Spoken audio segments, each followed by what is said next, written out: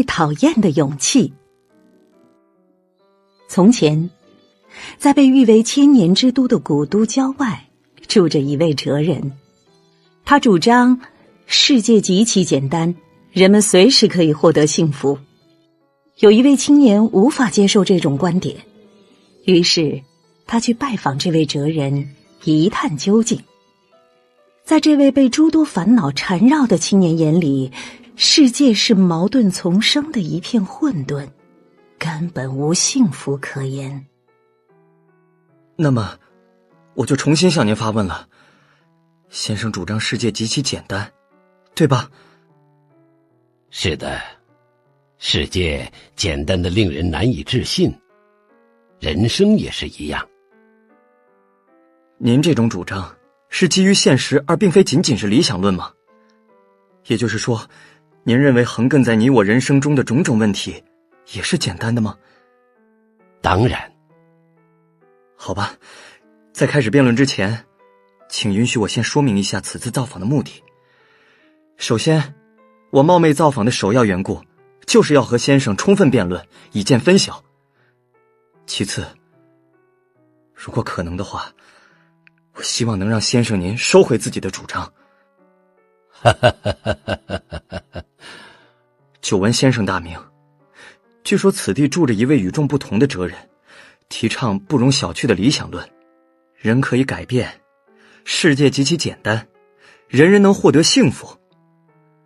对我来说，先生的这些论调我都无法接受，所以我想用自己的眼睛去确认，哪怕是微小的不当之处，也要给您纠正过来。不知是否打搅您了？没有，欢迎之至。我自己也正期待着倾听像你这样的年轻人的心声，以丰富学问呢。非常感谢。其实我也并非是想要不分青红皂白的否定先生。首先，假定先生的说法成立，我们从这种可能性开始思考。世界是简单的，人生也是如此。假若这种命题中含有几分真理，那也是对于孩子的世界而言。孩子的世界没有劳动或纳税之类的现实义务，他们每天都在父母或社会的呵护下自由自在的生活，未来充满无限的希望，自己也似乎无所不能。孩子们的眼睛被遮盖了，不必去面对丑恶的现实。的确，孩子眼中的世界呈现出简单的姿态，但是随着年龄的增长，世界便逐渐露出真面目，人们不得不接受我只不过如此之类的现实。原以为等候在人生路上的一切可能都会变成不可能，幸福的浪漫主义季节转瞬即逝，残酷的现实主义时代终将到来。你的话的确很有趣。还不仅如此，人一旦长大，就会被复杂的人际关系所困扰，被诸多的责任所牵绊，工作、家庭或者社会责任，一切都是。当然，孩提时代无法理解的歧视、战争或阶级之类的各种社会问题，也会摆在你眼前，不容忽视。这些都没错吧？是啊，请你继续说下去。如果是在宗教盛行的时代，人们还有救，那时神的旨意就是真理，就是世界，就是一切。只要遵从神的旨意，需要思考的课题也就很少。但现在宗教失去了力量，人们对神的信仰也趋于形式化，没有任何可以信赖的东西，人人都充满了不安和猜忌，大家都只为自己而活，这就是所谓的现代社会。那么请先生回答我，在这样的现实面前，您依然要说世界是简单的吗？我的答案依然不变，世界是简单的，人生也是简单的。为什么？世界是矛盾横生的一片混沌，这难道不是有目共睹的吗？那并非是世界本身复杂，完全是你把世界看得复杂。我吗？人并不是住在客观的世界，而是住在自己营造的主观世界里。你所看到的世界不同于我所看到的世界，而且恐怕是不可能与任何人共有的世界。那是怎么回事呢？先生和我不是都生活在同一个时代，同一个国家，看着相同的事物吗？是啊，看上去你很年轻，不知道有没有喝过刚积上来的井水？井水？啊，那是很久以前的事情了。位于乡下的祖母家有一口井，炎炎夏日里，在祖母家喝清凉的井水，可是那时的一大乐趣啊。或许你也知道，井水的温度是恒定的，常年在18度左右。这是一个客观数字，无论谁测都一样。但是夏天喝到的井水感觉凉爽，而冬天饮用时就感觉温润。温度恒定在18度，但夏天和冬天饮用的感觉却大不相同。这是环境变化造成的错觉。不，这并不是错觉。对那时的你来说，井水的冷暖是不容否定的事实。所谓住在主观的世界中，就是这个道理。如何看待这一主观就是全部，并且我们无法摆脱自己的主观。现在你眼中的世界呈现出复杂怪异的一片混沌，但是如果你自身发生了变化，世界就会恢复其简单姿态。因为问题不在于世界如何，而在于你自己怎样。在于我自己怎样？是的，也许你是在透过墨镜看世界，这样看到的世界理所当然就会变暗。如果真是如此，你需要做的是摘掉墨镜，而不是感叹世界的黑暗。摘掉墨镜之后看到的世界，也许会太过耀眼，而使你禁不住闭上眼睛。或许你又会想念墨镜。即便如此，你依然能够摘掉墨镜吗？你能正视这个世界吗？你有这种勇气吗？问题就在这里。勇气？是的，这就是勇气的问题。哎呀，好了，反驳的言辞我有很多，但这些好像应该暂且放一放再说。我要确认一下，先生说人可以改变，对吧？您认为只要自身发生变化，世界就会恢复其简单姿态，是这样吗？当然，人可以改变，不仅如此，人还可以获得幸福。所有的人都不例外吗？无一例外，而且是随时可以。先生，您口气可真大呀，这不是很有趣吗？先生，现在我马上就要驳倒您。我乐意迎战，那咱们就好好辩论一番吧。你的立场是人无法改变，对吧？无法改变。目前我自己就在为不能改变而苦恼。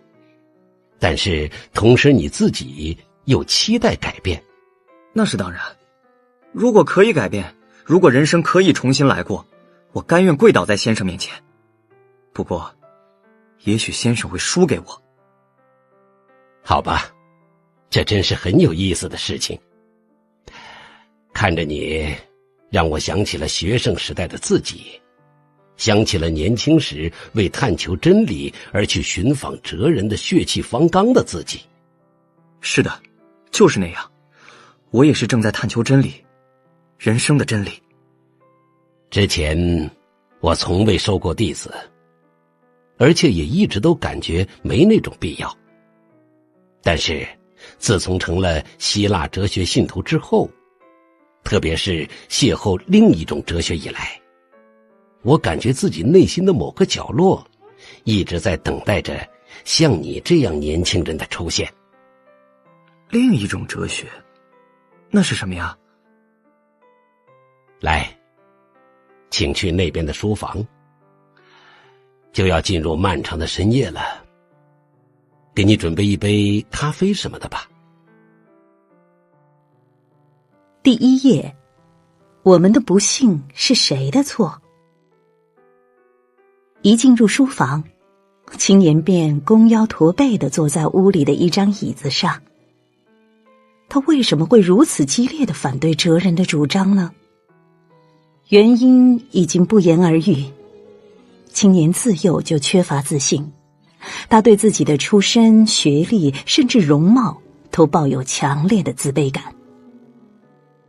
也许是因为这样，他往往过于在意他人的目光，而且他无法衷心地去祝福别人的幸福，从而常常陷入自我嫌恶的痛苦境地。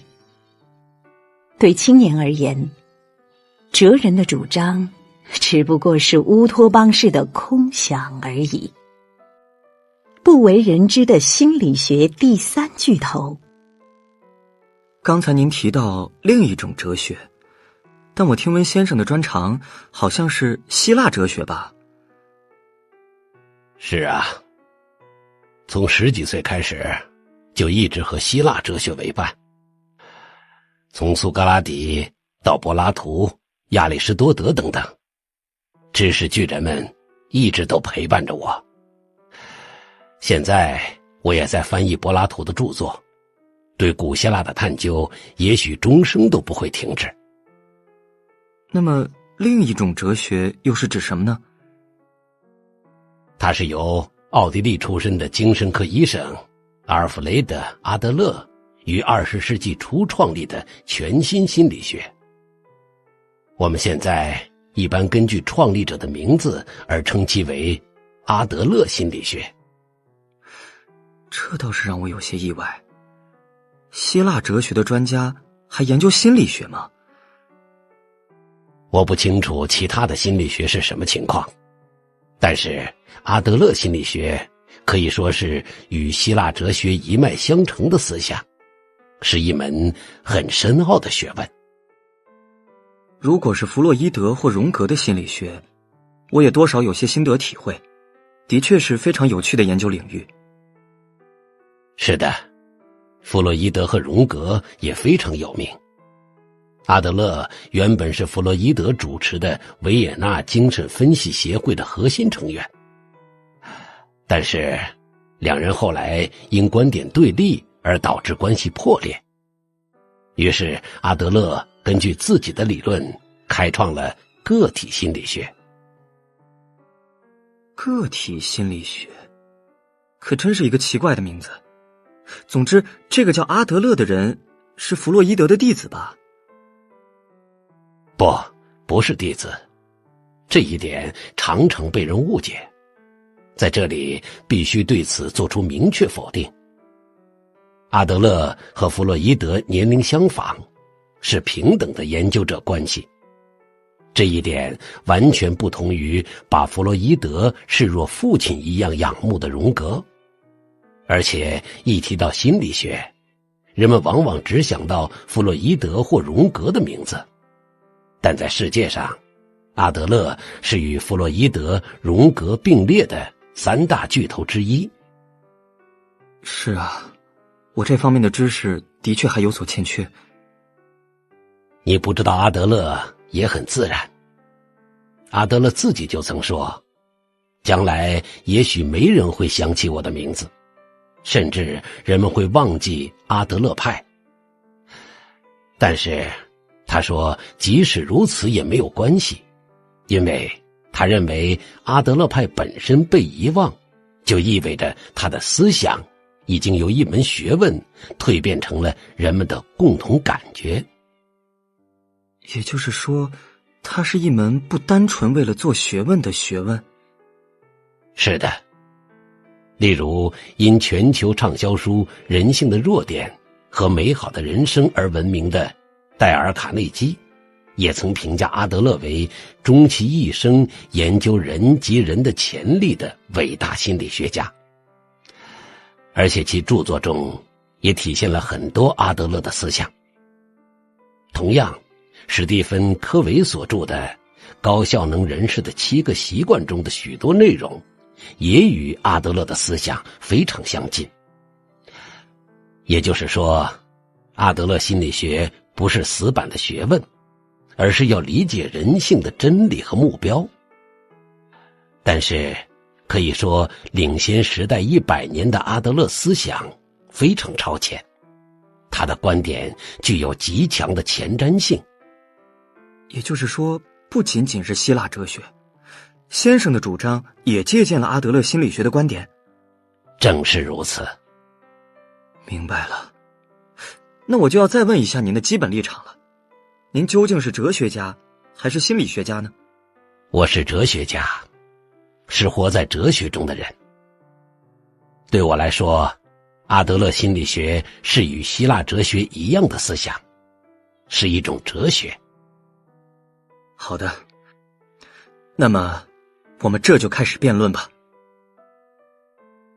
再怎么找原因，也没法改变一个人。咱们先来梳理一下辩题。先生说，人可以改变，而且人人都可以获得幸福，对吧？是的，无一例外。关于幸福的议题稍后再说。首先我要问问您改变一事。人的确都期待改变，我是如此，随便问一个路人恐怕也会得到相同的答案。但是为什么人家都期待改变呢？答案只有一个，那就是因为大家都无法改变。假若轻易就可以改变，那么人们就不会特意期待改变了。人即使想要改变，也无法改变。正因为如此，才会不断有人被宣扬可以改变人的新兴宗教或怪异的自我启发课程所蒙骗。难道不是这样吗？那么，我要反过来问问你，为什么你会如此固执地主张人无法改变呢？原因是这样的，我的朋友中有一位多年躲在自己房间中闭门不出的男子，他很希望到外面去，如果可以的话，还想要像正常人一样拥有一份工作。他很想改变目前的自己。作为朋友，我可以担保他是一位非常认真并且对社会有用的男人。但是他非常害怕到房间外面去，只要踏出房间一步，马上就会心悸不已，手脚发抖。这应该是一种神经症，即使想要改变，也无法改变。你认为他无法走出去的原因是什么呢？详细情况我不太清楚，也许是因为与父母关系不和，或者是由于在学校或职场受到欺辱而留下了心灵创伤，亦或是因为太过娇生惯养了吧。总之我也不方便详细打听他的过去或者家庭状况。总而言之，你朋友在过去有些心灵创伤或者其他的什么原因，结果他无法再到外面去。你是要说明这一点吗？那是当然，在结果之前肯定先有原因。我总觉得他有些奇怪。那么，我们假设他无法走出去的原因是他小时候的家庭环境。假设他在父母的虐待下长大，从未体会过人间真情，所以才会惧怕与人交往，以致闭门不出。这种情况可能存在吧？很有可能，那应该就会造成极大的心灵创伤。而且你说，一切结果之前都先有原因。总之，你认为现在的我是由过去的事情所决定，或者是说，你认为现在的结果是由过去的原因所决定，可以这样理解吧？当然。假若如你所言，如果所有人的现在都由过去所决定，那岂不是很奇怪吗？同时，如果不是所有在父母虐待中长大的人都和你朋友一样闭门不出，那么事情就讲不通了。所谓过去决定现在，原因支配结果，应该就是这样吧？您想说什么呢？如果一味地关注过去的原因，企图仅仅靠原因去解释事物，那就会陷入决定论。也就是说，最终会得出这样的结论：我们的现在甚至未来全部都由过去的事情所决定，而且根本无法改变。是这样吧？那么您是说与过去没有关系？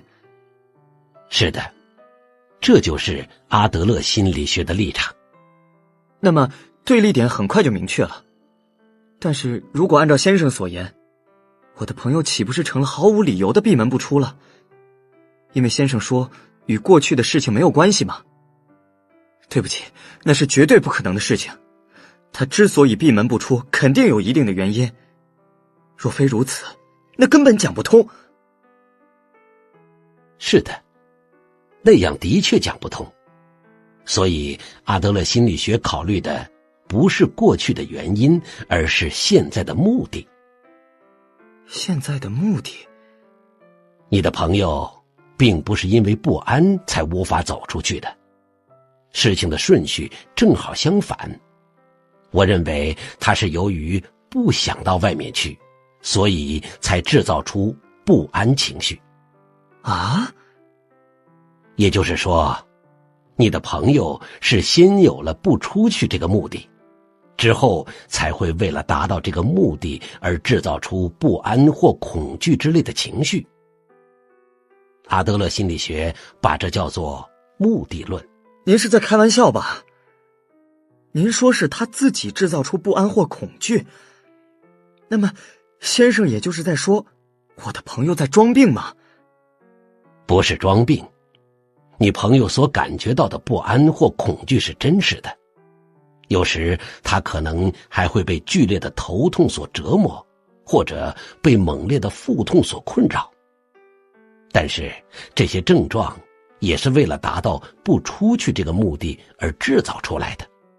绝对不可能，这种论调太不可思议了。不，这正是原因论和目的论的区别所在。你所说的全都是根据原因论而来的，但是如果我们一直依赖原因论，就会永远止步不前。心理创伤并不存在。既然您如此坚持，那就请您好好解释一下吧，原因论和目的论的区别究竟在哪里？假设你因感冒、发高烧而去看医生，如果医生只就引起感冒的原因告诉你说，你之所以会感冒，是因为昨天出门的时候穿得太薄，你对这样的话会满意吗？不可能满意啊！感冒原因是穿得薄也好，淋了雨也好，这都无所谓。问题是现在正受着高烧的折磨这个事实，关键在于症状。如果是医生的话，就应该好好开药或者打针，以一些专业性的处理来进行治疗。但是立足于原因论的人们，例如一般的生活顾问或者精神科医生，仅仅会指出你之所以痛苦是因为过去的事情，继而简单的安慰，所以错不在你。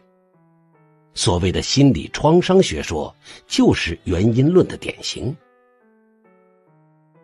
请稍等一下，也就是说，先生您否定心理创伤的存在，是这样吗？坚决否定。哎呀，先生您，不，应该说是阿德勒，他不也是心理学大师吗？阿德勒的心理学明确否定心理创伤，这一点具有划时代的创新意义。弗洛伊德的心理创伤学说的确很有趣，他认为心灵过去所受的伤害，心理创伤，是引起目前不幸的罪魁祸首。当我们把人生看作一幕大型戏剧的时候，他那因果规律的简单逻辑和戏剧性的发展进程，自然而然的就会散发出摄人心魄的魅力。但是阿德勒在否定心理创伤学说的时候，说了下面这段话：任何经历本身并不是成功或者失败的原因，我们并非因为自身经历中的刺激，所谓的心理创伤而痛苦。事实上，我们会从经历中发现符合自己目的的因素。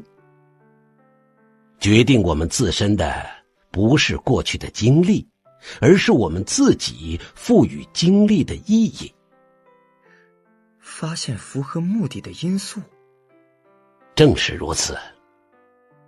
阿德勒说，决定我们自己的不是经验本身，而是赋予经验的意义。请你注意这一点，并不是说遭遇大的灾害或者幼年受到虐待之类的事件对人格形成毫无影响，相反，影响会很大。但关键是经历本身不会决定什么。我们给过去的经历赋予了什么样的意义，这直接决定了我们的生活。人生不是由别人赋予的，而是由自己选择的，是自己选择自己如何生活。那么，先生，您难道认为我的朋友是自己乐意将自己关在房间里的吗？难道您认为是他自己主动选择躲在房间里的吗？我敢认真的说，不是他自己主动选择的，而是被迫选择的。他是不得不选择现在的自己。不对，假若你的朋友认为自己是因为受到父母的虐待而无法适应社会，那说明他内心本来就有促使他那样认为的目的。什么目的？最直接的目的就是不出门，为了不出门才制造出不安或恐惧。问题是为什么不想出去呢？问题正在于此。那么请你站在父母的角度想一想，如果自己的孩子总是闷在房间里，你会怎么想呢？那当然会担心了，如何能让他回归社会？如何能令其振作精神？自己的教育方式是否有误？一定会绞尽脑汁的思考诸如此类的问题，同时也一定会想方设法的帮助他回归社会。问题就在这里。哪里？如果闭门不出，一直憋在自己房间里的话，父母会非常担心，这就可以把父母的关注集于一身，而且还可以得到父母小心翼翼的照顾。另一方面，哪怕踏出家门一步，都会沦为无人关注的大多数，都会成为茫茫人海中非常平凡的一员，甚至成为逊色于人的平庸之辈，而且没人会重视自己。这些都是避居者常有的心理。那么，按照先生您的道理，我朋友岂不是为了目的达成而满足现状了？他心有不满，而且也并不幸福，但是他的确是按照目的而采取的行动。不仅仅是他，我们大家都是在为了某种目的而活着，这就是目的论。不，我根本无法接受。说起来，我朋友是……好了，如果继续以你朋友为话题，讨论恐怕会无果而终，缺席审判也并不合适。我们还是借助别的事例来思考吧。那么，这样的例子如何？正好是我昨天亲身经历的事情。洗耳恭听。愤怒是捏造出来的。昨天下午，我在咖啡店看书的时候，从我身边经过的服务员不小心把咖啡洒到了我的衣服上，那可是我刚刚下狠心买的一件好衣服呀！勃然大怒的我忍不住大发雷霆。平时的我从不在公众场合大声喧哗，唯独昨天，我愤怒的声音几乎传遍了店里的每一个角落。我想，那应该是因为过于愤怒，而忘记了自我吧。您看，在这种情况下，目的还能讲得通吗？无论怎么想，这都是原因导致的行为吧。也就是说，你受怒气支配而大发雷霆，平时性格非常温厚，但在那时却无法抑制住怒火，那完全是一种自己也无可奈何的不可抗力。你是这个意思吧？是的，因为事情实在太突然了，所以不假思索的就先发火了。那么，我们来假设昨天的你恰巧拿着一把刀，一生气便向对方刺了过去。在这种情况下，你还能辩解说，那是一种自己也无可奈何的不可抗力吗？您这种比喻也太极端了。并不极端。按照你的道理推下去，所有盛怒之下的犯罪都可以归咎于怒气，而并非是当事人的责任。你不是说人无法与感情抗衡吗？那么，先生您打算如何解释我当时的愤怒呢？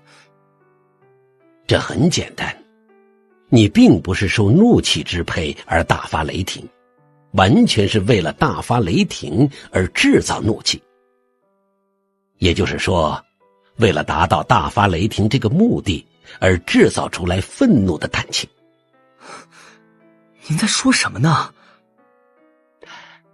你是先产生了要大发雷霆这个目的，也就是说，你想通过大发雷霆来震慑犯错的服务员，进而使他认真听自己的话。作为相应手段，你便捏造了愤怒这种感情。捏造？您不是在开玩笑吧？那么，你为什么会大发雷霆呢？那是因为生气啊。不对，即使你不大声呵斥，而是讲道理的话，服务员也应该会诚恳地向你道歉，或者是用干净的抹布为你擦拭。总之，他应该也会采取一些应有的措施，甚至还有可能为你洗衣服。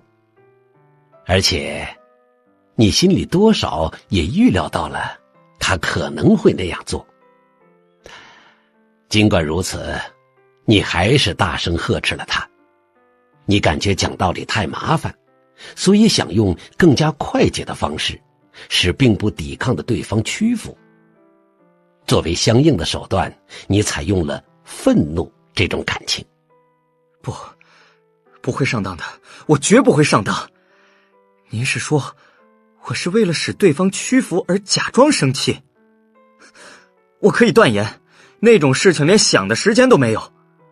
我并不是思考之后才发怒，愤怒完全是一种突发式的感情。是的，愤怒的确是一瞬间的感情。有这样一个故事，说的是有一天，母亲和女儿在大声争吵。正在这时候，电话铃响了起来。喂喂，慌忙拿起话筒的母亲的声音中依然带有一丝怒气。但是打电话的人是女儿学校的班主任。意识到这一点后，母亲的语气马上变得彬彬有礼了。就这样，母亲用客客气气的语气交谈了大约5分钟之后挂了电话，接着又勃然变色，开始训斥女儿。这是很平常的事情啊。难道你还不明白吗？所谓愤怒，其实只是可放可收的一种手段而已。它既可以在接电话的瞬间巧妙地收起，也可以在挂断电话之后再次释放出来。这位母亲并不是因为怒不可遏而大发雷霆，她只不过是为了用高声震慑住女儿，进而使其听自己的话，才采用了愤怒这种感情。您是说，愤怒是达成目的的一种手段？所谓目的论，就是如此。哎呀呀，先生您可真是戴着温和面具的可怕的虚无主义者呀！无论是关于愤怒的话题，还是关于我那位闭门不出的朋友的话题，您所有的见解都充满了对人性的不信任。弗洛伊德说错了。我的虚无主义表现在哪里呢？您可以试想一下。总而言之，先生您否定人类的感情，您认为感情只不过是一种工具，是一种为了达成目的的手段而已。但是这样真的可以吗？否定感情也就意味着否定人性。我们正因为有感情，正因为有喜怒哀乐才是人。假如否定了感情，人类将沦为并不完美的机器。这不是虚无主义又是什么呢？我并不是否定感情的存在，任何人都有感情，这是理所当然的事情。但是如果你说人是无法抵抗感情的存在，那我就要坚决地否定这种观点了。我们并不是在感情的支配下而采取各种行动，而且在人不受感情支配这个层面上，进而在人不受过去支配这个层面上，阿德勒心理学正是一种与虚无主义截然相反的思想和哲学。不受感情支配，也不受过去支配。假如某个人的过去曾遇到过父母离婚的变故，这就如同18度的井水，是一种客观的事情吧。另一方面，对这件事情的冷暖感知是现在的主观感觉。无论过去发生了什么样的事情，现在的状态取决于你赋予既有事件的意义。您是说，问题不在于发生了什么，而在于如何诠释？正是如此。我们不可能乘坐时光机器回到过去，也不可能让时针倒转。如果你成了原因论的信徒，那就会在过去的束缚之下永远无法获得幸福。就是啊，正因为过去无法改变，生命才如此痛苦啊。还不仅仅是痛苦。如果过去决定一切，而过去又无法改变的话，那么活在今天的我们对人生也将会束手无策。结果会如何呢？那就可能会陷入对世界绝望、对人生厌弃的虚无主义或悲观主义之中。以精神创伤说为代表的弗洛伊德式的原因论，就是变相的决定论，是虚无主义的入口。你认同这种价值观吗？这一点我也不想认同。尽管不愿意认同，但过去的力量的确很强大呀。我们要考虑人的潜能。假若人是可以改变的存在，那么基于原因论的价值观也就不可能产生了，目的论自然就会水到渠成了。总而言之，您的主张还是以人是可以改变的为前提的吧？当然，否定我们人类的自由意志，把人看作机器一样的存在，这是弗洛伊德式的原因论。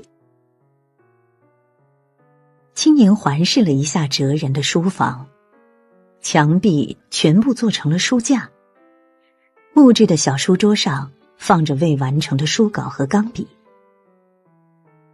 人并不受过去的原因所左右，而是朝着自己定下的目标前进，这就是哲人的主张。哲人所倡导的目的论是一种彻底颠覆正统心理学中的因果论的思想。这对青年来说根本无法接受。那么，该从何处破论呢？青年深吸了一口气。苏格拉底和阿德勒。明白了。那么，我再说说另一位朋友的事情。我有位朋友外，是一位非常开朗的男士，即使和陌生人也能谈得来。他深受大家的喜爱，可以瞬间令周围的人展露笑容，简直是一位向日葵般的人。而我，就是一个不善与人交往的人，在与他人攀谈的时候，总觉得很不自然。那么，先生您按照阿德勒的目的论，应该会主张人可以改变吧？是的，我也好，你也好，人人都可以改变。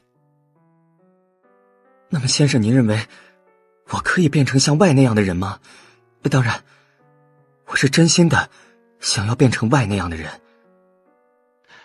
如果就目前来讲，恐怕比较困难。露出破绽了吧？您是否应该撤回刚才的主张呢？不，并非如此。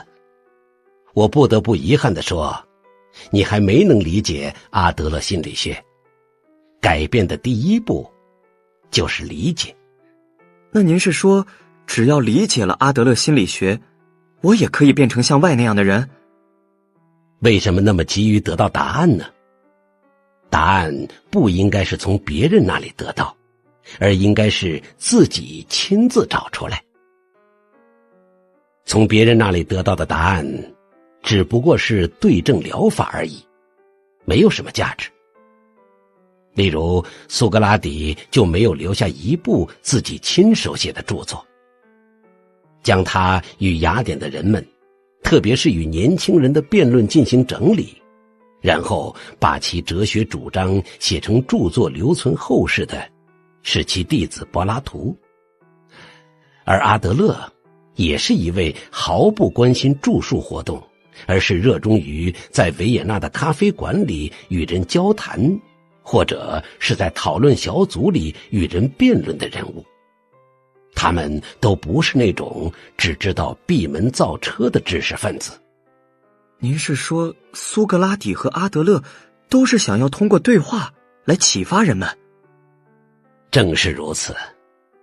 你心中的种种疑惑都将会在我们接下来的对话中得以解决，而且你自己也将会有所改变。但那不是通过我的语言，而是通过你自己的手。我想通过对话来导出答案，而不是去剥夺你自己发现答案的宝贵过程。也就是说，我们俩要在这个小小的书房内再现苏格拉底或阿德勒那样的对话。你不愿意吗？岂会不愿意呢？我非常期待，那就让我们一决胜负吧。你想变成别人吗？那么就让我们再回到刚才的辩论吧。你很想成为像外那样更加开朗的人，对吧？但是，先生您已经明确说这是很困难的了。实际上也是如此，我也只是想为难一下先生，才提出了这样的问题。其实我自己也知道，不可能成为那样的人。你为何会这样认为呢？很简单，这是因为性格有别，或者进一步说，是秉性不同。哦，例如，先生您与如此多的书相伴，不断的阅读新书，不断的接受新知识，可以说，知识也就会不断的积累。书读的越多，知识量也就越大，掌握了新的价值观，就会感觉自己有所改变。但是先生，很遗憾的是，无论积累多少知识，作为根基的秉性或性格，绝不会变。如果根基发生了倾斜，那么任何知识都不起作用。原本积累的知识，也会随之崩塌。等回过神来，已经又变回了原来的自己。阿德勒的思想也是一样，无论积累多少关于他学说的知识，我的性格都不会改变。知识只是作为知识被积累的，很快就会失去效用。那么我来问你，你究竟为什么想要成为外那样的人呢？外也好，其他什么人也好，总之你想变成别人，其目的是什么呢？又是目的的话题吗？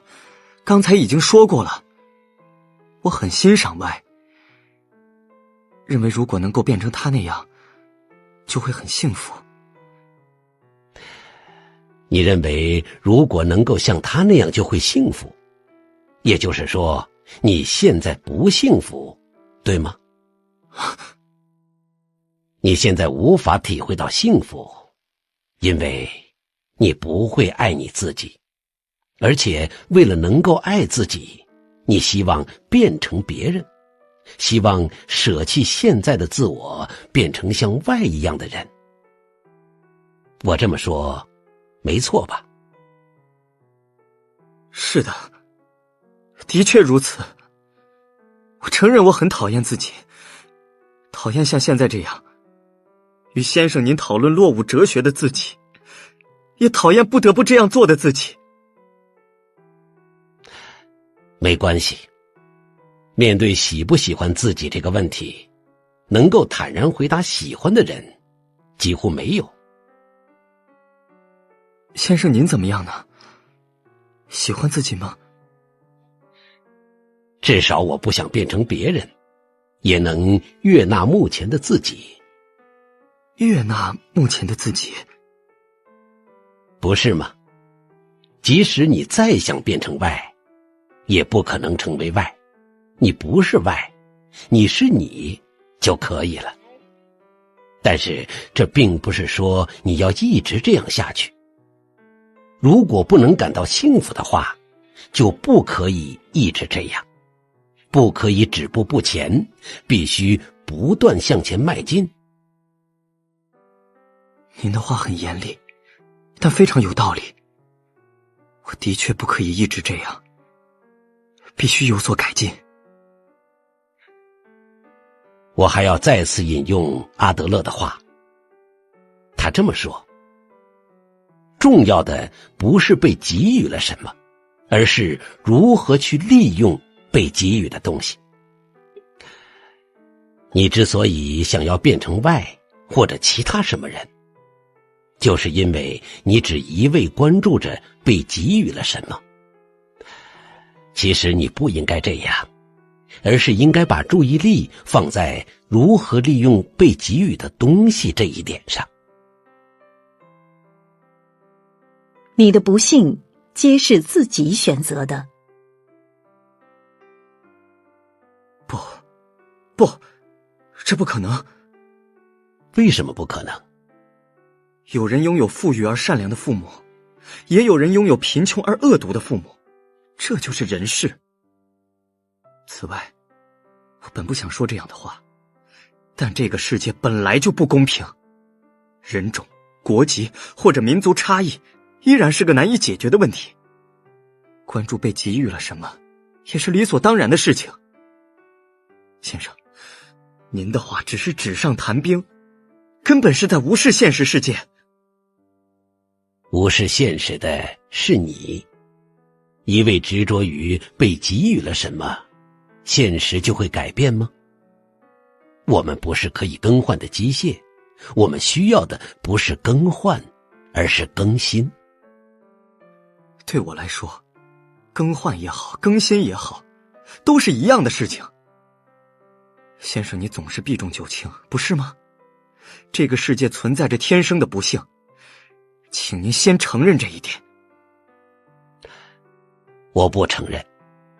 为什么？比如现在你感觉不到幸福，有时还会觉得活得很痛苦，甚至想要变成别人。但是现在的你之所以不幸，正是因为你自己亲手选择了不幸，而不是因为生来就不幸。自己亲手选择了不幸，这种话怎么能让人信服呢？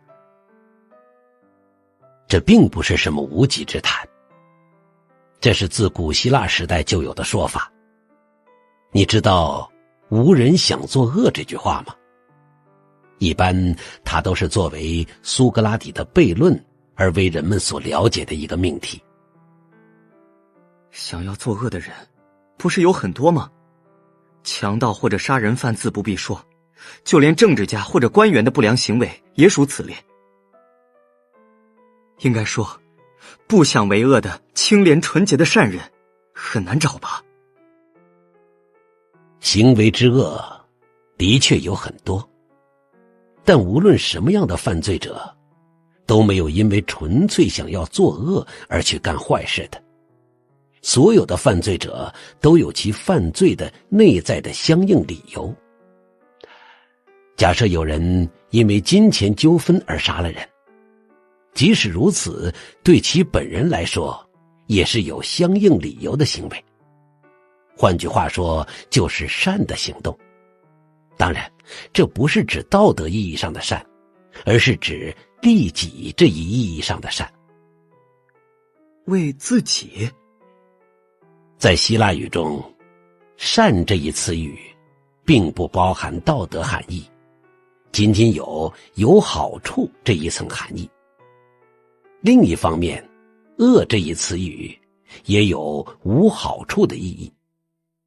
这个世界上充斥着违法或犯罪之类的种种恶行，但是纯粹意义上想要作恶等于没好处的事的人根本没有。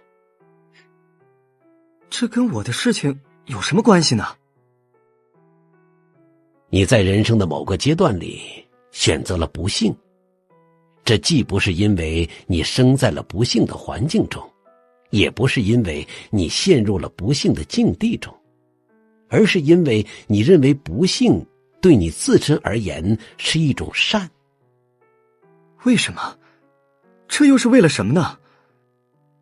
对你而言的相应理由是什么呢？为什么自己选择了不幸呢？我也不了解其中的详细缘由，也许我们在对话中会逐渐弄清楚这一点。先生，您是想要骗我吗？您还不承认吗？这种哲学我绝对不会认可。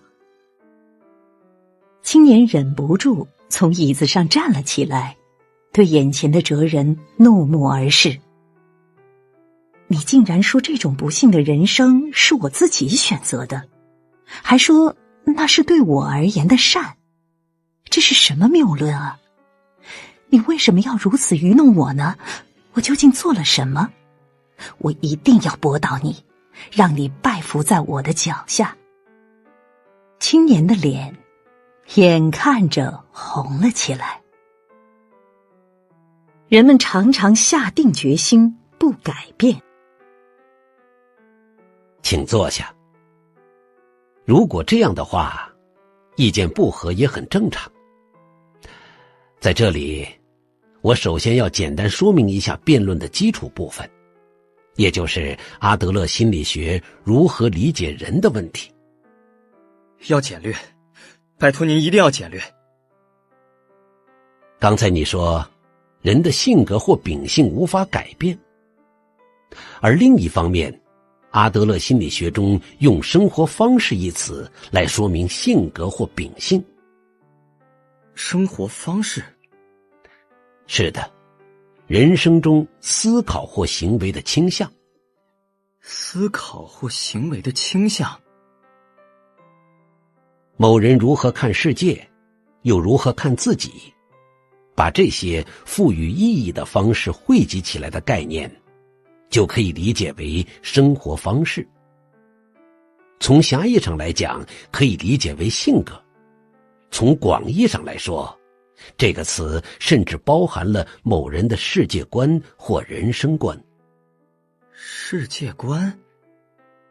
我们假设有一个人正在为我的性格是悲观的而苦恼，我们可以试着把他的话换成我具有悲观的世界观。我认为问题不在于自己的性格，而在于自己所持有的世界观。性格一词或许会带有不可改变这一感觉，但如果是世界观的话，那就有改变的可能性。不，还是有点难吧。这里所说的生活方式，是不是很接近生存方式呢？可能也有这种表达方式。如果说得更准确一些，应该是人生的状态的意思。你一定会认为秉性或性格不会按照自己的意志而改变，但阿德勒心理学认为，生活方式是自己主动选择的结果。自己主动选择的结果？是的，是你自己主动选择了自己的生活方式。也就是说，我不仅选择了不幸，就连这种奇怪的性格也是自己一手选择的？当然。无论怎么说，您这种论调都太勉强了。当我注意到的时候，我就已经是这种性格了，根本不记得有什么选择行为。先生您也是一样吧？可以自由选择自己的性格，这不是无稽之谈吗？当然，并不是有意的选择了这样的我，最初的选择也许是无意识的行为，并且在选择的时候，你再三提到的外部因素，也就是人种、国籍、文化或者家庭环境之类的因素，也会产生很大的影响。即便如此，选择了这样的我的，还是你自己。我不明白您的意思，到底在什么时候做了选择呢？阿德勒心理学认为，大约是在10岁左右的时候。那么退100步，不，退200步讲，假设10岁的我无意识地选择了那种生活方式，但是那又如何呢？说是性格也好，秉性也好，或者说是生活方式也好，反正我已经是这样的我了，事态又不会有什么改变。这不可能。假若生活方式不是先天被给予的，而是自己选择的结果，那就可以由自己进行重新选择。重新选择？也许你之前并不了解自己的生活方式，而且也许你连生活方式这个概念都不知道。当然，谁都无法选择自己的出身。出生在什么样的国家，什么样的时代，有什么样的父母，这一切都不是自己的选择，而且这些都具有极大的影响力。你也许会有不满，也许会对别人的出身心生羡慕，但是事情不可以仅止于此。问题不在于过去，而在于现在。现在你了解了生活方式，如果是这样的话，接下来的行为就是你自己的责任了。无论是继续选择与之前一样的生活方式，还是重新选择新的生活方式，那都在于你自己。那么如何才能够重新选择呢？并不是一句因为是你自己选择了那种生活方式，所以现在马上重新选择就可以马上改变的吧？不是你不能改变。人无论在何时，也无论处于何种环境中，都可以改变。你之所以无法改变，是因为自己下了不改变的决心。您说什么？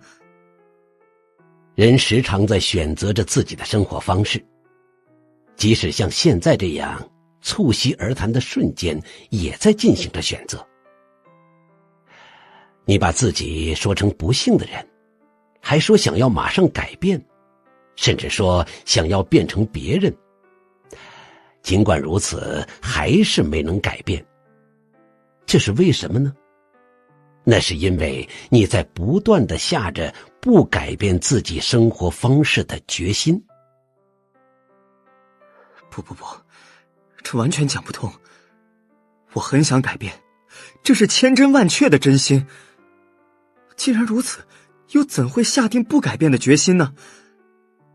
尽管有些不方便、不自由，但你还是感觉现在的生活方式更好，大概觉得一直这样不做改变比较轻松吧。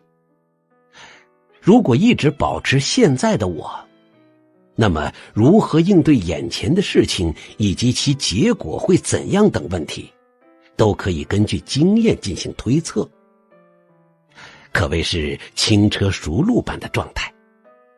即使遇到点状况，也能够想办法对付过去。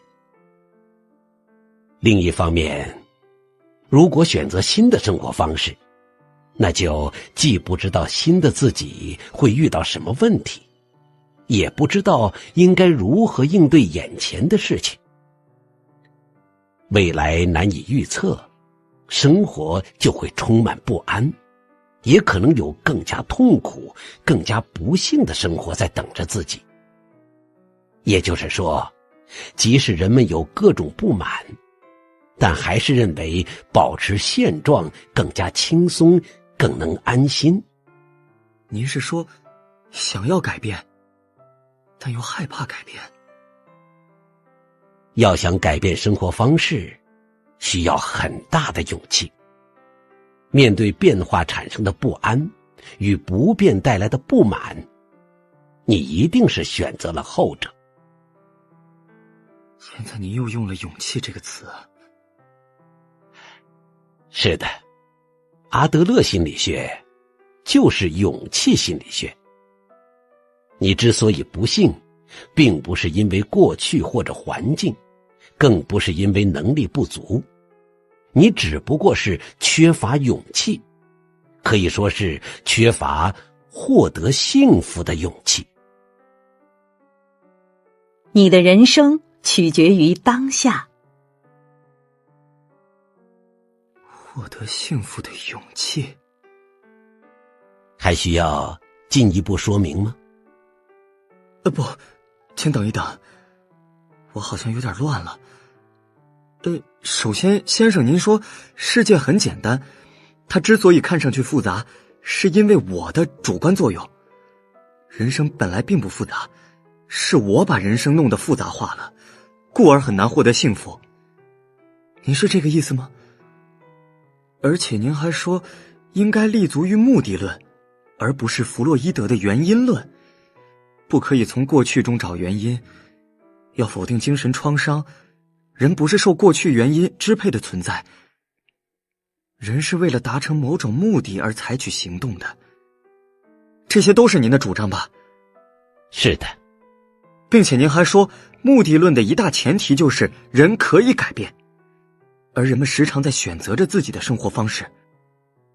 的确如此。我之所以无法改变，正是因为我自己不断下定不要改变的决心。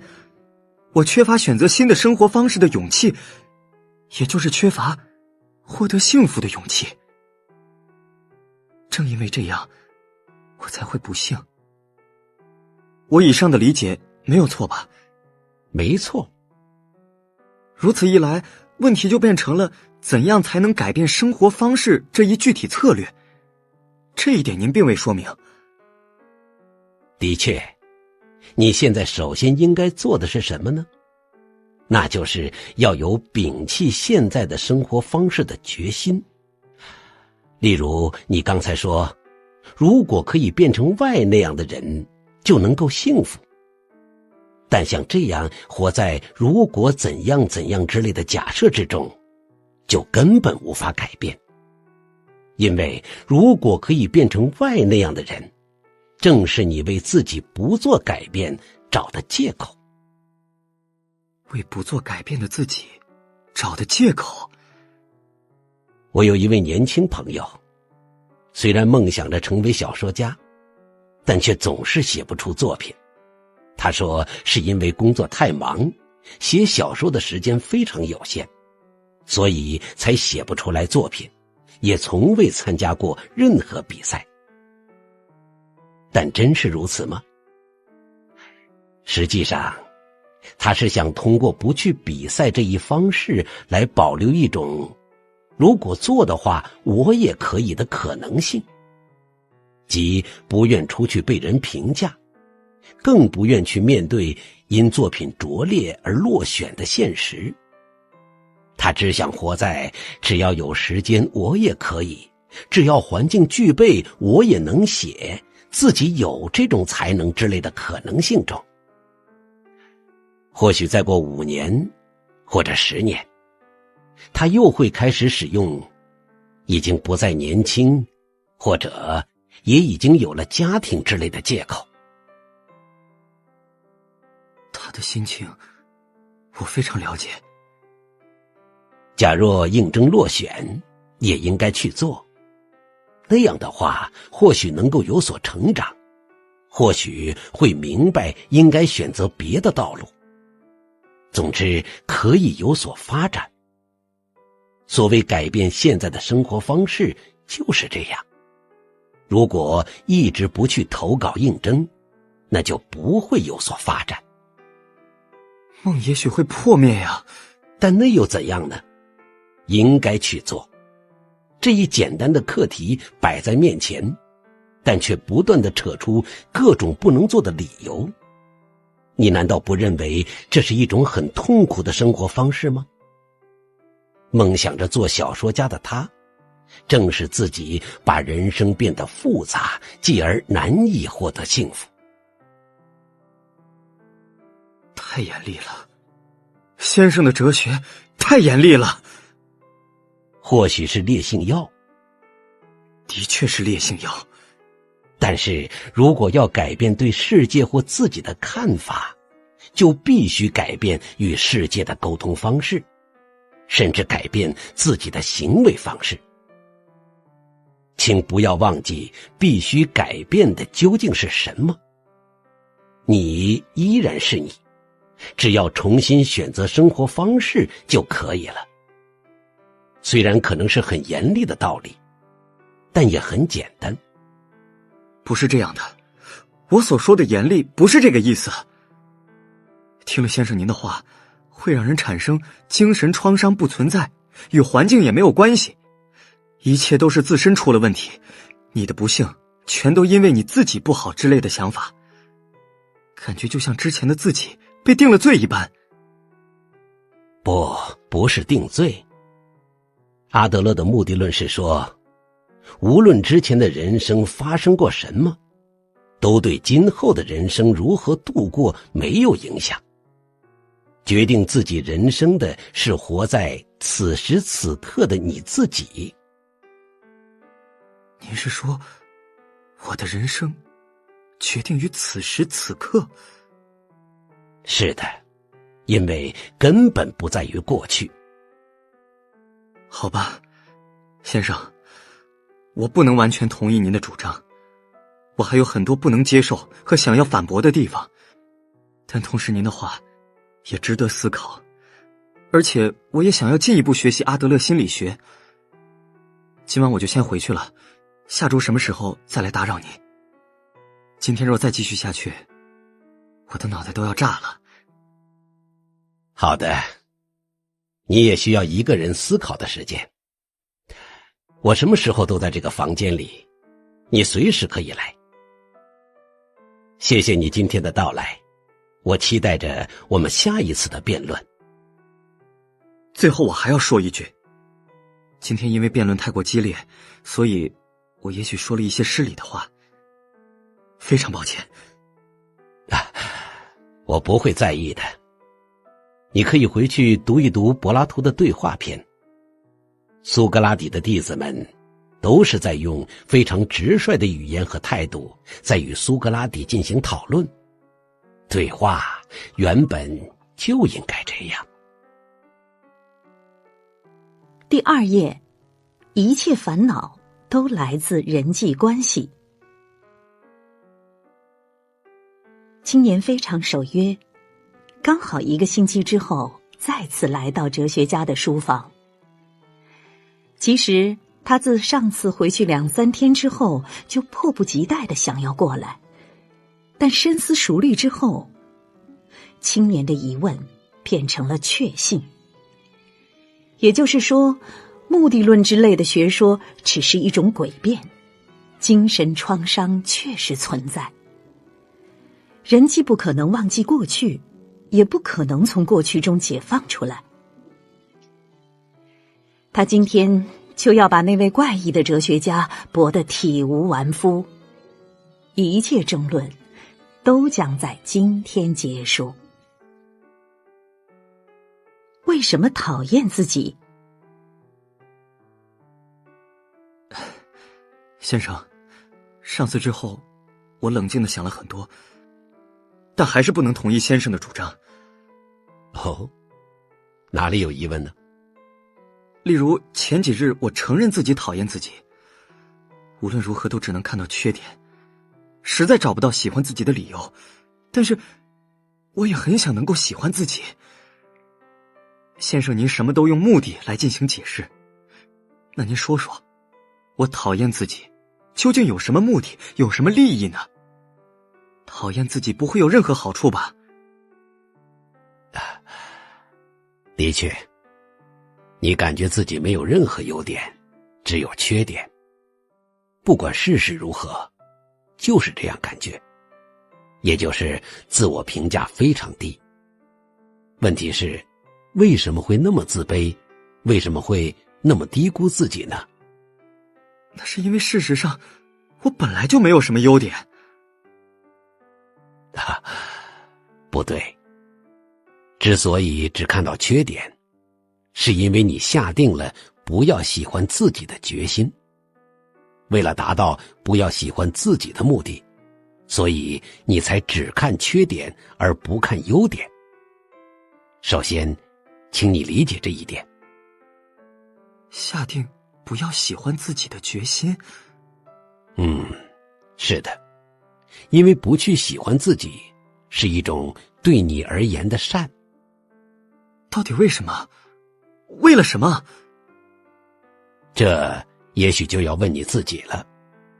你究竟认为自己有什么缺点呢？先生也许已经注意到了。首先要说的就是我这性格，对自己没有自信，对一切都持悲观态度。还有就是太过固执，非常注重别人的看法，而且总是活在对别人的怀疑之中，不能活得自然，总觉得像是在演戏。而且如果只是性格倒还好，自己的长相和身材也没有一样让人满意的。如果像这样继续议论缺点的话，心情会怎样呢？你可真是残忍啊！那当然会不愉快了。谁都不愿意和如此乖僻的人交往吧。如果我身边有这么一个自卑而又麻烦的人，我也会不喜欢他。的确，结论似乎已经出来了。是什么？如果以你为例不好理解的话，那我就举一个别人的例子。我也曾在这个书房里进行过简单的心理辅导，那已经是多年前的事情了。那时来了一位女学生，是的，她当时就坐在你现在坐的这把椅子上。她的苦恼是害怕见人，一到人前就脸红，说是无论如何都想治好这种脸红恐惧症。所以我便问她，如果这种脸红恐惧症治好了，你想做什么呢？于是她告诉我说，自己有一个想要交往的男孩，虽然偷偷喜欢着那个男孩，但她还没能表明心意。她还说，一旦治好脸红恐惧症，就马上向他告白，希望能够交往。哎呀，多好啊，很符合女学生的话题。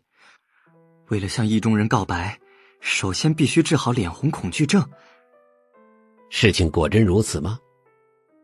我的判断是并非如此。为什么他会患上脸红恐惧症呢？又为什么总是治不好呢？那是因为他自己需要脸红这一症状。不，您在说什么呢？他不是说非常希望能治好吗？你认为对他来说最害怕的事情，最想逃避的事情是什么呢？当然是被自己喜欢的男孩拒绝了，是失恋可能带来的打击和自我否定。因为青春期的失恋在这方面的特征非常明显。但是只要有脸红恐惧症存在，他就可以用我之所以不能和他交往，都是因为这个脸红恐惧症这样的想法来进行自我逃避。如此便可以不必鼓起告白的勇气，或者即使被拒绝也可以说服自己，而且最终也可以抱着如果治好了脸红恐惧症，我也可以之类的想法活在幻想之中。那么您是说，他是为了给无法告白的自己找一个借口，或者是怕被拒绝才捏造了脸红恐惧症？直率地说，就是如此。有意思，真是有意思的解释。但是如果真是这样的话，那岂不是根本没办法治好吗？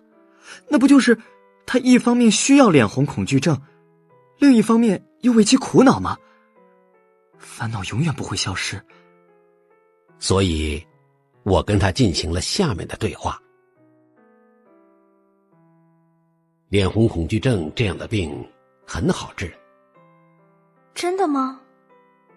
但我不会给你治。啊？为什么？因为你是靠着脸红恐惧症才能让自己接受对自我或者社会的不满以及不顺利的人生。你还要用这都是因为脸红恐惧症之类的话来安慰自己呢。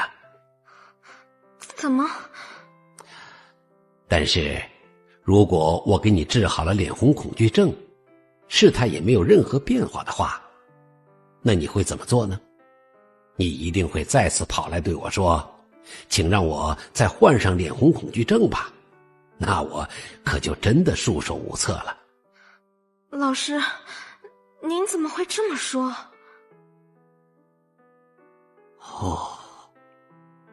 告诉你吧，这种情况不只限于他。考生会想，如果考中的话，人生就会一片光明。公司职员则会想，如果能够改行的话，一切都会顺利发展。但是很多情况下，即使那些愿望实现了，事态也不会有太大的变化。的确，当有人上门求治脸红恐惧症的时候，心理咨询师绝对不可以为其治疗。如果那样做的话，就更难康复了。这就是阿德勒心理学的主张。那么具体怎样做呢？听了病人的烦恼后就放置不管吗？他对自己没有自信，始终抱着如果这样即使告白也肯定会被拒绝，到时候就会更加没有自信这样的恐惧心理，所以才会制造出脸红恐惧症这样的问题来。我所能做的就是首先让其接受现在的自己，不管结果如何，首先让其树立起向前迈进的勇气。阿德勒心理学把这叫做鼓励。鼓励？是的。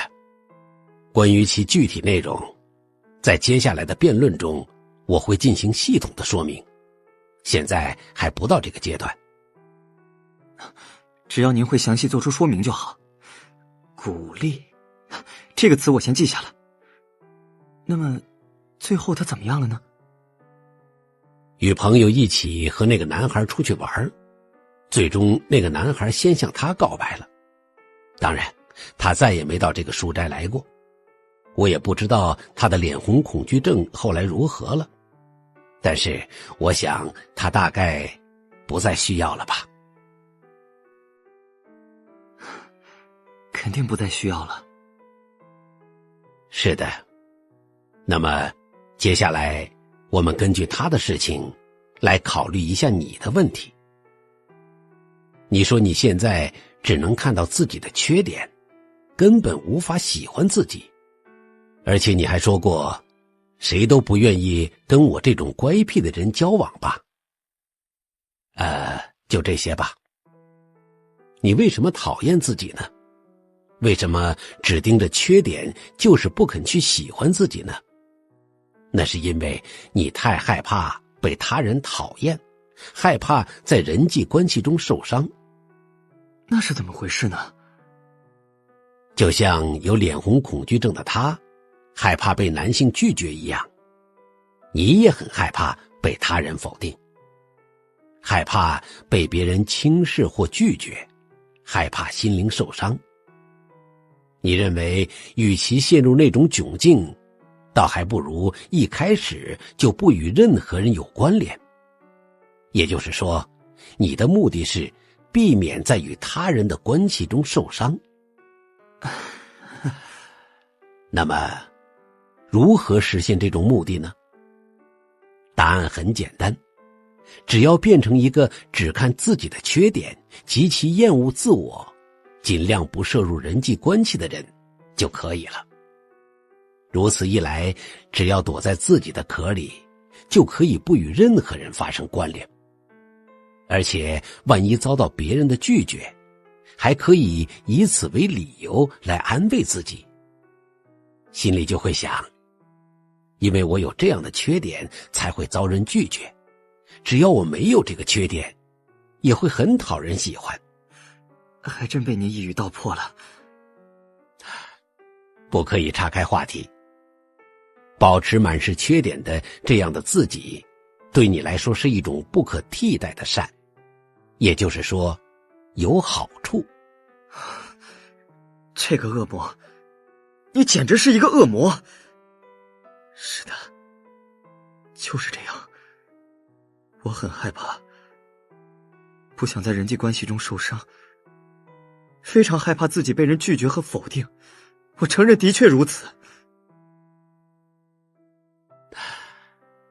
承认就是很了不起的态度，但是请你不要忘记，在人际关系中根本不可能不受伤。只要涉入人际关系，就会或大或小的受伤，也会伤害别人。阿德勒曾说，要想消除烦恼，只有一个人在宇宙中生存，但是那种事情根本就无法做到。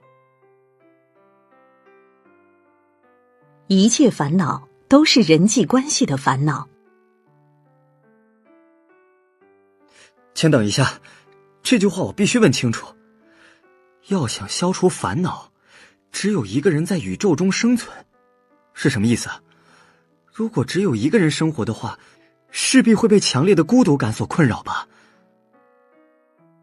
之所以感觉孤独，并不是因为只有你自己一个人，感觉自己被周围的他人、社会和共同体所疏远，才会孤独。我们要想体会孤独，也需要有他人的存在。也就是说，人只有在社会关系中才会成为个人。如果真的成为一个人，也就是只有一个人活在宇宙中的话，那就既不是个人，也感觉不到孤独了吗？那样的话，恐怕连孤独这个概念都不会存在。既不需要语言，也不需要逻辑和常识，也就是共同感觉。但是这种事情根本不可能发生。即使是在无人岛上生活，也会想到遥远的海对岸的某人。即使在一个人的夜晚，也会侧耳静听某人睡眠中的呼吸声。只要在某个地方存在着那个某人，孤独就会袭来。但是刚才的话，如果换种说法，也就成了如果能够一个人生存在宇宙中的话，烦恼就会消失，是这样吗？按道理来讲，是这样的。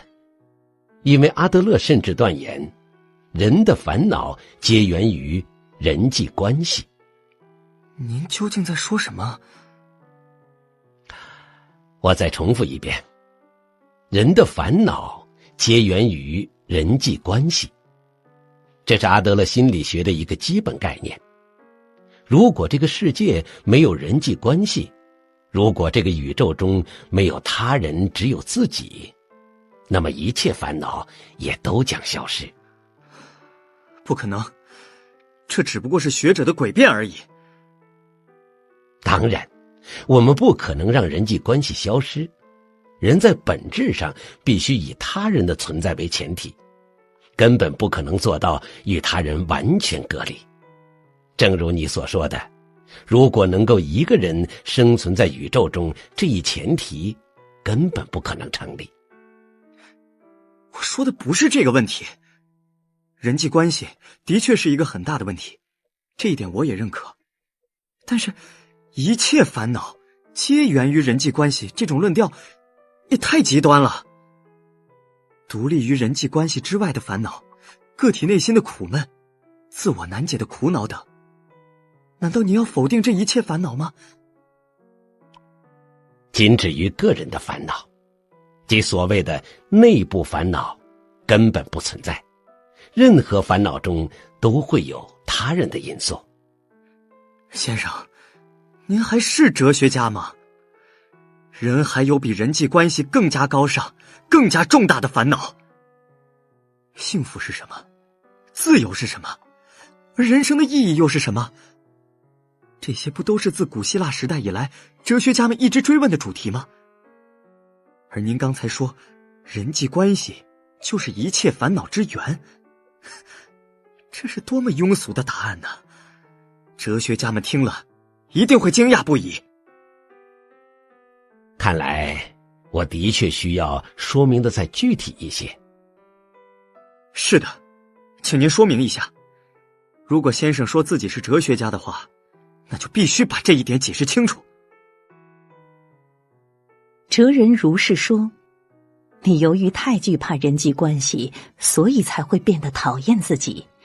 你是在通过自我厌弃来逃避人际关系。这种话大大动摇了青年，这是让他不得不承认的一针见血的话。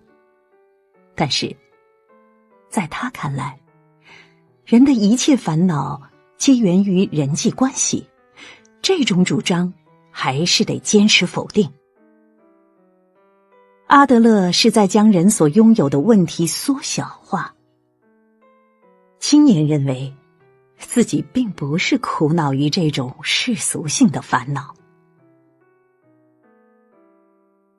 自卑感来自主观的臆造。那么，关于人际关系，我们换个角度来谈。这可真是个无聊的问题。从我前面的话中，您也应该明白，我是一个极其自卑的人呐。那你具体有什么样的自卑感呢？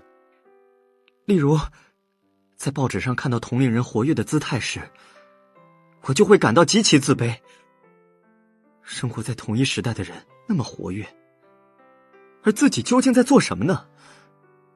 或者是看到朋友过得幸福，不是想要祝福，而是心生嫉妒，或者非常焦躁。当然，我也不喜欢自己这张满是粉刺的脸。对于学历、职业以及年收入等社会境况，也抱有强烈的自卑感。哎呀，总之就是哪里都很自卑。明白了。顺便说一下，在咱们谈论的这种语境中，第一个使用自卑感这个词的人是阿德勒。哦，这我倒还真不知道。在阿德勒所使用的德语中，劣等感的意思就是价值更少的感觉。也就是说，劣等感是一个关于自我价值判断的词语。价值判断，它是一种自己没有价值或者只有一点价值之类的感觉。哦，如果是那种感觉的话，我非常明白。我就是那样，我几乎每天都自责地想，自己或许连活着的价值都没有。那么，我也说一下我自身的自卑感吧。你刚见我的时候，有什么印象呢？我是指在身体特征方面。这个嘛，你不必有顾虑，请直率地说出来。说实话，您的身材比我想象中小。谢谢，我的身高是155厘米。据说阿德勒也是跟我差不多的身高。我曾经直到你这个年纪之前，一直苦恼于自己的身高。我心中一直在想，如果我拥有正常的身高，如果再长高20厘米，不，哪怕是再长高10厘米，一切就会不同，就会拥有更愉快的人生。当我把这种想法告诉朋友的时候，他断然告诉我说，这种想法太无聊了。他太厉害了，是个什么样的人呀？他接着说，长高干什么呢？你可有让人感觉轻松的本事啊。的确，高大强壮的男性本身就会给人一种震慑感，而另一方面，矮小的我却能让对方放下警惕心理。看来个子矮小，无论是对周围人来说还是对自己来说，都有好处呢。这就是价值的转换。现在的我已经不会再为自己的身高而烦恼了。哦，但是那请你先听我说完。这里的关键点是，我155厘米的身高并不是劣等性。不是劣等性？事实上，问题不在于有所欠缺。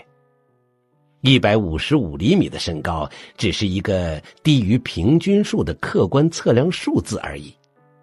乍看之下，也许会被认为是劣等性。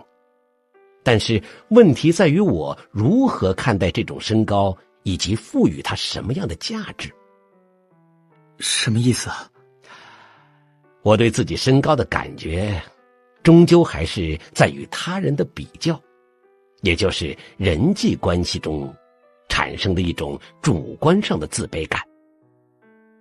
如果没有可以比较的他人存在，我也就不会认为自己太矮。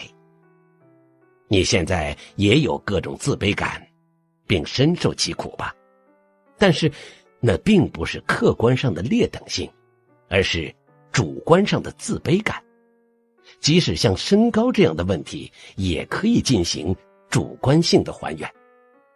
也就是说，困扰我们的自卑感不是客观性的事实，而是主观性的解释。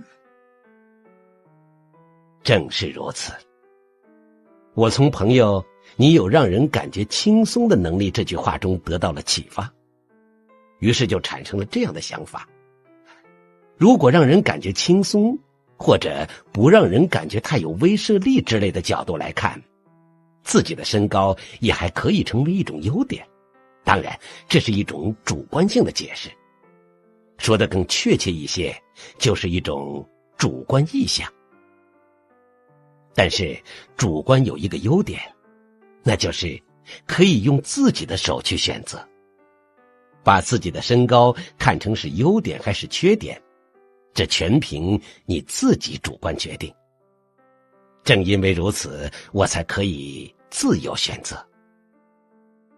就是您前面所说的重新选择生活方式吧？是的，我们无法改变客观事实，但可以任意改变主观解释，并且我们都活在主观世界中。这一点在刚开始时我就说过了。是的，就是18度的井水那个话题。关于这一点，请想一想德语中自卑感的意思。我之前说过，在德语中自卑感是一个关于自我价值判断的词语。那么价值究竟是指什么呢？例如价格昂贵的钻石或者货币，我们会从中发现一些价值，并会说1克拉多少钱，或者物价如何如何。但是如果换种角度来看，钻石之类的东西也不过是10块而已。哎呀，道理上来讲，也就是说，价值必须建立在社会意义之上。即使1美元纸币所承载的价值是一种常识、共通感觉，那它也不是客观意义上的价值。如果从印刷成本考虑的话，它根本不等于1美元。如果这个世界上只有我一个人存在，那我也许会把这1美元的纸币放入壁炉当燃料，或者当卫生纸用。同样的道理，我自然也就不会再为自己的身高而苦恼。如果这个世界上只有我一个人存在，是的，也就是说，价值问题最终也可以追溯到人际关系上。这样就又可以与一切烦恼皆源于人际关系这种说法联系起来了吧？正是如此。自卑情结只是一种借口。但是，您能够肯定自卑感真的是一种人际关系问题吗？例如，即使社会意义上的成功者，也就是在人际关系中完全没必要自卑的人，也会有某种程度的自卑感。家产万贯的企业家，人人艳羡的绝世美女，或者是奥林匹克冠军得主，大家都多多少少的受到自卑感的困扰，至少在我看来是如此。这又该如何解释呢？阿德勒也承认，自卑感人人都有，自卑感本身并不是什么坏事。那么，人究竟为什么会有自卑感呢？这需要从头说起。首先，人是作为一种无力的存在活在这个世界上，并且人希望摆脱这种无力状态，继而就有了普遍欲求。阿德勒称其为追求优越性。追求优越性，在这里你可以简单的将其理解为希望进步或者追求理想状态。例如蹒跚学步的孩子学会独自站立，他们学会语言，可以与周围的人自由沟通。我们都有想要摆脱无力状态，追求进步的普遍欲求。人类史上的科学进步也是追求优越性的结果。确实如此。那么，与此相对应的就是自卑感。人都处于追求优越性这一希望进步的状态之中，树立某些理想或目标并努力为之奋斗，同时对于无法达成理想的自己就会产生一种自卑感。例如，越是有远大志向的厨师，也许就越会产生还很不熟练或者必须做出更好的料理之类的自卑感。的确如此。阿德勒说，无论是追求优越性还是自卑感，都不是病态，而是一种能够促进健康、正常的努力和成长的刺激。只要处理得当，自卑感也可以成为努力和成长的催化剂。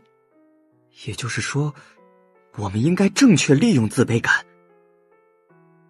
是的，我们应该摒弃自卑感，进一步向前，不满足于现状，不断进步，要更加幸福。如果是这样的自卑感，那就没有任何问题。但是有些人无法认清情况可以通过现实的努力而改变这一事实，根本没有向前迈进的勇气。他们什么都不做，就断定自己不行，或是现实无法改变。哎呀，是啊，自卑感越强，人就会变得越消极，最终肯定会认为自己一无是处。自卑感不就是这样吗？不，这不是自卑感，而是自卑情结。自卑情结，也就是自卑感吧？这一点请注意，目前自卑情结这个词似乎在使用的时候与自卑感是一样的意思，就像我为自己的单眼皮儿感到自卑，或者他对自己的学历有自卑感之类的描述中，全都用自卑情结这个词来表示自卑感。其实这完全是一种误用。自卑情结一词原本表示的是一种复杂而反常的心理状态，跟自卑感没有关系。例如，即使弗洛伊德提出的俄狄浦斯情结，原本也是指一种对同性父母亲的反常对抗心理。是啊，恋母情结或恋父情结中的情结一词，确实具有很强的反常感觉。同样道理，自卑感和自卑情结两个词也必须分辨清楚，绝不可以混用。具体有什么不同呢？自卑感本身并不是坏事，这一点你能够理解吧？就像阿德勒说过的那样，自卑感也可以成为促成努力和进步的契机。例如，虽然对学历抱有自卑感，但若是正因为如此才下定我学历低，所以更要付出加倍的努力之类的决心，那反而成了好事。而另一方面，自卑情结是指把自己的自卑感当作某种借口使用的状态。具体就像我因为学历低，所以无法成功，或者我因为长得不漂亮，所以结不了婚之类的想法。像这样在日常生活中大肆宣扬因为有 A 所以才做不到 B 这样的理论，这已经超出了自卑感的范畴，它是一种自卑情结。不，这是一种正儿八经的因果关系。如果学历低，就会失去很多求职或发展的机会，不被社会看好，也就无法成功。这不是什么借口，而是一种严峻的事实。不对。为什么？哪里不对？关于你所说的因果关系，阿德勒用外部因果律一词来进行说明，意思就是将原本没有任何因果关系的事情解释成似乎有重大因果关系一样。例如前几天就有人说，自己之所以始终无法结婚，就是因为幼时父母离婚的缘故。从弗洛伊德的原因论来看，父母离婚对其造成了极大的精神创伤，与自己的婚姻观有着很大的因果关系。但是阿德勒从目的论的角度出发，把这种论调称为外部因果律。但是现实问题是，拥有高学历的人更容易在社会上获得成功啊。先生，您应该也有这种社会常识吧？问题在于你如何去面对这种社会现实。如果抱着我因为学历低所以无法成功之类的想法，那就不是不能成功，而是不想成功了。不想成功，这是什么道理啊？简单的说，就是害怕向前迈进，或者是不想真正的努力，不愿意为了改变自我而牺牲目前所享受的乐趣，比如玩乐或休闲时间，也就是拿不出改变生活方式的勇气。即使有些不满或者不自由，也还是更愿意维持现状。对认可的追求扼杀了自由。我一直都心怀不满。世上的长者们常常会对年轻人说，做自己喜欢做的事，而且说这话的时候，脸上还带着像理解者或者是朋友般的笑。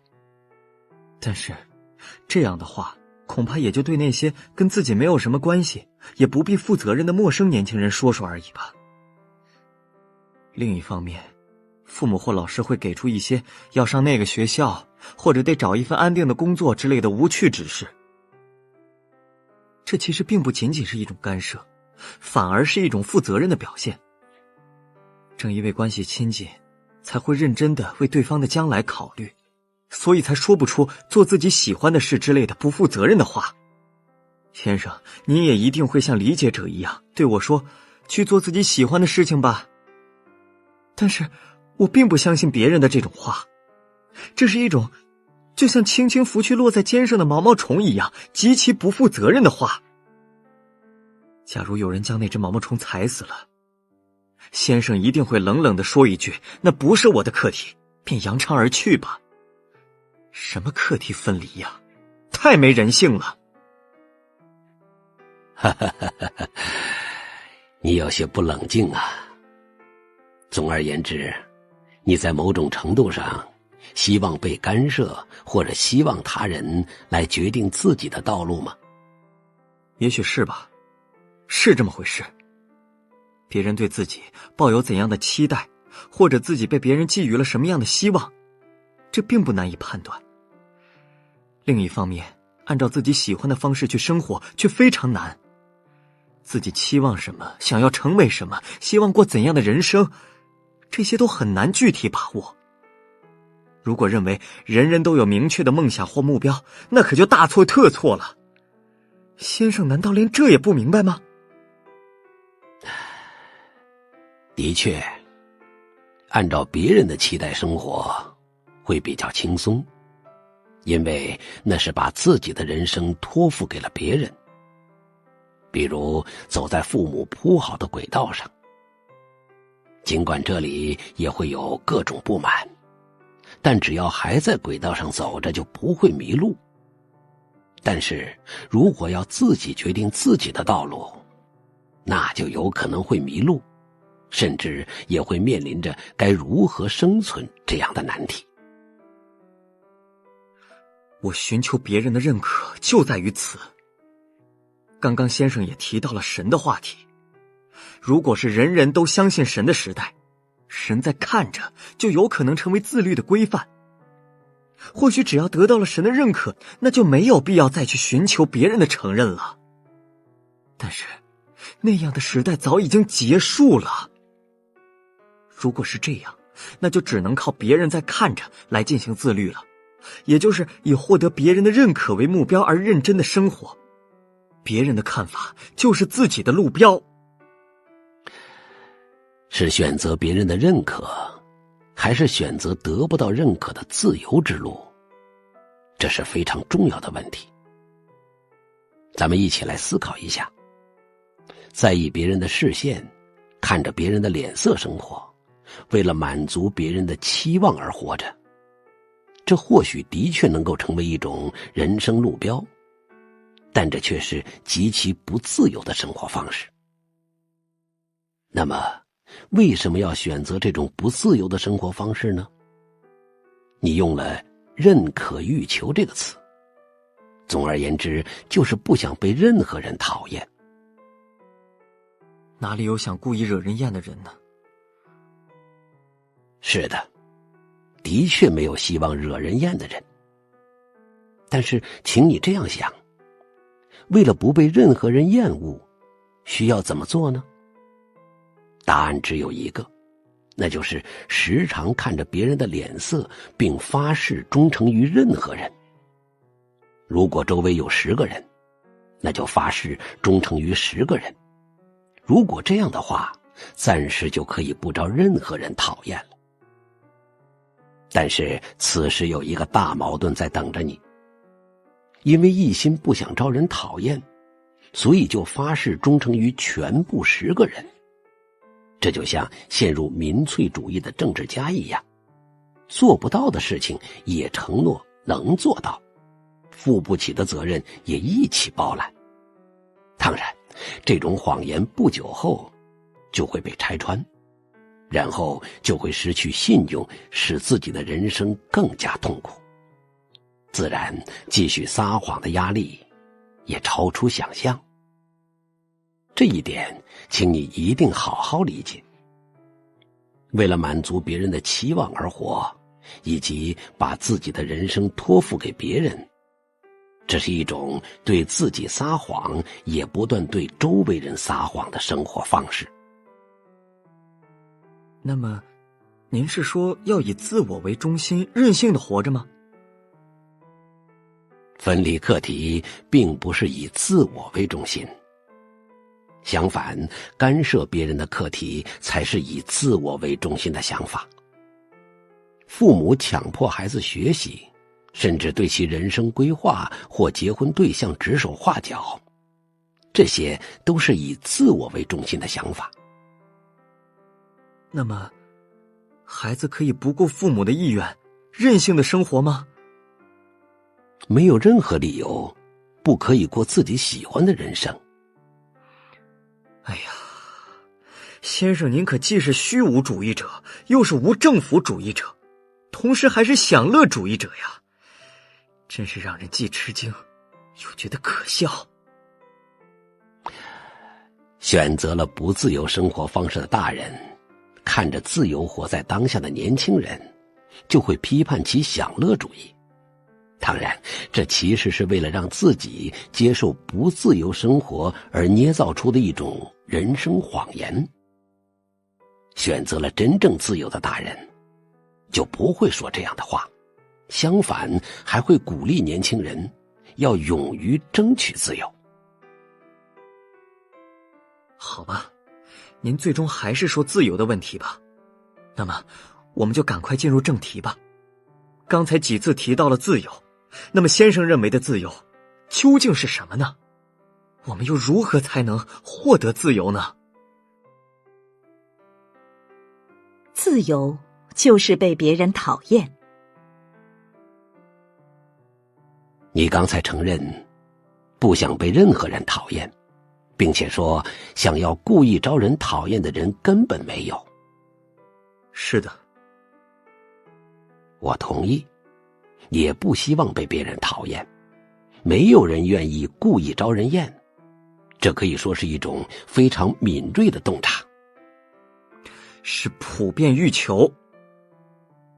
虽说如此，但不管我们怎么努力，都既会有讨厌我的人，也会有讨厌你的人，这也是事实。当你被别人讨厌的时候，或者感觉可能被人讨厌的时候，有什么感觉呢？当然是很痛苦啊，会非常自责，并耿耿于怀地冥思苦想，为什么会招人讨厌？自己的言行哪里不对？以后该如何改进待人接物的方式等。不想被别人讨厌，这对人而言是非常自然的欲望和冲动。近代哲学巨人康德把这种欲望称作倾向性。倾向性？是的，也就是本能性的欲望，冲动性的欲望。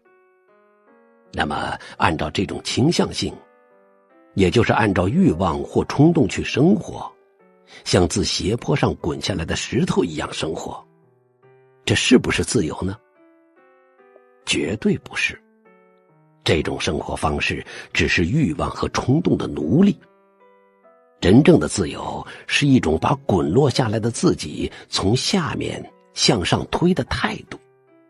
从下面向上推？石块无力，一旦开始从斜坡上滚落，就一直会按照重力或惯性等自然法则不停滚动。但是我们并不是石块，是能够抵抗倾向性的存在，可以让滚落的自己停下来，并重新爬上斜坡。也许认可欲求是自然性的欲望，那么难道为了获得别人的认可，就要一直从斜坡上滚落下去吗？难道要像滚落的石头一样不断磨损自己，直至失去形状，变成浑圆吗？这样产生的球体能叫真正的自我吗？根本不可能。您是说对抗本能和冲动便是自由？就像我前面反复提到的那样，阿德勒心理学认为，一切烦恼皆源于人际关系。也就是说，我们都在追求从人际关系中解放出来的自由。但是，一个人在宇宙中生存之类的事情，根本不可能。想到这里，自然就能明白何谓自由了吧？是什么？也就是说，自由就是被别人讨厌。什么？是你被某人讨厌，这是你行使自由以及活得自由的证据，也是你按照自我方针生活的表现。哎呀，但是，的确，招人讨厌是件痛苦的事情。如果可能的话，我们都想毫不讨人嫌地活着，想要尽力满足自己的认可欲求。但是八面玲珑地讨好所有人的生活方式是一种极其不自由的生活方式，同时也是不可能实现的事情。如果想要行使自由，那就需要付出代价。而在人际关系中，自由的代价就是被别人讨厌。不对，绝对不对，这不是自由，这是一种教唆人为恶的恶魔思想。你一定认为自由就是从组织中解放出来吧？认为自由就是从家庭、学校、公司或者国家等团体中跳出来。但是即使跳出组织，也无法得到真正的自由。毫不在意别人的评价，不害怕被别人讨厌，不追求被他人认可，如果不付出以上这些代价，那就无法贯彻自己的生活方式，也就是不能获得自由。先生是对我说要去惹人厌吗？我是说，不要害怕被人讨厌。但是那并不是说要去故意惹人讨厌，或者是去作恶，这一点请不要误解。不，那我换个问题吧，人到底能不能承受自由之重呢？人有那么强大吗？能够自以为是的将错就错，即使被父母讨厌也无所谓吗？既不是自以为是，也不是将错就错，只是分离课题。即使有人不喜欢你，那也并不是你的课题，并且应该喜欢我，或者我已经这么努力了，还不喜欢我也太奇怪了之类的想法，也是一种干涉对方课题的回报式的思维。不畏惧被人讨厌，而是勇往直前，不随波逐流，而是激流勇进，这才是对人而言的自由。如果在我面前有被所有人喜欢的人生和有人讨厌自己的人生这两个选择，让我选的话，我一定会毫不犹豫地选择后者。比起别人如何看自己，我更关心自己过得如何，也就是想要自由的生活。先生现在自由吗？是的，我很自由。虽然不想被人讨厌，但即使被人讨厌也没有关系。是啊，不想被人讨厌也许是我的课题，但是是否讨厌我却是别人的课题。即使有人不喜欢我，我也不能去干涉。如果用刚才介绍过的那个谚语说的话，那就是只做把马带到水边的努力，是否喝水是那个人的课题。那么结论呢？获得幸福的勇气也包括被讨厌的勇气。一旦拥有了这种勇气，你的人际关系也会一下子变得轻松起来。人际关系王牌握在你自己手里。但是我真没想到来到哲学家的房间会听到被人讨厌之类的话题。我也知道这个话题不太容易理解消化它需要一定的时间。今天如果继续谈论下去，恐怕你也无法接受。那么关于课题分离，最后我再说一件我自己的事情，以此作为今天的结束吧。好的。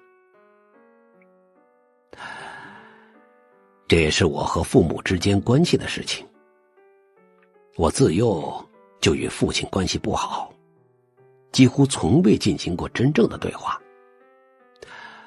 我20多岁的时候，母亲去世了，之后我与父亲的关系就更加恶化。对，这种情况一直持续到我邂逅阿德勒心理学并理解了阿德勒思想。您和父亲的关系为什么不好呢？我记忆中有被父亲殴打的印象，具体为什么不记得了，只记得我被打得逃到桌子底下，又被父亲拽出来狠狠地打，并且不是一次，而是很多次。那种恐惧成了一种精神创伤。在邂逅阿德勒心理学之前，我也是这么理解的。因为父亲是一个沉默寡言、不好接近的人，但是认为因为那时候被打，所以关系不和，是弗洛伊德式的原因论的想法。如果站在阿德勒目的论的立场上，因果律的解释就会完全倒过来。也就是说，我为了不想与父亲搞好关系，所以才搬出来被打的记忆。也就是说，先生您是先有不想与父亲和好这一目的？是的，对我来说，不修复与父亲之间的关系更合适。因为如果自己的人生不顺利，就可以归咎于父亲。这其中有对我来说的善，也许还有对封建的父亲的报复。我正好想问这一点。假如因果律发生了逆转，用先生的情况来讲，就是可以自我剖析为，不是因为被打，所以才与父亲不和，而是因为不想与父亲和好，所以才搬出被打的记忆。那具体会有什么变化呢？孩童时代被打的事实不会改变吧？这一点可以从人际关系之卡这个观点来进行考虑。只要是按照原因论认为，因为被打所以才与父亲不和，那么现在的我就只能束手无策了。但是如果认为因为不想与父亲和好，所以才搬出被打的记忆，那关系修复之卡就会握在自己手中。因为只要我改变目的，事情就能解决。真的能解决吗？当然。真能发自内心的那样认为吗？虽然作为道理能够明白，但感觉上还是无法接受。还是课题分离。的确，父亲和我的关系很复杂。实际上，父亲是个非常固执的人，他的心不会轻易发生变化。不止如此，很可能就连对我动过手的事情都忘记了。但是，当我下定修复关系之决心的时候，父亲拥有什么样的生活方式，怎么看我，对我主动靠近他这件事持什么态度等，这些与我都毫无关系了。即使对方根本不想修复关系也无所谓，问题是我有没有下定决心。人际关系之卡总是掌握在自己手中。人际关系之卡总是掌握在自己手中。是的，很多人认为人际关系之卡由他人掌握着，正因为如此，才非常在意那个人怎么看我，选择满足他人希望的生活方式。但是如果能够理解课题分离，就会发现其实一切的卡都掌握在自己手中，这会是全新的发现。那么实际上通过先生的改变，您父亲也发生变化了吗？我的变化不是为了改变父亲，那是一种想要操纵别人的错误想法。我改变了，发生变化的只是我。作为结果，对方会怎样，我不知道，也无法左右。这也是课题分离。当然，随着我的变化，不是通过我的变化，对方也会发生改变。也许很多情况下，对方不得不改变，但那不是目的，而且也可能不会发生。总之，把改变自己当成操纵他人的手段，是一种极其错误的想法。既不可以去操纵他人，也不能操纵他人。提到人际关系，人们往往会想起两个人的关系，或者与很多人的关系。但事实上，首先是自己。如果被认可欲求所束缚，那么人际关系之卡就会永远掌握在他人手中。是把这张卡托付于他人，还是由自己掌握？课题分离还有自由，关于这些，请你回去后好好整理一下。下一次我还在这里等你。知道了，我会一个人好好考虑。那么最后我还想问您就一个问题。什么？您和您父亲的关系最终和好了吗？是的，当然，至少我是这么认为的。父亲晚年患了病，最后几年需要我和家人的照顾。有一天，父亲对像往常一样照顾他的我说谢谢。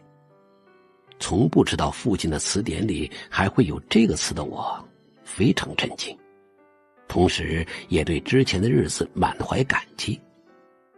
我认为通过长期的看护生活，自己做到了能做的事情，也就是把父亲带到水边，而且最终父亲喝了水。我是这么认为的。谢谢。那么下次这个时间我再来拜访。今天很愉快，谢谢你。第4页，要有被讨厌的勇气。差点就被骗了。第2周，青年愤然叩响了哲人的门。课题分离想法的确有用，上一次也确实接受了。但是，那岂不是一种非常孤独的生活方式吗？分离课题，减轻人际关系负担，不也就意味着要失去与他人的联系吗？最后岂不是要落得遭人厌弃？如果这叫做自由，那我宁可选择不自由。个体心理学和整体论。哎呀，你好像不高兴啊。关于课题分离还有自由，那之后我又独自冷静地想了想，等感情冷却之后，用理性的头脑想了想。即使如此，我还是认为课题分离不可能实现。哦，请你讲一讲。分离课题，这最终是一种划清我是我，你是你界限的想法。的确，人际关系的烦恼也许会减少，但这种生活方式真的正确吗？我只能认为它是一种极其以自我为中心的错误的个人主义。在我第一次来拜访的时候，您好像说过阿德勒心理学的正式名称是个体心理学吧？我一直很在意这个名字，现在终于理解了。总而言之，阿德勒心理学及个体心理学是引导人走向孤立的个人主义的学问。的确，阿德勒所命名的个体心理学这一名称也许很容易招人误解。在这里我要简单做一下说明。首先，在英语中，个体心理学叫做 individual psychology， 而且这里的个人 individual 一词在语言上有不可分割的意思。不可分割？总之就是不可再分的最小单位的意思。那么具体来讲，什么不可以分割呢？阿德勒反对把精神和身体、理性和感情，以及意识和无意识等分开考虑的一切二元论的价值观。什么意思？比如，请你想一想，那位因为脸红恐惧症而来咨询的女学生的话，她为什么会得脸红恐惧症呢？阿德勒心理学不把身体症状与心灵分离开来考虑，而是认为心灵和身体是不可分割的一个整体。就好比由于内心的紧张，手脚会发抖，脸颊会变红，或者由于恐惧而脸色苍白等。心灵和身体会有联系部分吧？理性和感情，意识和无意识也是一样。一般情况下，冷静的人不会因被冲动驱使而大发雷霆。我们并不是受感情这一独立存在所左右，而是一个统一的整体。不，这不对。只有把心灵和身体、理性和感情、意识和无意识这些因素明确区分开来进行考虑，才能正确理解人的本质。这不是理所当然的道理吗？当然，心灵和身体是不一样的存在，理性和感情也各有不同，而且还有有意识和无意识之分，这些都是事实。但是当对他人大发雷霆的时候，那是作为整体的我选择了勃然大怒，绝对不是感情这一独立存在，可以说与我的意志无关，发出了怒吼。在这里，如果把我和感情分离开来，认为感情让我那么做，或者受感情驱使，那就容易陷入人生谎言。您是说我对服务员发火那件事吧？是的，像这样把人看作不可分割的存在和作为整体的我来考虑的方式，叫做整体论。那倒是可以，但是先生，我并不想听您空谈个人的定义。如果彻底探讨阿德勒心理学，会发现他最终将把人导向我是我，你是你的孤立境地，也就是我不干涉你，你也别干涉我，彼此都任性的活着。请您坦率地分析一下这一点。明白了。关于一切烦恼皆源于人际关系这一阿德勒心理学的基本思想，你已经理解了吧？是的，作为解决这种烦恼的手段，出现了人际关系方面的不干涉，即课题分离这一观点。我上次应该说过这样的话：要想缔结良好的人际关系，需要保持一定距离，太过亲密就无法正面对话，但是距离也不可以太远。课题分离不是为了疏远他人，而是为了解开错综复杂的人际关系之线。解开线？是的，你现在是把自己的线和他人的线乱糟糟地缠在一起来看世界，红蓝黄绿，一切颜色都混杂在一起，这种状态叫缠绕，而不是联系。那么先生又是如何看待联系的呢？上一次作为解决人际关系烦恼的处方，我谈到了课题分离，但是人际关系并不止于课题分离，相反，分离课题是人际关系的出发点。今天我们来深入讨论一下阿德勒心理学是如何看待整个人际关系的，以及我们应该与他人缔结什么样的人际关系。人际关系的终极目标。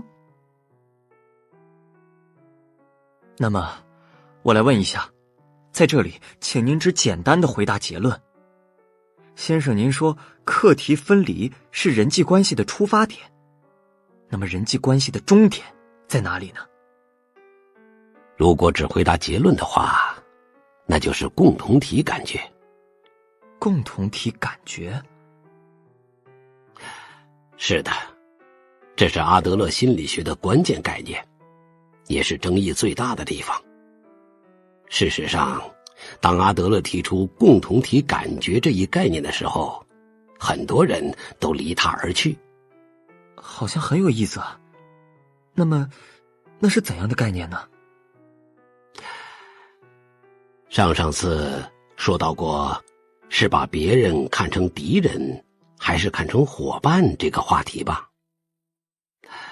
在这里我们再深入考虑一下，如果他人是伙伴，我们生活在伙伴中间，那就能够从中找到自己的位置，而且还可以认为自己在为伙伴们，也就是共同体做着贡献。像这样把他人看作伙伴，并能够从中感到自己有位置的状态，就叫共同体感觉。究竟哪里是重点呢？这主张也太空洞了吧。问题是共同体的内容。你听到共同体这个词会有什么印象呢？哎呀，应该就是家庭、学校、单位、地域、社会之类的范围吧。阿德勒认为，他自己所叙述的共同体不仅仅包括家庭、学校、单位、地域、社会，还包括国家或人类等一切存在。在时间轴上，还包括从过去到未来，甚至也包括动植物或非生物。啊？也就是主张共同体并不是我们普遍印象中的共同体概念所指的既有范围，而是包括了从过去到未来，甚至包括宇宙整体在内的一切。不，根本弄不懂是什么意思。宇宙？过去或未来？您究竟在说什么呢？听了这话，大部分人都会产生同样的疑问，马上理解的确很难，甚至阿德勒本人都承认自己所说的共同体是难以实现的理想。这就麻烦了呀。那么我反过来问问您，先生，您能够彻底理解并接受这种甚至包括了宇宙整体的共同体感觉吗？我认为是，而且我甚至认为，如果不理解这一点，就无法理解阿德勒心理学。啊？就像我一直说的那样，阿德勒心理学认为，一切烦恼皆源于人际关系，不幸之源也在于人际关系。反过来说，就是幸福之源也在于人际关系。的确，共同体感觉是幸福的人际关系的最重要的指标。愿闻其详。在英语中，共同体感觉叫做 social interest， 也就是对社会的关心。这里我要问问你，你知道社会学上所讲的社会的最小单位是什么吗？社会的最小单位，哎呀，是家庭吧？不对，是我和你。只要有两个人存在，就会产生社会，产生共同体。要想理解阿德勒所说的共同体感觉，首先可以以我和你为起点。以此为起点，怎么做呢？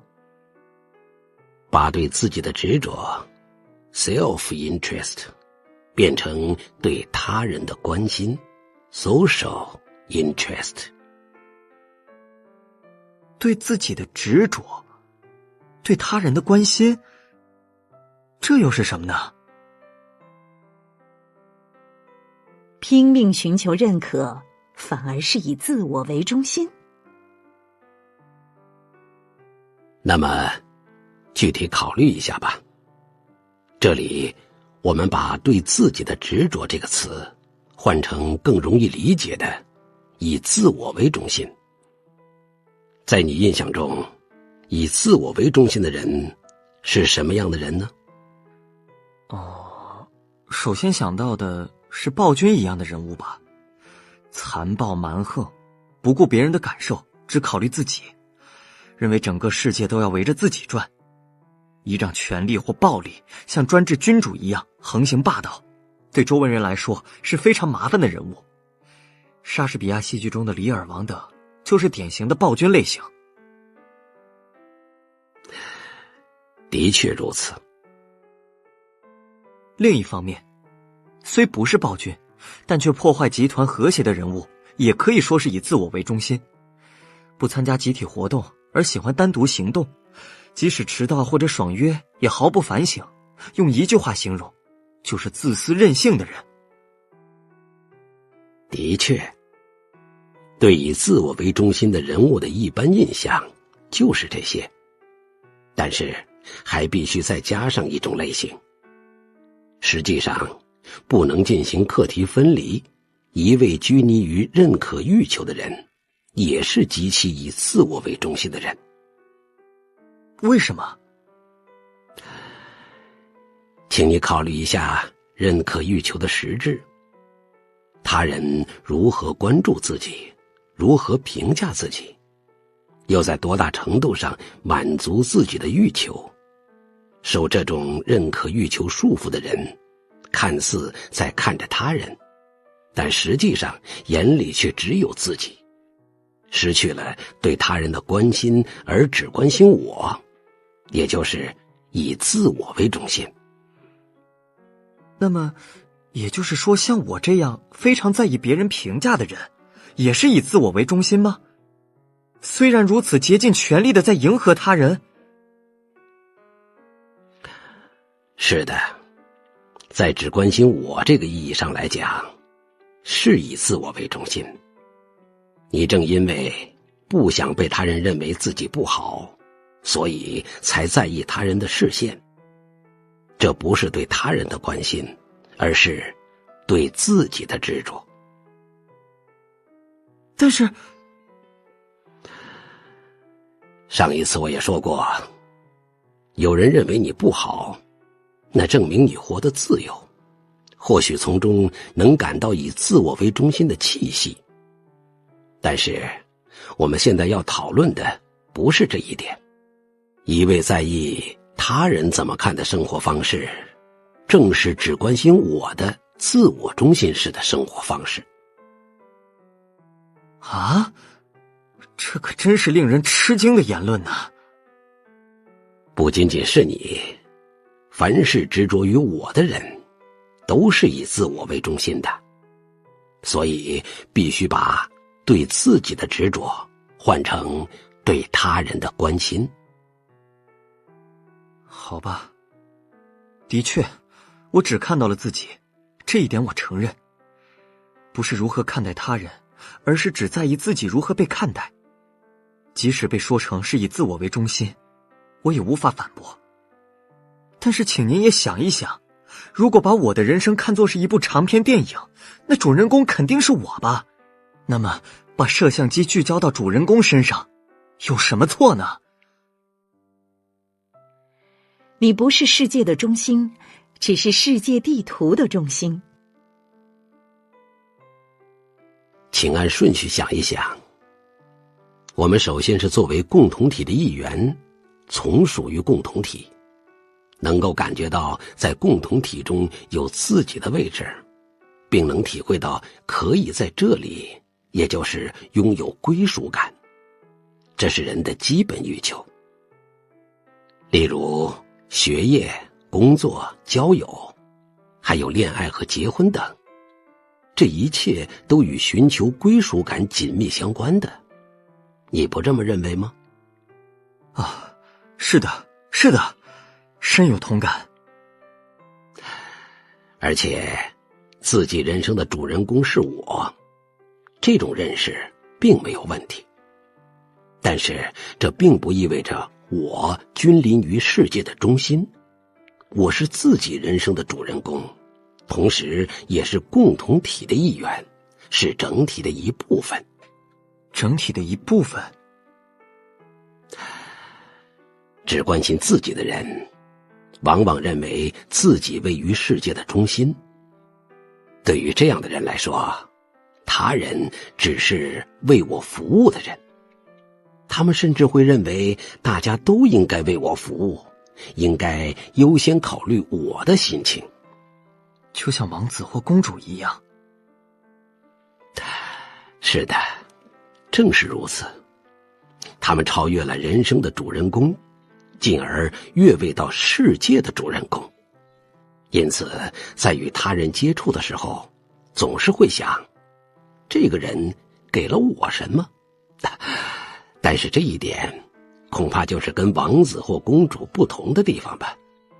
这种期待并不会每次都能被满足，因为别人并不是为了满足你的期待而活。的确。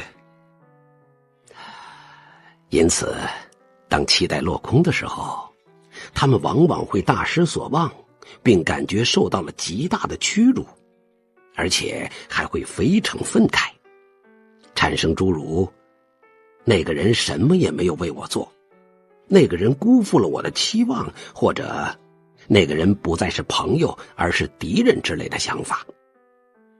抱着自己位于世界中心这种信念的人，很快就会失去朋友。这就奇怪了。先生您自己不也说了吗？我们生活在主观的世界中，只要世界是主观的空间，那么位于其中心的就肯定是我，这一点毫无挪移。也许你在说世界这个词的时候，往往会想起世界地图之类的东西吧。世界地图？什么意思？例如在法国使用的世界地图上，美洲大陆位于左端，右端则是亚洲，被绘制在地图中心的是欧洲，是法国。另一方面，如果是中国使用的地图，那么中国就会被绘制在中心位置，美洲大陆在右端，欧洲在左端。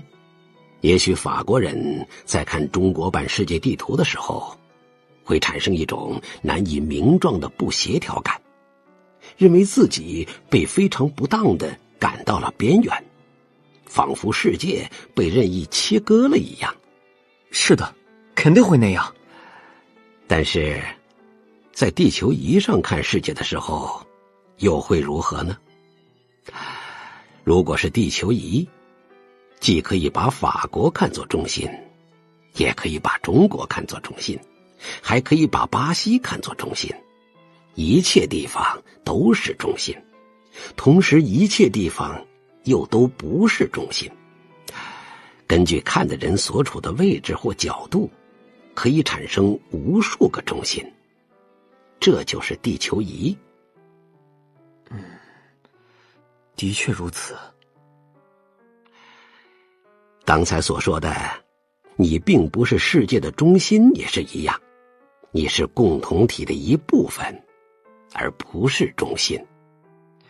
我并不是世界的中心，世界不是被切割成平面的地图，而是像地球仪一样的球体。哎呀，作为道理，大体能明白，但为什么一定要特别意识到不是世界的中心呢？这应该再回到最初的话题，我们都在寻求可以在这里的归属感，但是阿德勒心理学认为，归属感不是仅仅靠在那里就可以得到的，它必须靠积极的参与到共同体中去才能够得到。积极的参与，具体是什么意思呢？就是直面人生课题，也就是不回避工作、交友、爱之类的人际关系课题，要积极主动地去面对。如果你认为自己就是世界的中心，那就丝毫不会主动融入共同体中，因为一切他人都是为我服务的人，根本没必要由自己采取行动。但是无论是你还是我们都不是世界的中心，必须用自己的脚主动迈出一步去面对人际关系课题，不是考虑这个人会给我什么，而是必须思考一下我能给这个人什么。这就是对共同体的参与和融入。您是说只有付出了才能够找到自己的位置？是的，归属感不是生来就有的东西，要靠自己的手去获得。共同体感觉是阿德勒心理学的关键概念，也是最具争议的观点。的确，这种观点对青年来说很难马上接受，而且对于被指出你是以自我为中心这件事，他也是心怀不满。但是最接受不了的还是甚至包括宇宙或非生物在内的共同体范围问题。阿德勒还有哲人究竟在说什么呢？青年一脸困惑地开口说话了。在更广阔的天地寻找自己的位置。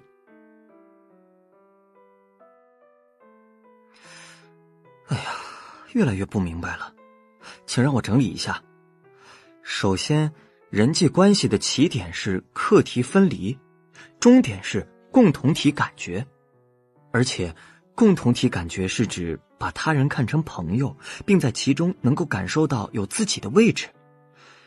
这些都还容易理解，也能够接受，但是细节部分还是无法接受。例如其中的共同体扩展到了宇宙整体，还包括了过去和未来，甚至从生物到非生物，这是什么意思呢？如果按照字面意思，把阿德勒所说的共同体概念想象成实际的宇宙或非生物的话，那就会很难理解。当前我们可以理解成共同体范围无限大。无限大。例如，有人一旦退休，便立即没了精神，被从公司这个共同体中分离出来，失去了头衔，失去了名片，成了无名的平凡人，也就是变得普通了。有人接受不了这一变化，就会一下子衰老。但是这只不过是从公司这个小的共同体中被分离出来而已。任何人都还属于别的共同体，因为无论怎样，我们的一切都属于地球这个共同体，属于宇宙这个共同体。这只不过是诡辩而已。突然听到有人告诉自己你属于宇宙，这到底能带来什么归属感呢？的确，宇宙很难立刻想象出来，但是希望你不要只拘泥于眼前的共同体，而是要意识到自己还属于别的共同体，属于更大的共同体，例如国家或地域社会等，而且在哪里都可以做出某些贡献。那么这种情况怎么样呢？假设有一个人既没有结婚，也还没有工作，没有朋友，且不与任何人交往，仅靠父母的遗产生活。他逃避工作课题、交友课题和爱的课题等一切人生课题。可以说这样的人也属于某种共同体吗？当然，假如他要买一片面包，相应的要支付一枚硬币。这枚被支付的硬币不仅可以联系到面包店的工作人员，还可以联系到小麦或黄油的生产者，亦或是运输这些物品的流通行业的工作人员，销售汽油的从业人员，还有产油国的人们等。这一切都可以说环环相扣，紧密相连。人绝不会也不可能离开共同体独自生活。您是说要在买面包的时候空想这么多？不是空想，这是事实。阿德勒所说的共同体不仅包括家庭或公司等看得见的存在，也包括那些看不见的联系。先生，您正逃避在抽象论中，现在的重点问题是可以在这里这样的归属感，而在归属感这一意义上，也多为能够看得见的共同体，这一点您承认吧？例如在拿公司这个共同体和地球这个共同体相比较的时候，我是这个公司的一员，这种归属感会更强。用先生的话说，就是人际关系的距离和深度完全不一样。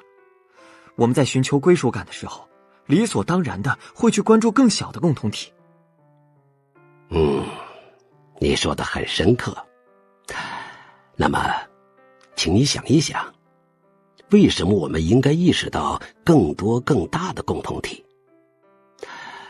我还要重复一下，我们都属于多个共同体，属于家庭，属于学校，属于企业，属于地域社会，属于国家等。这一点你同意吧？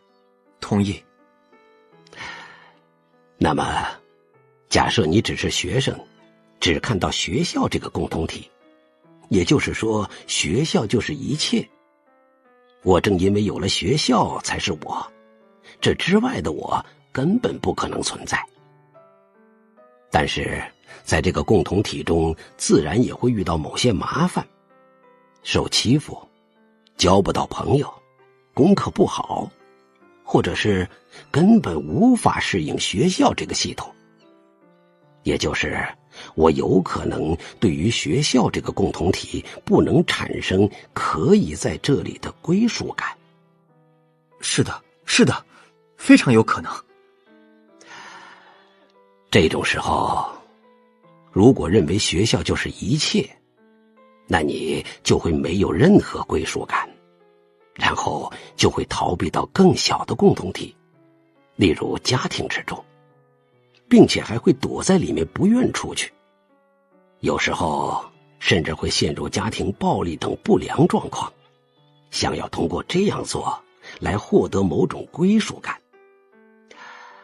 但是在这里，希望你能关注的是，还有更多别的共同体，特别是还有更大的共同体。什么意思呢？在学校之外，还有更加广阔的世界，而且我们都是那个世界的一员。如果学校中没有自己位置的话，还可以从学校外面找到别的位置，可以转学，甚至可以退学。一张退学申请就可以切断联系的共同体，终归也就只是那种程度的联系。如果了解了世界之大，就会明白自己在学校中所受的苦，只不过是杯中风暴而已。只要跳出杯子，猛烈的风暴也会变成微风。您是说，如果闭门不出，就无法到杯子外边去？闷在自己房间里，就好比停留在杯子里，躲在一个小小的避难所里一样。即使能够临时避雨，但暴风雨却不会停止。哎呀，道理上也许是如此，但是跳到外面去很难，就连退学这种决断也没有那么容易。是的，的确不简单。这里有需要记住的行动原则。当我们在人际关系中遇到困难，或者看不到出口的时候，首先应该考虑的是倾听更大共同体的声音这一原则。更大共同体的声音？如果是学校，那就不要用学校这个共同体的常识、共同感觉来判断事物，而要遵从更大共同体的常识。假设在你的学校，教师是绝对的权力主导者，但那种权力或权威只是通用于学校这个小的共同体的一种常识，其他什么都不是。如果按照人的社会这个共同体来考虑的话，你和教师都是平等的人。如果被提出不合理的要求，那就可以正面拒绝。但是与眼前的老师唱反调，应该相当困难吧？不，这也可以拿我和你的关系来进行说明。如果是因为你的反对就能崩塌的关系，那么这种关系从一开始就没有必要缔结，由自己主动舍弃也无所谓。活在害怕关系破裂的恐惧之中，那是为他人而活的一种不自由的生活方式。您是说，既要拥有共同体的感觉，又要选择自由？当然，没必要固执于眼前的小共同体，更多其他的我和你，更多其他的大家，更多大的共同体一定存在。人生谎言教我们学会逃避。我的头又乱了。先生也说过吧，我之所以把别人看成是敌人，而不能看成是伙伴，是因为在逃避人生的课题。那究竟是什么意思呢？假设你讨厌 A 这个人，说是因为 A 身上有让人无法容忍的缺点。是啊，如果是讨厌的人，那还真不少。但是那并不是因为无法容忍 A 的缺点才讨厌他，而是你先有要讨厌 A 这个目的，之后才找出了符合这个目的的缺点。怎么可能？那我这么做又是为了什么呢？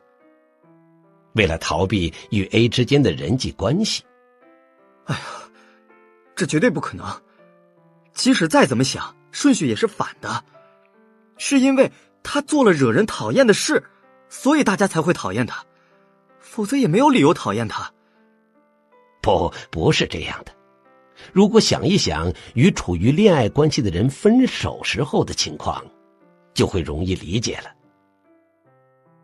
在恋爱或夫妻关系中，过了某个时期之后，有时候对方的任何言行都会让你生气。吃饭的方式让你不满意，在房间里的散漫姿态令你生厌，甚至就连对方睡眠时的呼吸声都让你生气，尽管几个月前还不是这样。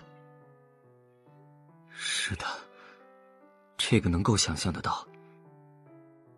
这是因为那个人已经下定决心要找机会结束这种关系，继而正在搜集结束关系的材料，所以才会那样感觉。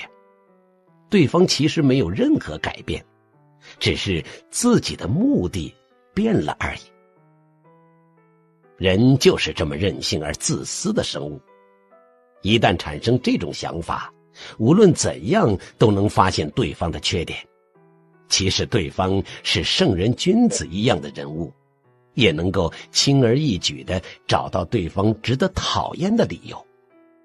正因为如此，世界才随时可能变成危险的所在，人们也就有可能把所有他人都看成敌人。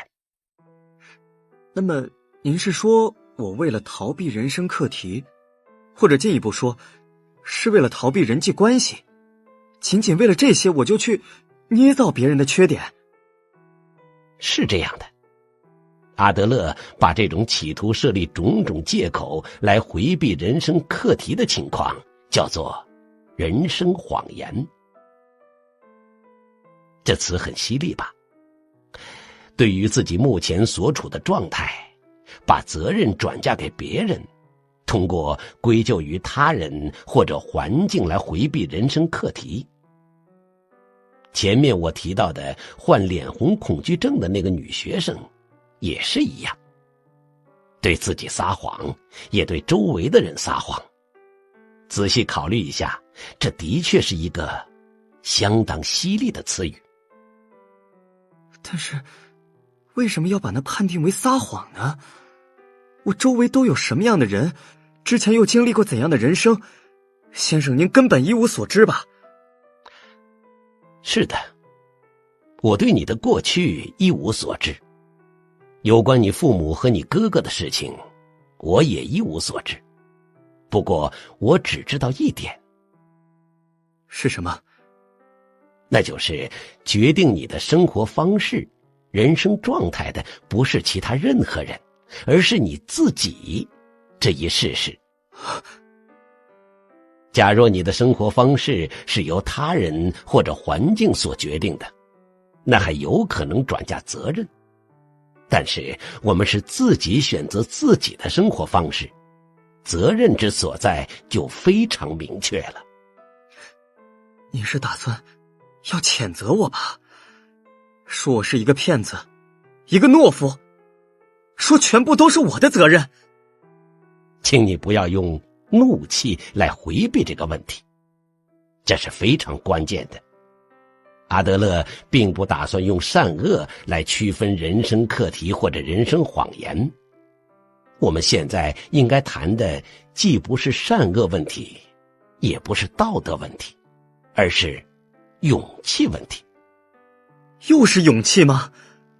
是的，即使你逃避人生课题，依赖人生谎言，那也不是因为你沾染了恶。这不是一个应该从道德方面来谴责的问题，它只是勇气的问题。阿德勒心理学是勇气的心理学。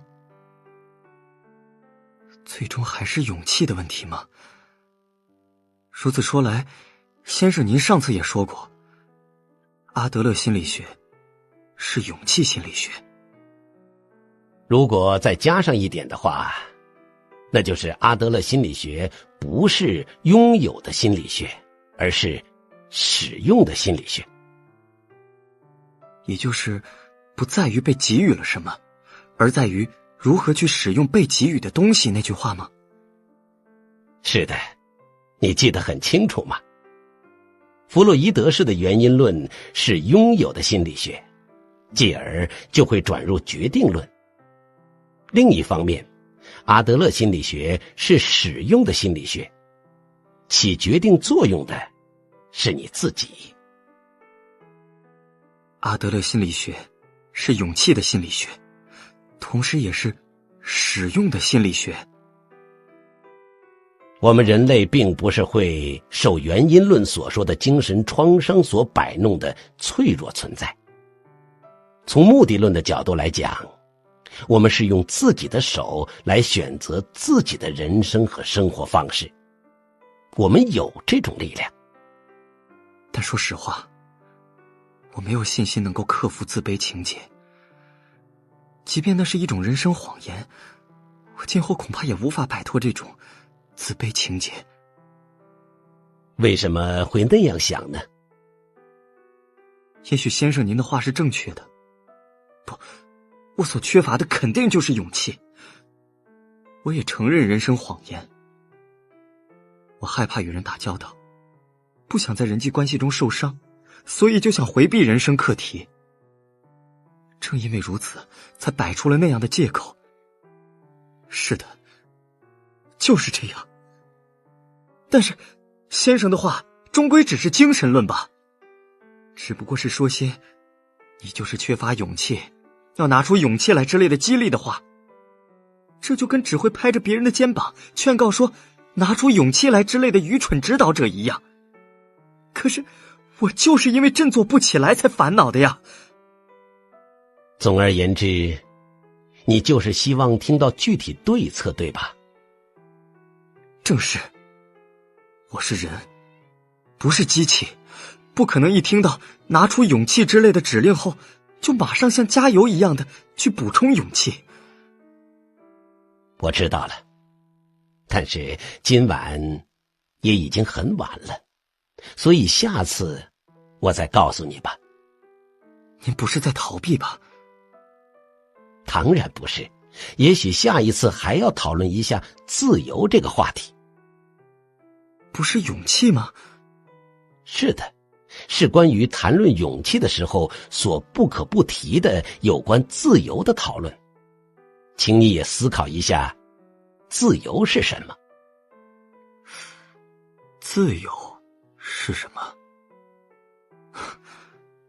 好吧，那么期待着下次见面。第3页，让干涉你生活的人见鬼去。苦苦思索2周之后，青年再次来到哲人的书房。自由是什么？我为什么不能获得自由？真正束缚我的究竟是什么？青年被布置的作业实在是太沉重，根本无法找出合适的答案。青年越想越感觉自己缺少自由。自由就是不再寻求认可吗？您上次说今天要讨论自由吧？是的。你考虑过自由是什么了吗？这我已经仔细考虑过了。得出结论了吗？哎呀，没得出结论，但是有一个不是我自己的想法，而是从图书馆发现的这么一句话，就是货币是被铸造的自由。它是陀思妥耶夫斯基的小说中出现的一句话，被铸造的自由，这种说法是何等的痛快呀！我认为这是一句非常精辟的话，它一语道破了货币的本质。的确如此。如果要坦率地说出货币所带来的东西的本质的话，那或许就是自由。这大概也可以被称为名言。不过也不可以据此就说自由就是货币吧。完全正确。也有能够通过金钱得到的自由，而且那种自由一定比我们想象的还要大。因为事实上衣食住行的一切都是由金钱来支撑。虽说如此，但是否只要有巨额财富，人就能获得自由呢？我认为不是，也相信不是。我认为人的价值，人的幸福，不是可以用金钱买到的东西。那么，假设你得到了金钱方面的自由，但仍然无法获得幸福，这种时候，你所剩下的是什么样的烦恼和什么样的不自由呢？那就是先生再三提到的人际关系了。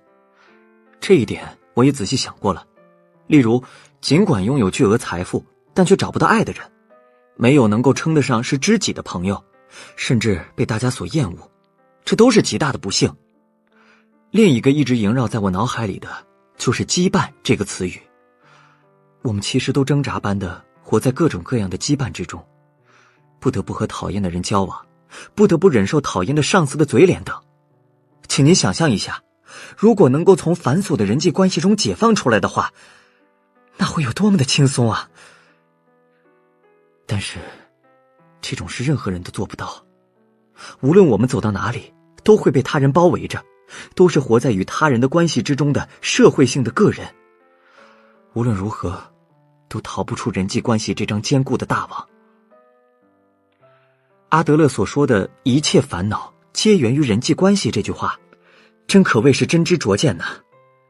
一切的事情最终都会归结到这一点上。这的确很重要，请你再深入考虑一下，到底是人际关系中的什么剥夺了我们的自由呢？就是这一点，就是先生您上次说的是把别人当成敌人还是伙伴这一点。您说如果能够把别人看成伙伴，那么对世界的看法也会随之改变。这种说法我完全可以接受。我上次回去的时候也已经完全认可了这一看法。但是再仔细一想，觉得人际关系中还有些无法仅仅用这一道理来解释的要素。比如呢？最简单易懂的就是父母的存在。对于我来说，无论怎么想，父母都不是敌人，特别是在孩童时代，他们作为最大的庇护者，养育和守护了我。关于这一点，我真心实意的满怀感激。不过，我父母是非常严厉的人。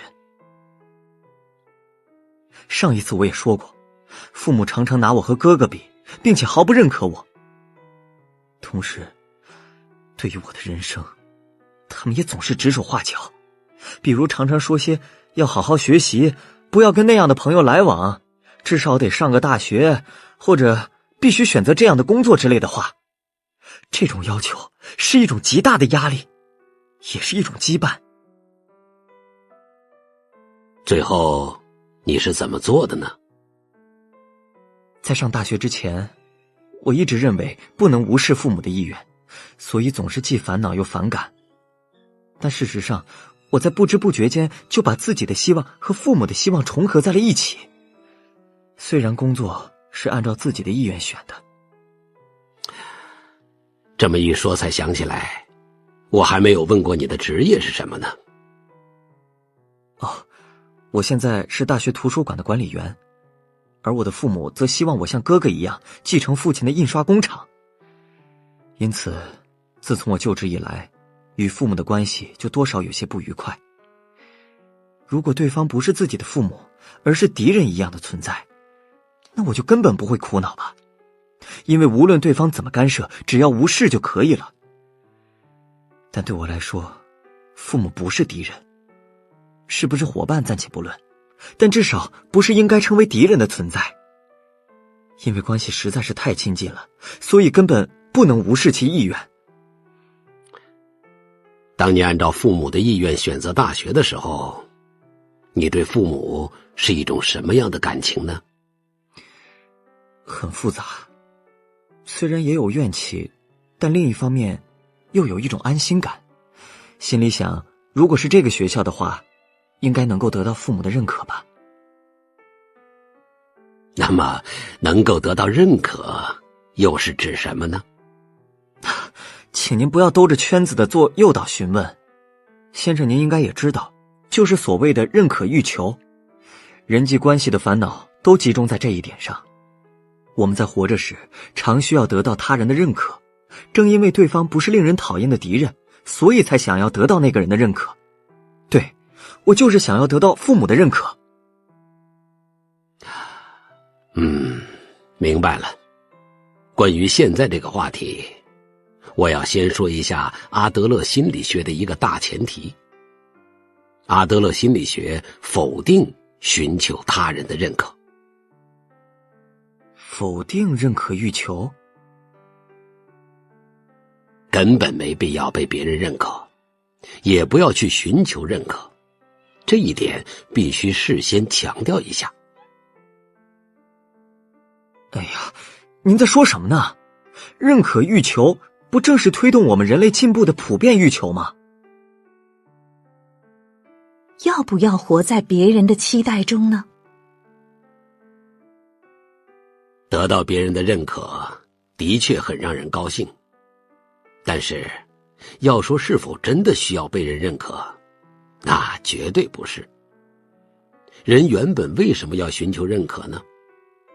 说的再直接一些，人为什么想要得到别人的表扬呢？答案很简单，只有得到了别人的认可，我们才能体会到自己有价值。通过别人的认可，我们能够消除自卑感，可以增加自信心。对，这就是价值的问题。先生，您上次不也说过吗？自卑感就是价值判断的问题。我正是因为得不到父母的认可，所以才一直活在自卑之中。那么，我们用一个身边的例子来考虑一下。比如，假设你在工作单位捡了垃圾，但是周围的人根本没人注意到这一点，或者即使注意到了，也没有人说一句感谢或表扬的话，那么你以后还会继续捡垃圾吗？这真是一个困难的问题啊！如果没有得到任何人的感谢，那也许以后就不会再继续去做了吧？为什么呢？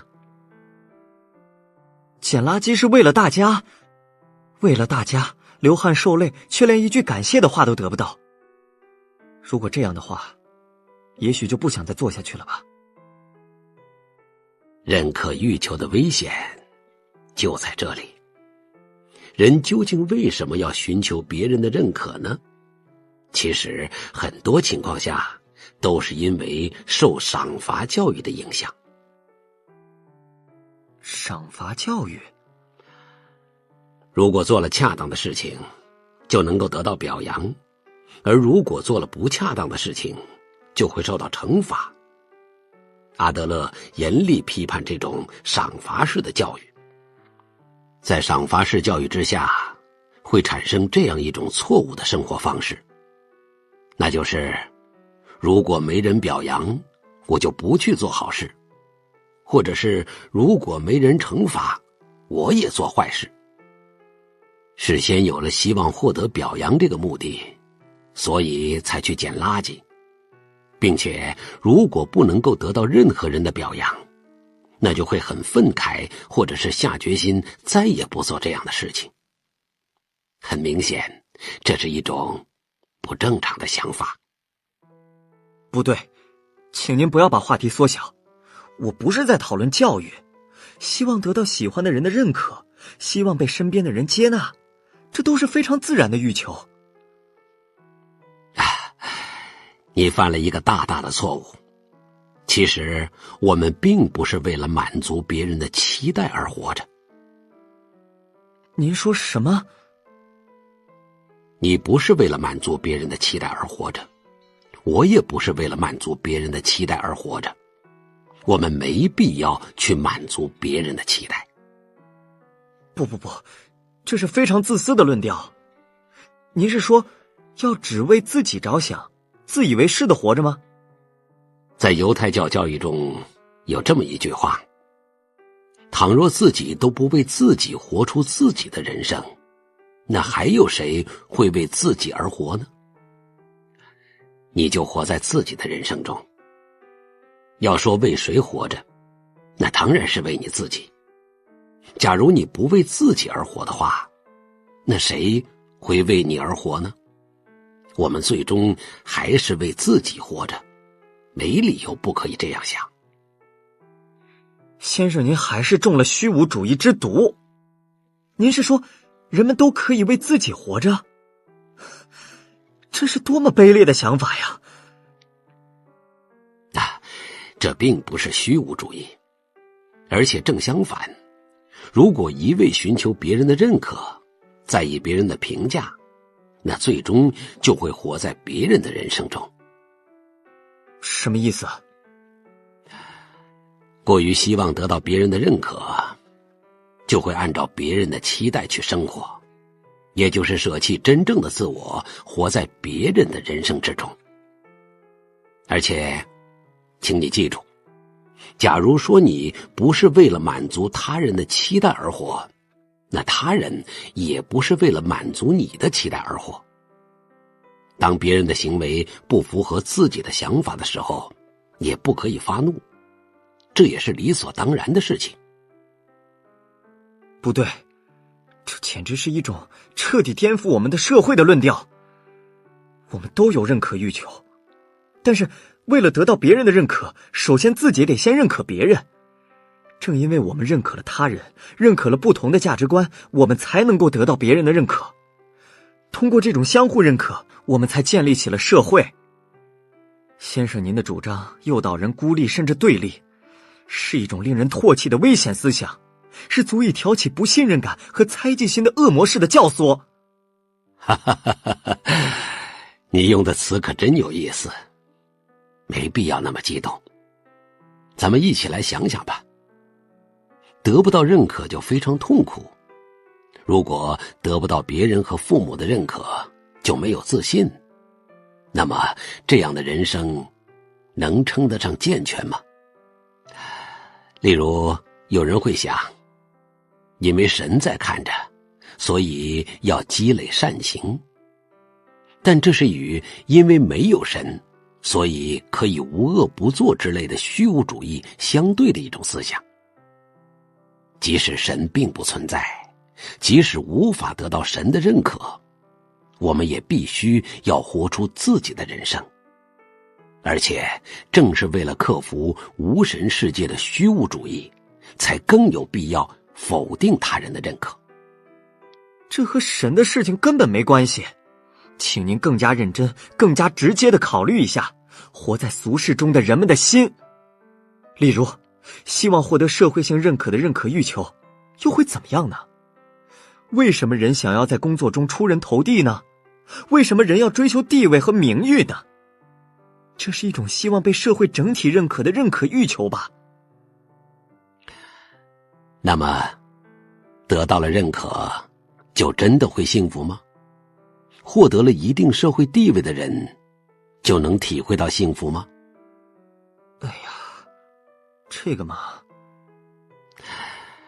想要取得别人认可的时候，几乎所有人都会采取满足别人的期待这一手段。这其实都是受如果做了恰当的事情就能够得到表扬这种赏罚教育的影响。但是如果工作的主要目标成了满足别人的期待，那工作就会变得相当痛苦吧。因为那样就会一味在意别人的视线，害怕别人的评价，根本无法做真正的自己。也许你会感到意外，但事实上，来接受心理咨询辅导的人几乎没有任性者，反而很多人是苦恼于要满足别人的期待，满足父母或老师的期待，无法按照自己的想法去生活。那么，您是说要我做一个任性自私的人吗？并不是旁若无人的任意横行。要理解这一点，需要先了解阿德勒心理学中的课题分离这一主张。课题分离？这可是个新词啊。那我就听听吧。青年的焦躁情绪达到了顶点。要否定认可欲求，不要满足他人的期待，要为自己活着。这位哲学家究竟在说什么呢？认可欲求不正是人与他人交往形成社会的最大动机吗？青年心里默默地想，如果这个课题分离的主张不能说服我的话，我这一生都不可能再接受眼前的这个男人和阿德勒了。把自己和别人的人生课题分开来。例如，有一个不爱学习的孩子，不听课，不写作业，甚至连教科书都忘在学校。那么，如果你是父母的话，你会怎么做呢？当然是想尽一切办法的让其学习呀，上辅导班，请家庭教师，有时候甚至还可能会扯耳朵。这就是父母的责任和义务吧。实际上，我就是这样长大的。做不完当天的作业，父母就不让吃晚饭。那么，我再问你一个问题：被这种强制性的手段强迫学习，那你最终喜欢上学习了吗？很遗憾，没能喜欢上学习。为了学校或者考试的学习，只是应付而已。明白了。那么，我就从阿德勒心理学的基本原理开始说起。例如，当眼前有学习这个课题的时候，阿德勒心理学会首先考虑，这是谁的课题？谁的课题？孩子学不学习，或者跟不跟朋友玩，这原本是孩子的课题，而不是父母的课题。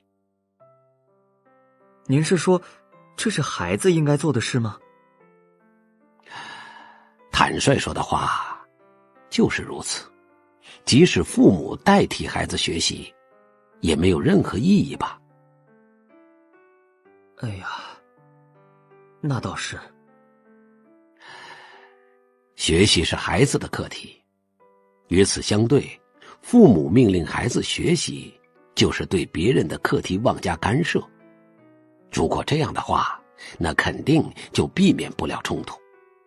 因此，我们必须从这是谁的课题这一观点出发，把自己的课题与别人的课题分离开来。分离之后再怎么做呢？不干涉他人的课题，仅此而已。仅此而已吗？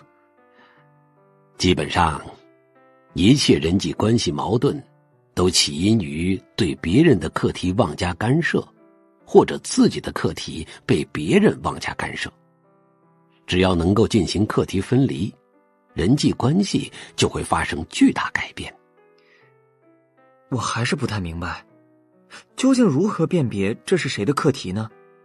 实际上，在我看来，让孩子学习是父母的责任和义务，因为几乎没有真心喜欢学习的孩子，而父母则是孩子的保护人。辨别究竟是谁的课题的方法非常简单，只需要考虑一下某种选择所带来的结果最终要由谁来承担。如果孩子选择不学习这个选项，那么由这种决断带来的后果，例如成绩不好，无法上好学校等，最终的承担者不是父母，而是孩子。也就是说，学习是孩子的课题。不，根本不对。为了不让这种事态发生，既是人生前辈，又是保护人的父母，有责任告诫孩子必须好好学习。这是为孩子着想，而不是妄加干涉。学习或许是孩子的课题，但让孩子学习却是父母的课题。的确，世上的父母总是说为你着想之类的话，但是父母们的行为有时候很明显是为了满足自己的目的，面子和虚荣，又或者是支配欲。也就是说，不是为了你，而是为了我，正因为察觉到了这种欺骗行为，孩子才会反抗。那么您是说，即使孩子完全不学习，那也是孩子自己的课题，所以要放任不管吗？这一点需要注意。阿德勒心理学并不是推崇放任主义，放任是一种不知道也不想知道孩子在做什么的态度，而阿德勒心理学的主张不是如此，而是在了解孩子干什么的基础上，对其加以守护。如果就学习而言，告诉孩子这是他自己的课题，在他想学习的时候，父母要随时准备给予帮助，但绝不对孩子的课题妄加干涉。在孩子没有向你求助的时候，不可以指手画脚。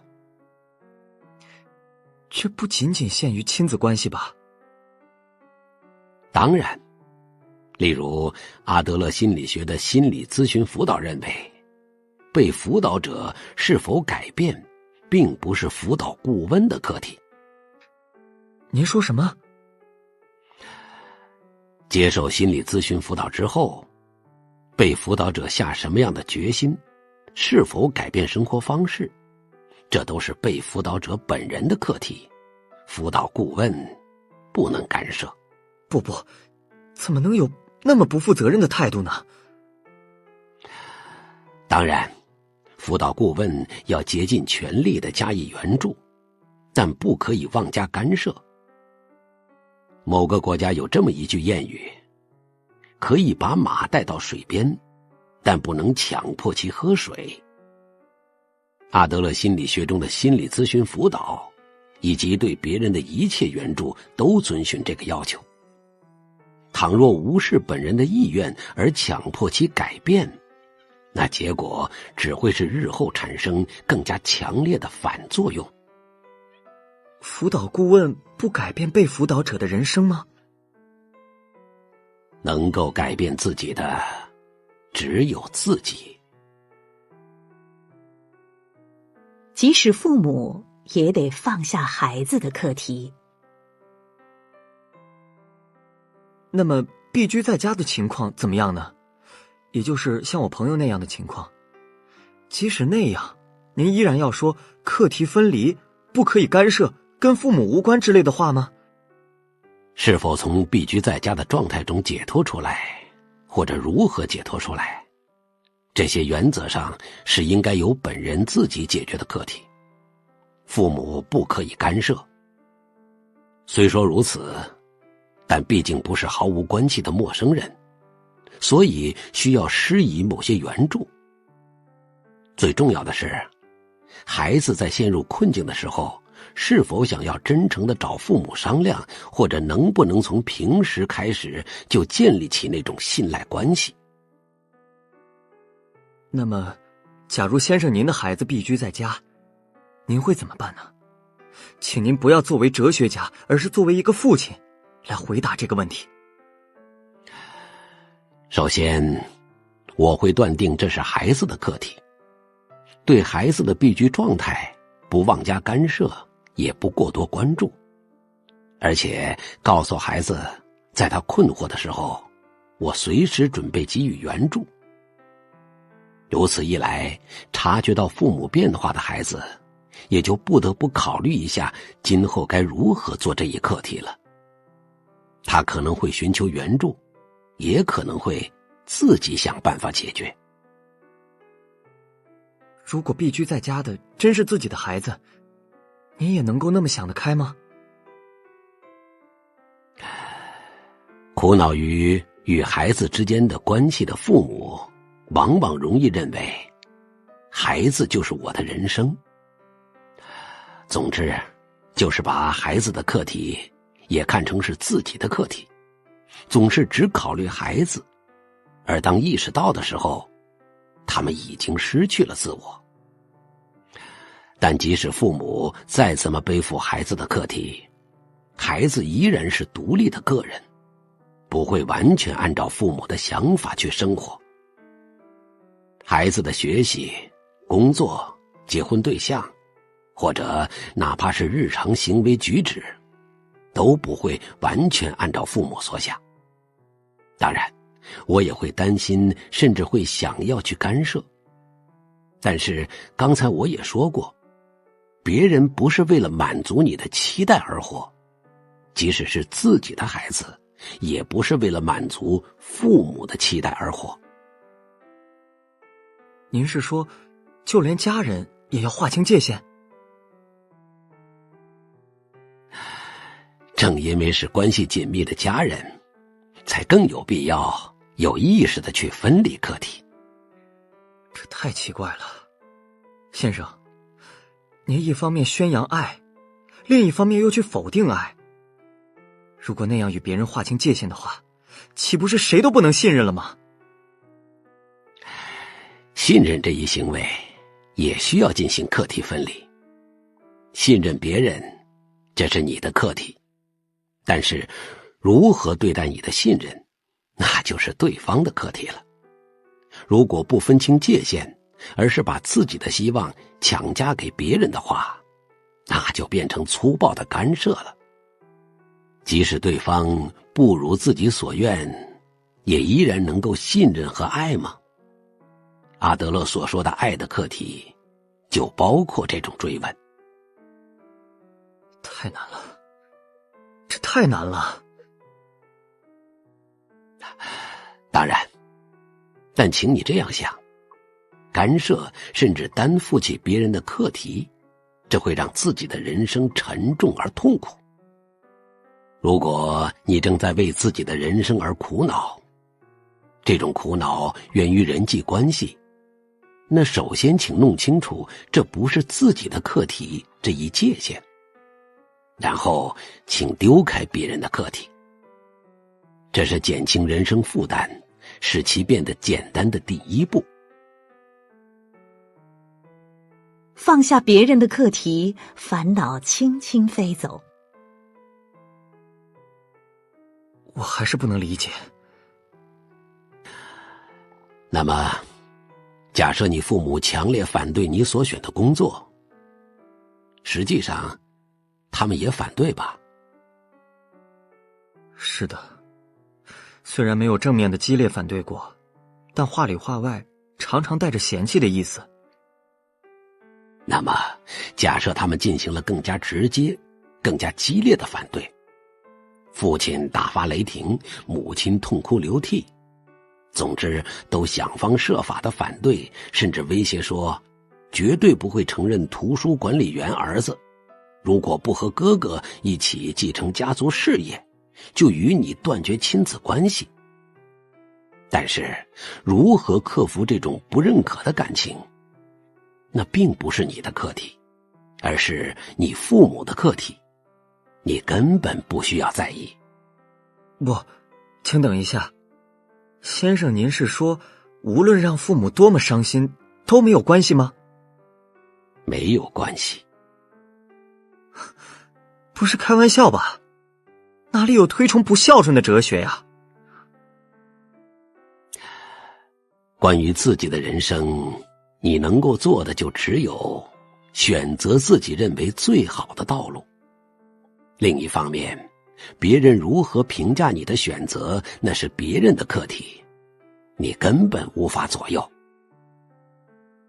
别人如何看自己，无论是喜欢还是讨厌，那都是对方的课题，而不是自己的课题。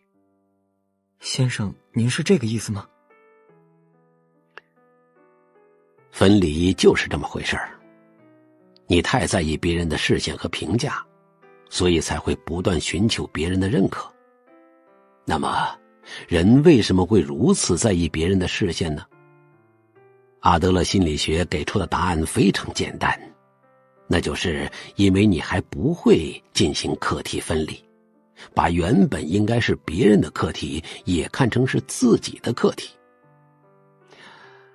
请你想想，前面那位老婆婆说的在意你的脸的只有你自己那句话，她的话一语道破了课题分离的核心。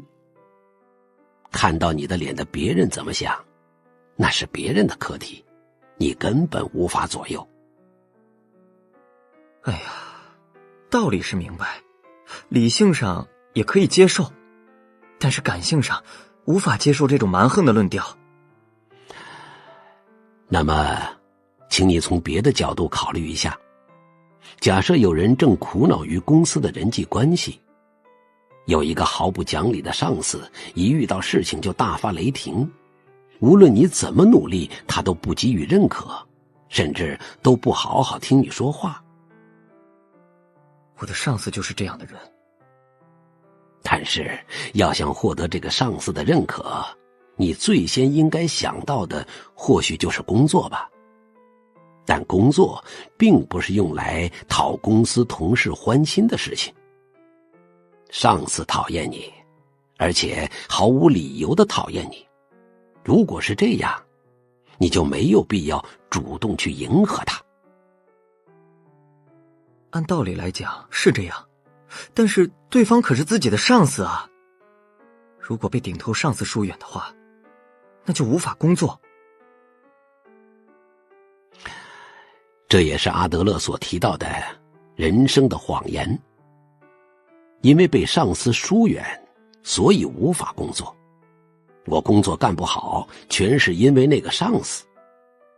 说这种话的人，其实是搬出上司来做干不好工作的借口。就像患上脸红恐惧症的那个女学生一样，你也需要一个讨厌的上司的存在，以便在心里想，只要没有这个上司，我就可以更好的工作。哎呀，先生您并不了解我和上司的关系，请不要妄加猜测。这就是与阿德勒心理学的根本原则紧密相关的讨论。如果生气的话，就根本无法冷静思考。认为因为有那样一个上司，所以无法好好工作，这完全是原因论。请不要这样想，而是要反过来这样看。因为不想工作，所以才制造出一个讨厌的上司。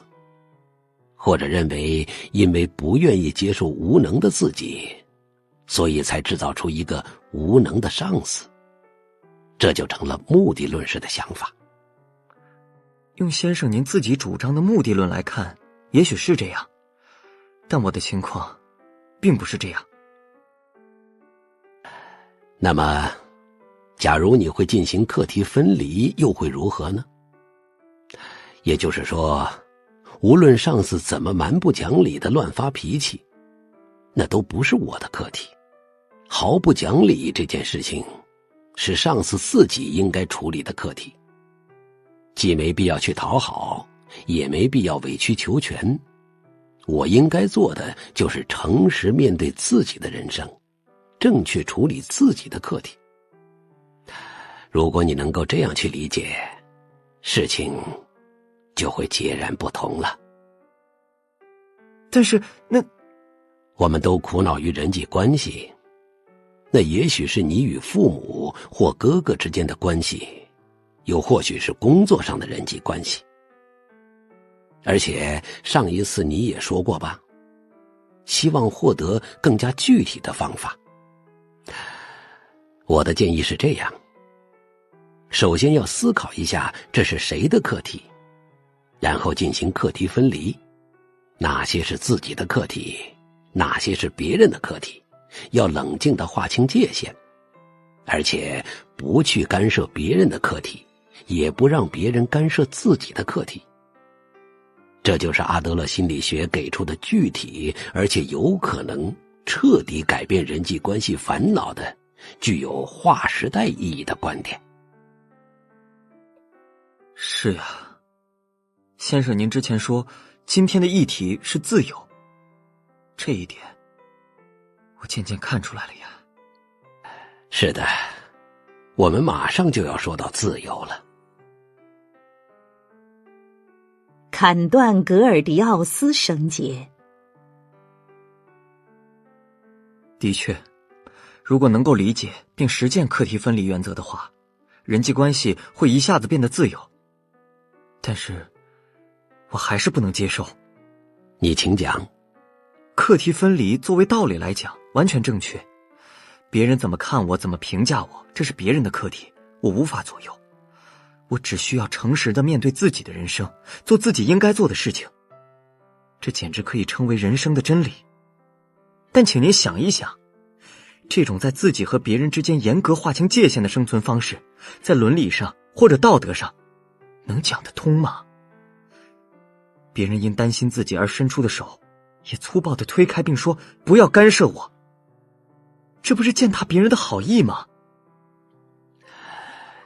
你知道亚历山大大帝这个人物吗？亚历山大大帝，是的，在世界史课上学过。是活跃于公元前4世纪的马其顿国王。他在远征波斯领地吕底亚的时候，神殿里供奉着一辆战车，战车是曾经的国王格尔迪奥斯混在神殿支柱上的。当地流传着这样一个传说，解开这个绳结的人就会成为亚细亚之王。这是一个很多技艺高超的挑战者都没有解开的绳结。那么你认为面对那个绳结的亚历山大大帝会怎么做呢？是非常巧妙地解开了绳结，不久变成了亚细亚之王吧？不，并非如此。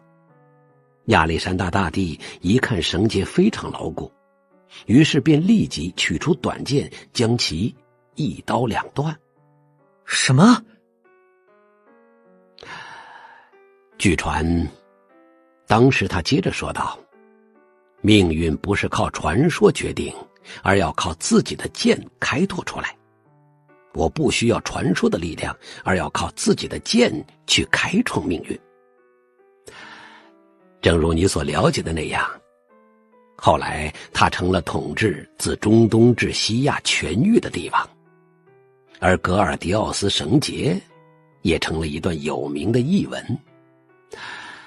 像这样盘宗错节的绳结，也就是人际关系中的羁绊，已经无法用普通方法解开了，必须用全新的手段将其切断。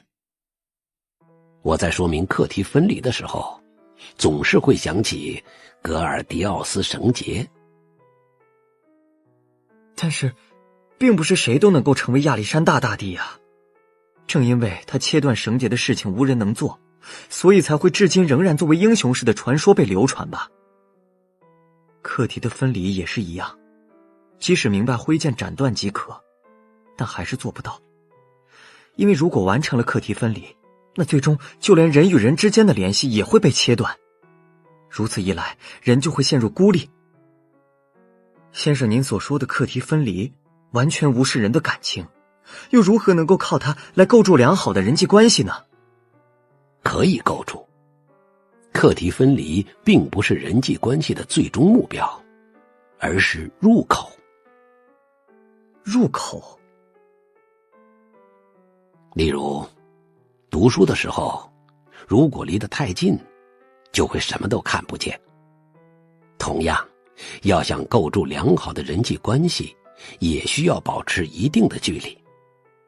如果距离太近，贴在一起，那就无法与对方正面对话。虽说如此，但距离也不可以太远。父母如果一味训斥孩子，心就会疏远。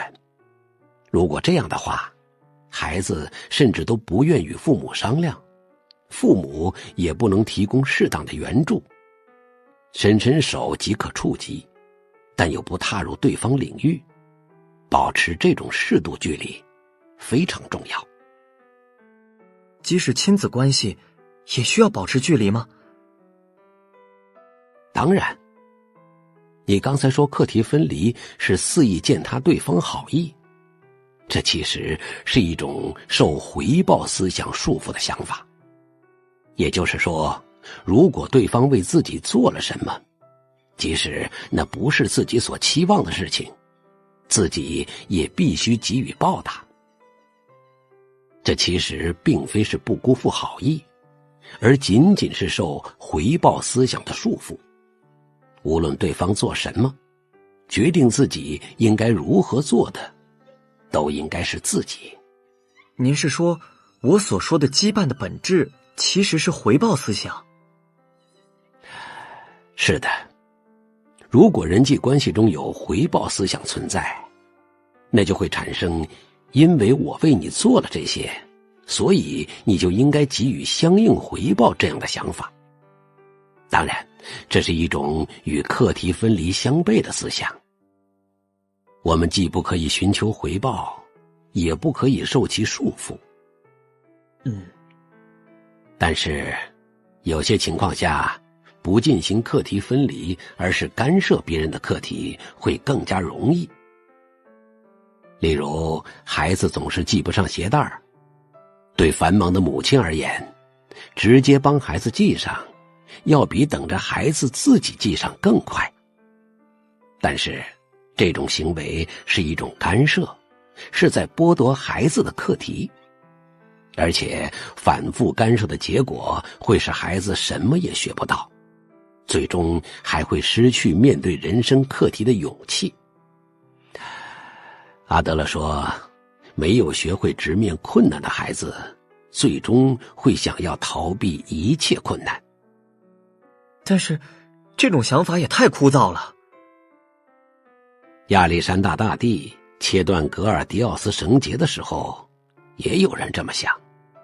他们认为绳结只有用手解开才有意义，用剑斩断是不对的做法。亚历山大误解了神谕。阿德勒心理学中有反常识的方面，否定原因论，否定精神创伤，采取目的论，认为人的烦恼全都是关于人际关系的烦恼。此外，不寻求认可或者课题分离也全都是反常识的理论。不可能，我根本做不到。为什么？哲人刚开始谈到的课题分离的内容太具冲击性。的确，当认为一切烦恼皆源于人际关系的时候，课题分离的确有用。只要拥有这个观点，世界就会变得简单。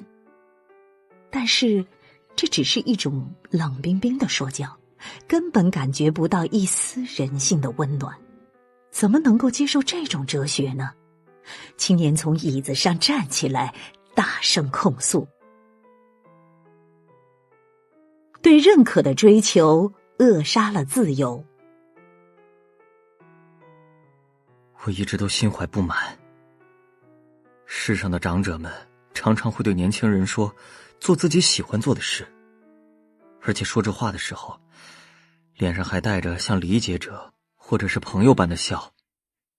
但是这样的话恐怕也就对那些跟自己没有什么关系也不必负责任的陌生年轻人说说而已吧。另一方面，父母或老师会给出一些要上那个学校或者得找一份安定的工作之类的无趣指示。这其实并不仅仅是一种干涉，反而是一种负责任的表现。正因为关系亲近，才会认真地为对方的将来考虑，所以才说不出做自己喜欢的事之类的不负责任的话。先生，您也一定会像理解者一样对我说，去做自己喜欢的事情吧。但是我并不相信别人的这种话，这是一种就像轻轻拂去落在肩上的毛毛虫一样极其不负责任的话。假如有人将那只毛毛虫踩死了，先生一定会冷冷地说一句，那不是我的课题，便扬长而去吧。什么课题分离呀，太没人性了。你有些不冷静啊。总而言之，你在某种程度上希望被干涉，或者希望他人来决定自己的道路吗？也许是吧，是这么回事。别人对自己抱有怎样的期待，或者自己被别人寄予了什么样的希望，这并不难以判断。另一方面，按照自己喜欢的方式去生活却非常难。自己期望什么，想要成为什么，希望过怎样的人生，这些都很难具体把握。如果认为人人都有明确的梦想或目标，那可就大错特错了。先生难道连这也不明白吗？的确，按照别人的期待生活会比较轻松，因为那是把自己的人生托付给了别人。比如走在父母铺好的轨道上，尽管这里也会有各种不满，但只要还在轨道上走着，就不会迷路。但是如果要自己决定自己的道路，那就有可能会迷路，甚至也会面临着该如何生存这样的难题。我寻求别人的认可就在于此。刚刚先生也提到了神的话题，如果是人人都相信神的时代，神在看着就有可能成为自律的规范。或许只要得到了神的认可，那就没有必要再去寻求别人的承认了。但是那样的时代早已经结束了。如果是这样，那就只能靠别人在看着来进行自律了，也就是以获得别人的认可为目标而认真的生活。别人的看法就是自己的路标。是选择别人的认可，还是选择得不到认可的自由之路？这是非常重要的问题。咱们一起来思考一下，在意别人的视线，看着别人的脸色生活，为了满足别人的期望而活着，这或许的确能够成为一种人生路标，但这却是极其不自由的生活方式。那么为什么要选择这种不自由的生活方式呢？你用了认可欲求这个词，总而言之，就是不想被任何人讨厌。哪里有想故意惹人厌的人呢？是的，的确没有希望惹人厌的人。但是请你这样想，为了不被任何人厌恶，需要怎么做呢？答案只有一个，那就是时常看着别人的脸色，并发誓忠诚于任何人。如果周围有10个人，那就发誓忠诚于10个人。如果这样的话，暂时就可以不招任何人讨厌了。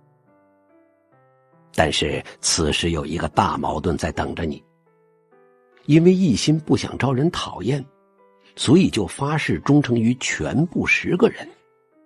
这就像陷入民粹主义的政治家一样，做不到的事情也承诺能做到，负不起的责任也一起包揽。当然，这种谎言不久后就会被拆穿，然后就会失去信用，使自己的人生更加痛苦。自然，继续撒谎的压力也超出想象。这一点，请你一定好好理解。为了满足别人的期望而活，以及把自己的人生托付给别人，这是一种对自己撒谎，也不断对周围人撒谎的生活方式。那么，您是说要以自我为中心，任性的活着吗？分离课题并不是以自我为中心，相反，干涉别人的课题才是以自我为中心的想法。父母强迫孩子学习，甚至对其人生规划或结婚对象指手画脚，这些都是以自我为中心的想法。那么，孩子可以不顾父母的意愿，任性的生活吗？没有任何理由不可以过自己喜欢的人生。哎呀，先生您可既是虚无主义者，又是无政府主义者，同时还是享乐主义者呀，真是让人既吃惊又觉得可笑。选择了不自由生活方式的大人，看着自由活在当下的年轻人，就会批判其享乐主义。当然，这其实是为了让自己接受不自由生活而捏造出的一种人生谎言。选择了真正自由的大人，就不会说这样的话，相反还会鼓励年轻人要勇于争取自由。好吧，您最终还是说自由的问题吧。那么，我们就赶快进入正题吧。刚才几次提到了自由，那么先生认为的自由究竟是什么呢？我们又如何才能获得自由呢？自由就是被别人讨厌。你刚才承认不想被任何人讨厌，并且说想要故意招人讨厌的人根本没有。是的，我同意，也不希望被别人讨厌。没有人愿意故意招人厌，这可以说是一种非常敏锐的洞察，是普遍欲求。虽说如此，但不管我们怎么努力，都既会有讨厌我的人，也会有讨厌你的人，这也是事实。当你被别人讨厌的时候，或者感觉可能被人讨厌的时候，有什么感觉呢？当然是很痛苦啊，会非常自责，并耿耿于怀地冥思苦想，为什么会招人讨厌？自己的言行哪里不对？以后该如何改进待人接物的方式等。不想被别人讨厌，这对人而言是非常自然的欲望和冲动。近代哲学巨人康德把这种欲望称作倾向性。倾向性？是的，也就是本能性的欲望，冲动性的欲望。那么按照这种倾向性，也就是按照欲望或冲动去生活，像自斜坡上滚下来的石头一样生活，这是不是自由呢？绝对不是。这种生活方式只是欲望和冲动的奴隶。真正的自由是一种把滚落下来的自己从下面向上推的态度。从下面向上推？石块无力，一旦开始从斜坡上滚落，就一直会按照重力或惯性等自然法则不停滚动。但是我们并不是石块，是能够抵抗倾向性的存在，可以让滚落的自己停下来并重新爬上斜坡。也许认可欲求是自然性的欲望，那么难道为了获得别人的认可，就要一直从斜坡上滚落下去吗？难道要像滚落的石头一样不断磨损自己，直至失去形状变成浑圆吗？这样产生的球体能叫真正的自我吗？根本不可能。您是说对抗本能和冲动便是自由？就像我前面反复提到的那样，阿德勒心理学认为一切烦恼皆源于人际关系，也就是说，我们都在追求从人际关系中解放出来的自由。但是一个人在宇宙中生存之类的事情根本不可能。想到这里，自然就能明白何谓自由了吧？是什么？也就是说，自由就是被别人讨厌。什么？是你被某人讨厌，这是你行使自由以及活得自由的证据，也是你按照自我方针生活的表现。哎呀，但是的确，招人讨厌是件痛苦的事情。如果可能的话，我们都想毫不讨人嫌地活着，想要尽力满足自己的认可欲求。但是八面玲珑地讨好所有人的生活方式是一种极其不自由的生活方式，同时也是不可能实现的事情。如果想要行使自由，那就需要付出代价。而在人际关系中，自由的代价就是被别人讨厌。不对，绝对不对，这不是自由，这是一种教唆人为恶的恶魔思想。你一定认为自由就是从组织中解放出来吧？认为自由就是从家庭、学校、公司或者国家等团体中跳出来。但是即使跳出组织，也无法得到真正的自由。毫不在意别人的评价，不害怕被别人讨厌，不追求被他人认可，如果不付出以上这些代价，那就无法贯彻自己的生活方式，也就是不能获得自由。先生是对我说要去惹人厌吗？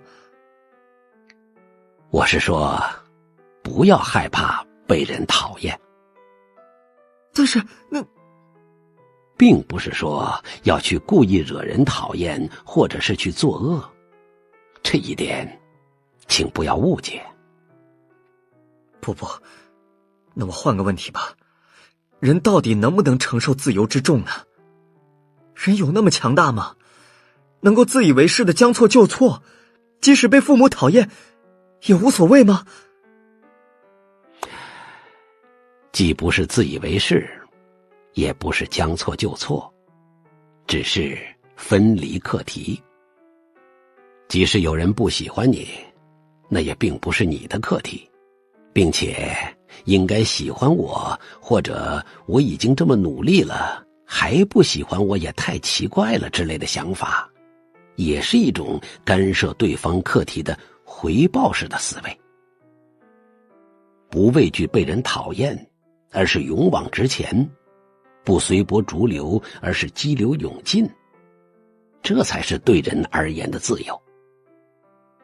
如果在我面前有被所有人喜欢的人生和有人讨厌自己的人生这两个选择，让我选的话，我一定会毫不犹豫地选择后者。比起别人如何看自己，我更关心自己过得如何，也就是想要自由的生活。先生现在自由吗？是的，我很自由。虽然不想被人讨厌，但即使被人讨厌也没有关系。是啊，不想被人讨厌也许是我的课题，但是是否讨厌我却是别人的课题。即使有人不喜欢我，我也不能去干涉。如果用刚才介绍过的那个谚语说的话，那就是只做把马带到水边的努力，是否喝水是那个人的课题。那么结论呢？获得幸福的勇气也包括被讨厌的勇气。一旦拥有了这种勇气，你的人际关系也会一下子变得轻松起来。人际关系王牌握在你自己手里。但是我真没想到来到哲学家的房间会听到被人讨厌之类的话题。我也知道这个话题不太容易理解消化它需要一定的时间。今天如果继续谈论下去，恐怕你也无法接受。那么关于课题分离，最后我再说一件我自己的事情，以此作为今天的结束吧。好的。这也是我和父母之间关系的事情。我自幼就与父亲关系不好，几乎从未进行过真正的对话。我20多岁的时候，母亲去世了，之后我与父亲的关系就更加恶化。对，这种情况一直持续到我邂逅阿德勒心理学并理解了阿德勒思想。您和父亲的关系为什么不好呢？我记忆中有被父亲殴打的印象，具体为什么不记得了，只记得我被打得逃到桌子底下，又被父亲拽出来狠狠地打，并且不是一次，而是很多次。那种恐惧成了一种精神创伤。在邂逅阿德勒心理学之前，我也是这么理解的，因为父亲是一个沉默寡言、不好接近的人，但是认为因为那时候被打，所以关系不和，是弗洛伊德式的原因论的想法。如果站在阿德勒目的论的立场上，因果律的解释就会完全倒过来，也就是说，我为了不想与父亲搞好关系，所以才搬出来被打的记忆。也就是说，先生您是先有不想与父亲和好这一目的？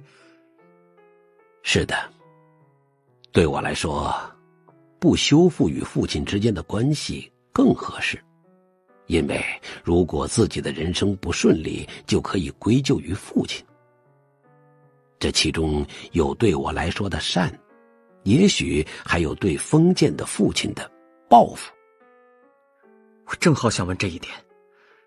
假如因果律发生了逆转，用先生的情况来讲，就是可以自我剖析为，不是因为被打，所以才与父亲不和，而是因为不想与父亲和好，所以才搬出被打的记忆。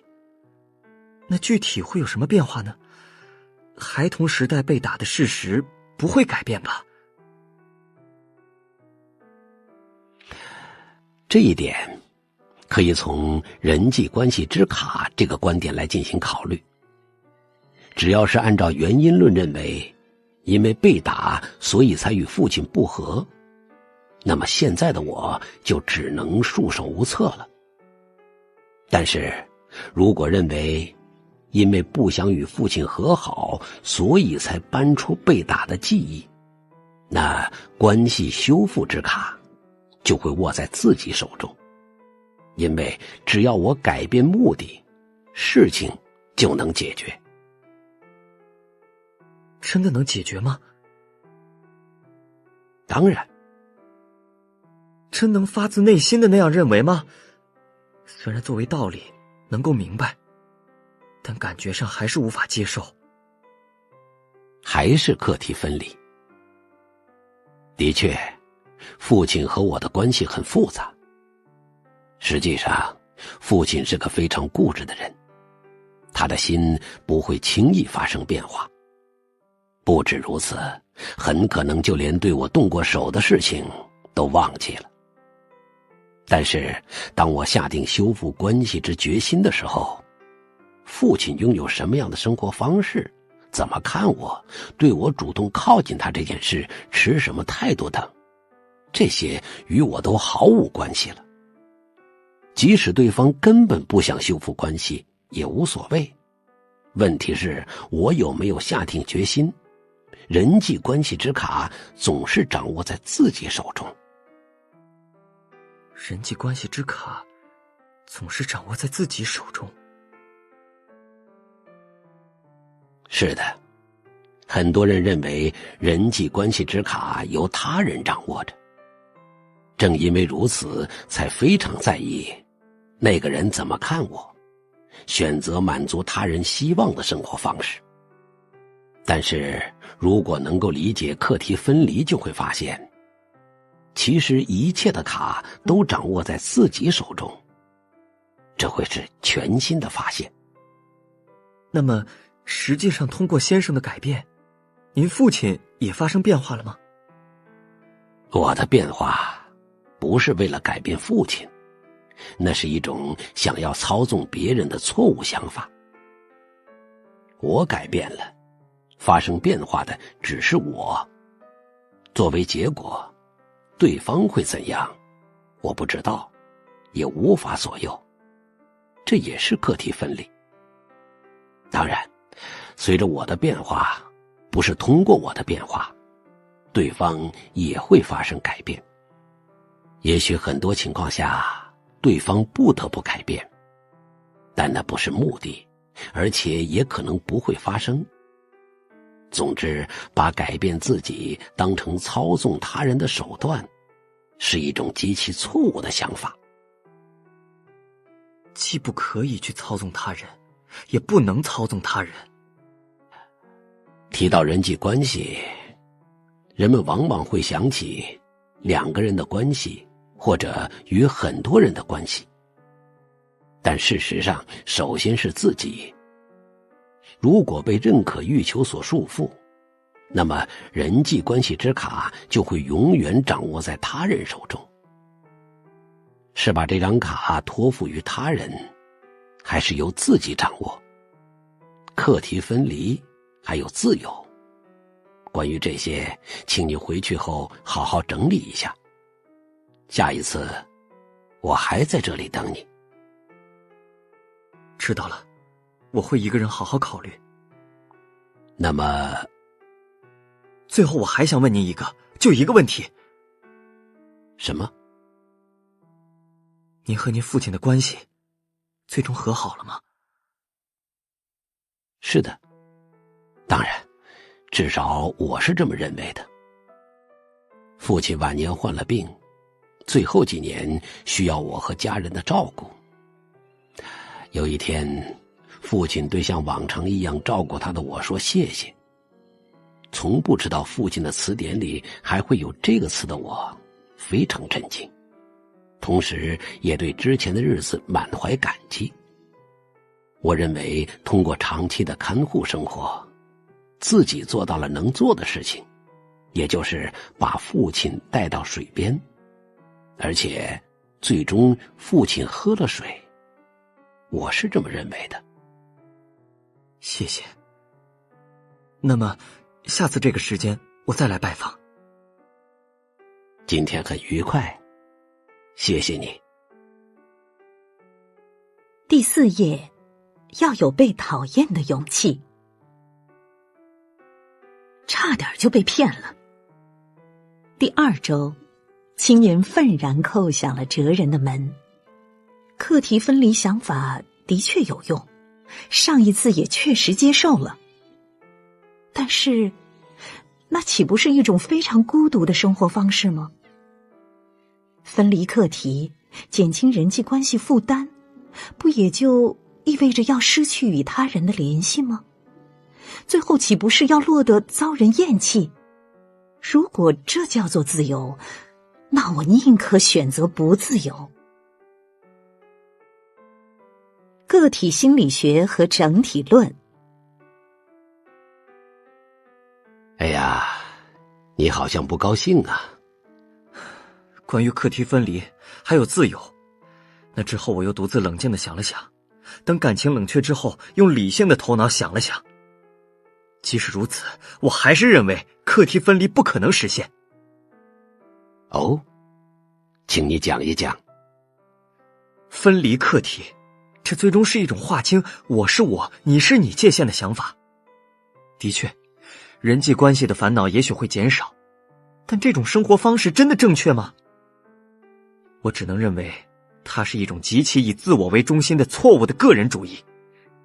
在我第一次来拜访的时候，您好像说过阿德勒心理学的正式名称是个体心理学吧？我一直很在意这个名字，现在终于理解了。总而言之，阿德勒心理学及个体心理学是引导人走向孤立的个人主义的学问。的确，阿德勒所命名的个体心理学这一名称，也许很容易招人误解。在这里我要简单做一下说明。首先，在英语中，个体心理学叫做 individual psychology， 而且这里的个人 individual 一词在语言上有不可分割的意思。不可分割？总之就是不可再分的最小单位的意思。那么具体来讲，什么不可以分割呢？阿德勒反对把精神和身体、理性和感情，以及意识和无意识等分开考虑的一切二元论的价值观。什么意思？比如，请你想一想，那位因为脸红恐惧症而来咨询的女学生的话，她为什么会得脸红恐惧症呢？阿德勒心理学不把身体症状与心灵分离开来考虑，而是认为心灵和身体是不可分割的一个整体。就好比由于内心的紧张，手脚会发抖，脸颊会变红，或者由于恐惧而脸色苍白等。心灵和身体会有联系部分吧？理性和感情，意识和无意识也是一样。一般情况下，冷静的人不会因被冲动驱使而大发雷霆。我们并不是受感情这一独立存在所左右，而是一个统一的整体。不，这不对。只有把心灵和身体、理性和感情、意识和无意识这些因素明确区分开来进行考虑，才能正确理解人的本质。这不是理所当然的道理吗？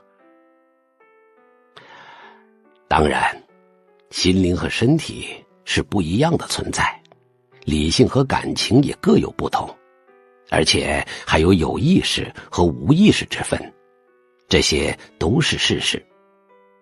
但是当对他人大发雷霆的时候，那是作为整体的我选择了勃然大怒，绝对不是感情这一独立存在，可以说与我的意志无关，发出了怒吼。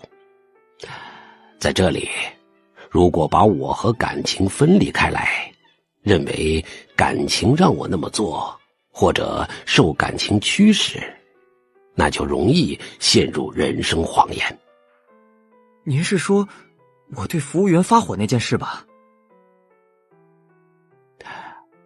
是的，像这样把人看作不可分割的存在和作为整体的我来考虑的方式，叫做整体论。那倒是可以，但是先生，我并不想听您空谈个人的定义。如果彻底探讨阿德勒心理学，会发现他最终将把人导向我是我，你是你的孤立境地，也就是我不干涉你，你也别干涉我，彼此都任性的活着。请您坦率地分析一下这一点。明白了。关于一切烦恼皆源于人际关系这一阿德勒心理学的基本思想，你已经理解了吧？是的，作为解决这种烦恼的手段，出现了人际关系方面的不干涉，即课题分离这一观点。我上次应该说过这样的话：要想缔结良好的人际关系，需要保持一定距离，太过亲密就无法正面对话，但是距离也不可以太远。课题分离不是为了疏远他人，而是为了解开错综复杂的人际关系之线。解开线？是的，你现在是把自己的线和他人的线乱糟糟地缠在一起来看世界，红蓝黄绿，一切颜色都混杂在一起，这种状态叫缠绕，而不是联系。那么先生又是如何看待联系的呢？上一次作为解决人际关系烦恼的处方，我谈到了课题分离，但是人际关系并不止于课题分离，相反，分离课题是人际关系的出发点。今天我们来深入讨论一下阿德勒心理学是如何看待整个人际关系的，以及我们应该与他人缔结什么样的人际关系。人际关系的终极目标。那么我来问一下，在这里，请您只简单的回答结论。先生，您说课题分离是人际关系的出发点，那么人际关系的终点在哪里呢？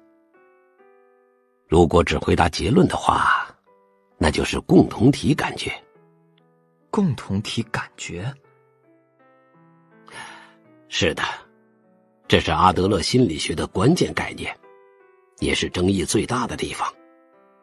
事实上，当阿德勒提出共同体感觉这一概念的时候，很多人都离他而去。好像很有意思啊。那么，那是怎样的概念呢？上次说到过，是把别人看成敌人，还是看成伙伴这个话题吧。在这里，我们再深入考虑一下，如果他人是伙伴，我们生活在伙伴中间，那就能够从中找到自己的位置，而且还可以认为自己在为伙伴们，也就是共同体做着贡献。像这样把他人看作伙伴，并能够从中感到自己有位置的状态，就叫共同体感觉。究竟哪里是重点呢？这主张也太空洞了吧。问题是共同体的内容。你听到共同体这个词，会有什么印象呢？哎呀，应该就是家庭、学校、单位、地域、社会之类的范围吧。阿德勒认为，他自己所叙述的共同体，不仅仅包括家庭、学校、单位、地域、社会，还包括国家或人类等一切存在。在时间轴上，还包括从过去到未来，甚至也包括动植物或非生物。啊？也就是主张，共同体并不是我们普遍印象中的共同体概念所指的既有范围，而是包括了从过去到未来，甚至包括宇宙整体在内的一切。不，根本弄不懂是什么意思。宇宙？过去或未来？您究竟在说什么呢？听了这话，大部分人都会产生同样的疑问，马上理解的确很难，甚至阿德勒本人都承认自己所说的共同体是难以实现的理想。这就麻烦了呀。那么我反过来问问您，先生，您能够彻底理解并接受这种甚至包括了宇宙整体的共同体感觉吗？我认为是，而且我甚至认为，如果不理解这一点，就无法理解阿德勒心理学。啊？就像我一直说的那样，阿德勒心理学认为，一切烦恼皆源于人际关系，不幸之源也在于人际关系。反过来说，就是幸福之源也在于人际关系。的确，共同体感觉是幸福的人际关系的最重要的指标。愿闻其详。在英语中，共同体感觉叫做 social interest， 也就是对社会的关心。这里我要问问你，你知道社会学上所讲的社会的最小单位是什么吗？社会的最小单位？哎呀，是家庭吧？不对，是我和你。只要有两个人存在，就会产生社会，产生共同体。要想理解阿德勒所说的共同体感觉，首先可以以我和你为起点。以此为起点，怎么做呢？把对自己的执着 self-interest 变成对他人的关心 social interest。对自己的执着，对他人的关心，这又是什么呢？拼命寻求认可，反而是以自我为中心。那么，具体考虑一下吧。这里，我们把对自己的执着这个词，换成更容易理解的，以自我为中心。在你印象中，以自我为中心的人是什么样的人呢？首先想到的是暴君一样的人物吧，残暴蛮横，不顾别人的感受，只考虑自己，认为整个世界都要围着自己转，依仗权力或暴力像专制君主一样横行霸道，对周围人来说是非常麻烦的人物。莎士比亚戏剧中的李尔王等就是典型的暴君类型。的确如此。另一方面，虽不是暴君，但却破坏集团和谐的人物，也可以说是以自我为中心，不参加集体活动而喜欢单独行动，即使迟到或者爽约也毫不反省，用一句话形容，就是自私任性的人。的确，对以自我为中心的人物的一般印象就是这些，但是还必须再加上一种类型。实际上，不能进行课题分离，一味拘泥于认可欲求的人，也是极其以自我为中心的人。为什么？请你考虑一下认可欲求的实质。他人如何关注自己，如何评价自己，又在多大程度上满足自己的欲求。受这种认可欲求束缚的人，看似在看着他人，但实际上眼里却只有自己，失去了对他人的关心，而只关心我，也就是以自我为中心。那么也就是说，像我这样非常在意别人评价的人，也是以自我为中心吗？虽然如此竭尽全力的在迎合他人。是的，在只关心我这个意义上来讲，是以自我为中心。你正因为不想被他人认为自己不好，所以才在意他人的视线。这不是对他人的关心，而是对自己的执着。但是上一次我也说过，有人认为你不好，那证明你活得自由，或许从中能感到以自我为中心的气息。但是我们现在要讨论的不是这一点，一味在意他人怎么看的生活方式，正是只关心我的自我中心式的生活方式。啊，这可真是令人吃惊的言论呐！不仅仅是你，凡是执着于我的人，都是以自我为中心的，所以必须把对自己的执着换成对他人的关心。好吧，的确，我只看到了自己，这一点我承认。不是如何看待他人，而是只在意自己如何被看待。即使被说成是以自我为中心，我也无法反驳。但是请您也想一想，如果把我的人生看作是一部长篇电影，那主人公肯定是我吧？那么把摄像机聚焦到主人公身上，有什么错呢？你不是世界的中心，只是世界地图的中心。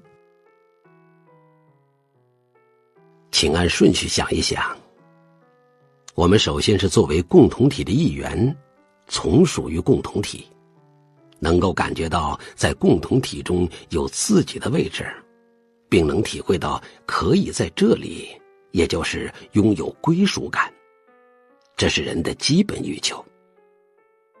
例如学业、工作、交友，还有恋爱和结婚等，这一切都与寻求归属感紧密相关的，你不这么认为吗？啊，是的，是的，深有同感。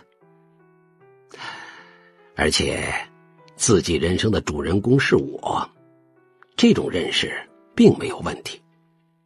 但是这并不意味着我君临于世界的中心，我是自己人生的主人公，同时也是共同体的一员，是整体的一部分。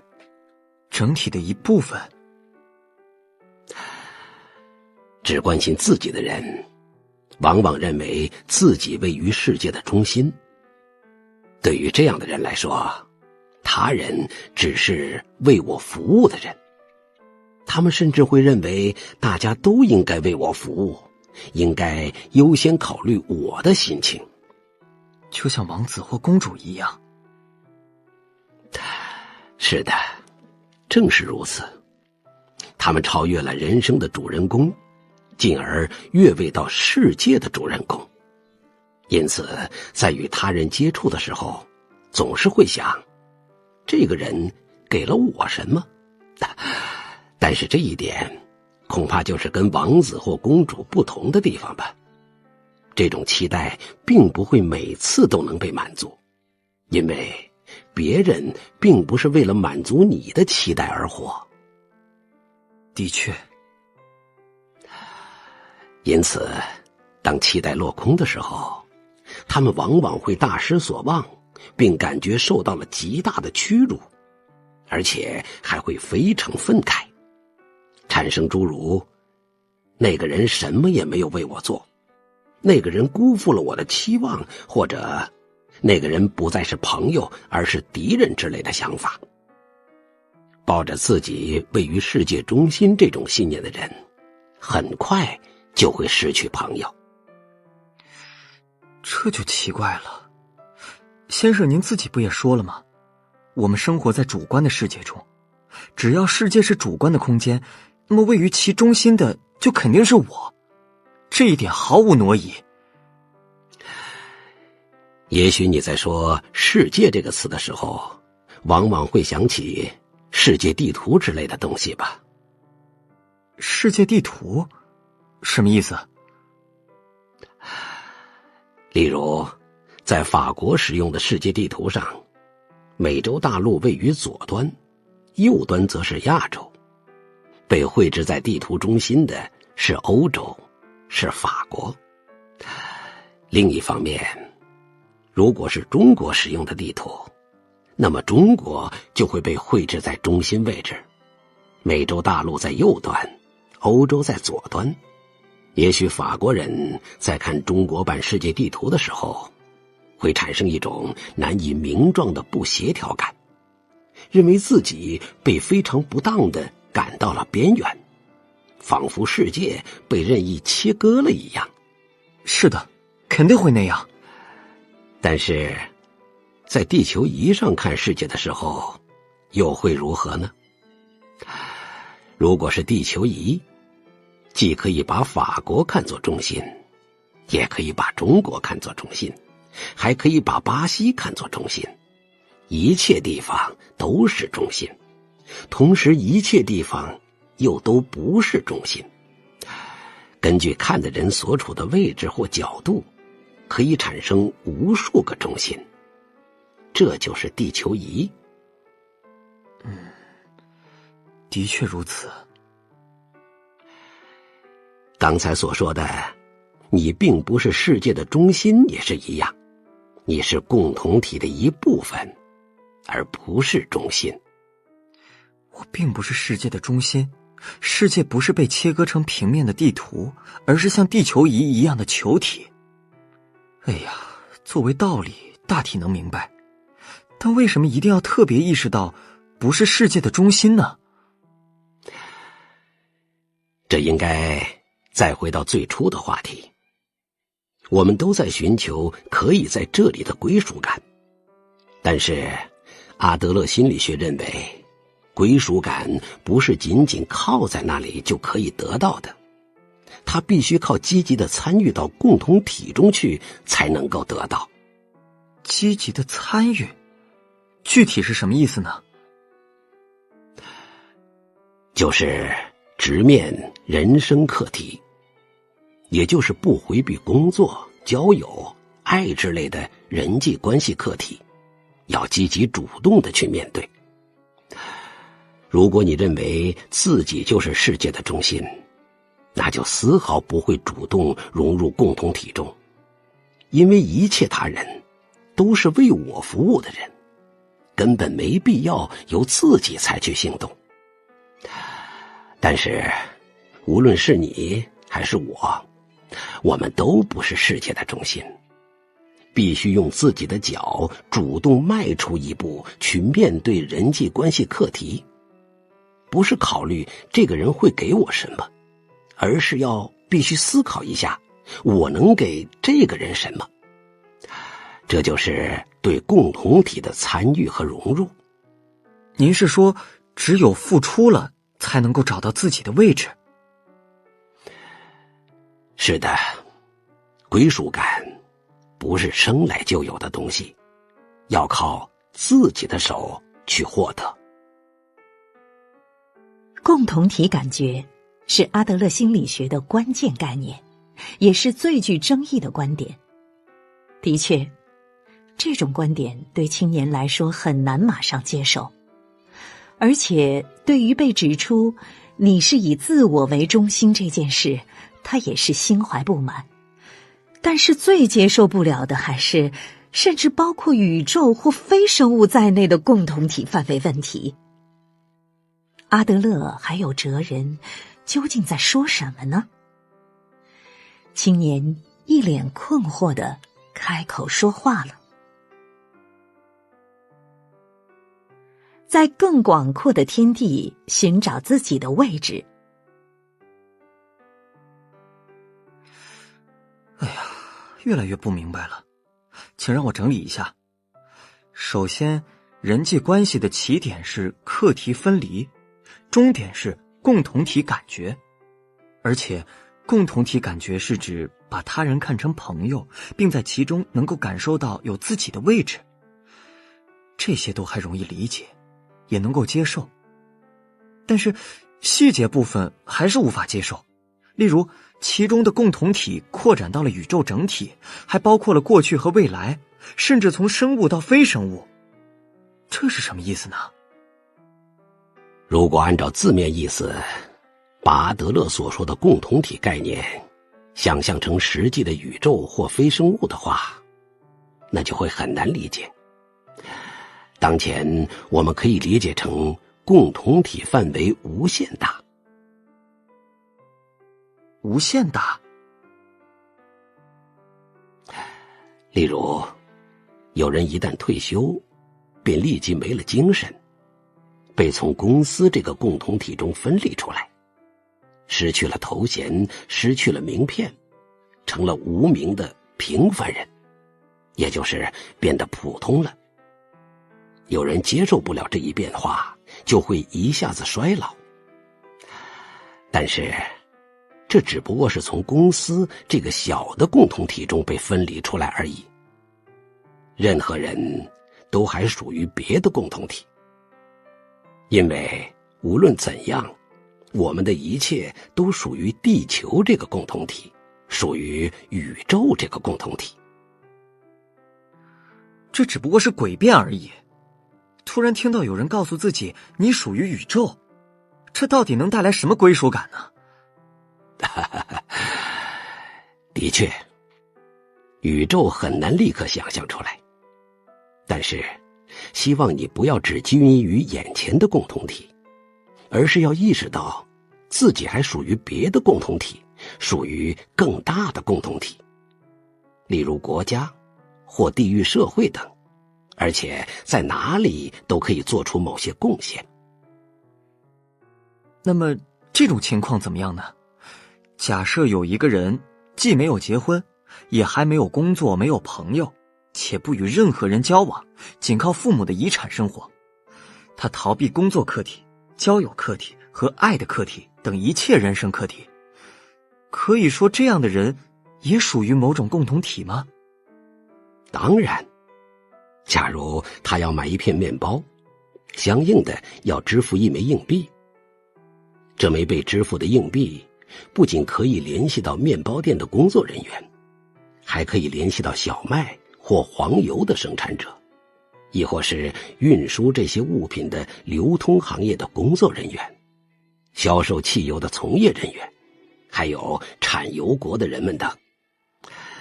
这一切都可以说环环相扣，紧密相连。人绝不会也不可能离开共同体独自生活。您是说要在买面包的时候空想这么多？不是空想，这是事实。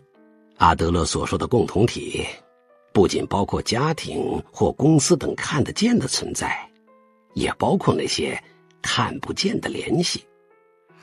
先生，您正逃避在抽象论中，现在的重点问题是可以在这里这样的归属感，而在归属感这一意义上，也多为能够看得见的共同体，这一点您承认吧？例如，在拿公司这个共同体和地球这个共同体相比较的时候，我是这个公司的一员，这种归属感会更强。用先生的话说就是，人际关系的距离和深度完全不一样。我们在寻求归属感的时候，理所当然的会去关注更小的共同体。你说得很深刻。那么，请你想一想，为什么我们应该意识到更多更大的共同体？我还要重复一下，我们都属于多个共同体，属于家庭，属于学校，属于企业，属于地域社会，属于国家等。这一点你同意吧？同意。那么假设你只是学生，只看到学校这个共同体，也就是说学校就是一切，我正因为有了学校才是我，这之外的我根本不可能存在。但是在这个共同体中，自然也会遇到某些麻烦，受欺负，交不到朋友，功课不好，或者是根本无法适应学校这个系统。也就是我有可能对于学校这个共同体不能产生可以在这里的归属感。是的，是的，非常有可能。这种时候，如果认为学校就是一切，那你就会没有任何归属感，然后就会逃避到更小的共同体，例如家庭之中，并且还会躲在里面不愿出去。有时候甚至会陷入家庭暴力等不良状况，想要通过这样做来获得某种归属感。但是在这里，希望你能关注的是，还有更多别的共同体，特别是还有更大的共同体。什么意思呢？在学校之外，还有更加广阔的世界，而且我们都是那个世界的一员。如果学校中没有自己位置的话，还可以从学校外面找到别的位置，可以转学，甚至可以退学。一张退学申请就可以切断联系的共同体，终归也就只是那种程度的联系。如果了解了世界之大，就会明白自己在学校中所受的苦，只不过是杯中风暴而已。只要跳出杯子，猛烈的风暴也会变成微风。您是说，如果闭门不出，就无法到杯子外边去？闷在自己房间里，就好比停留在杯子里，躲在一个小小的避难所里一样。即使能够临时避雨，但暴风雨却不会停止。哎呀，道理上也许是如此，但是跳到外面去很难，就连退学这种决断也没有那么容易。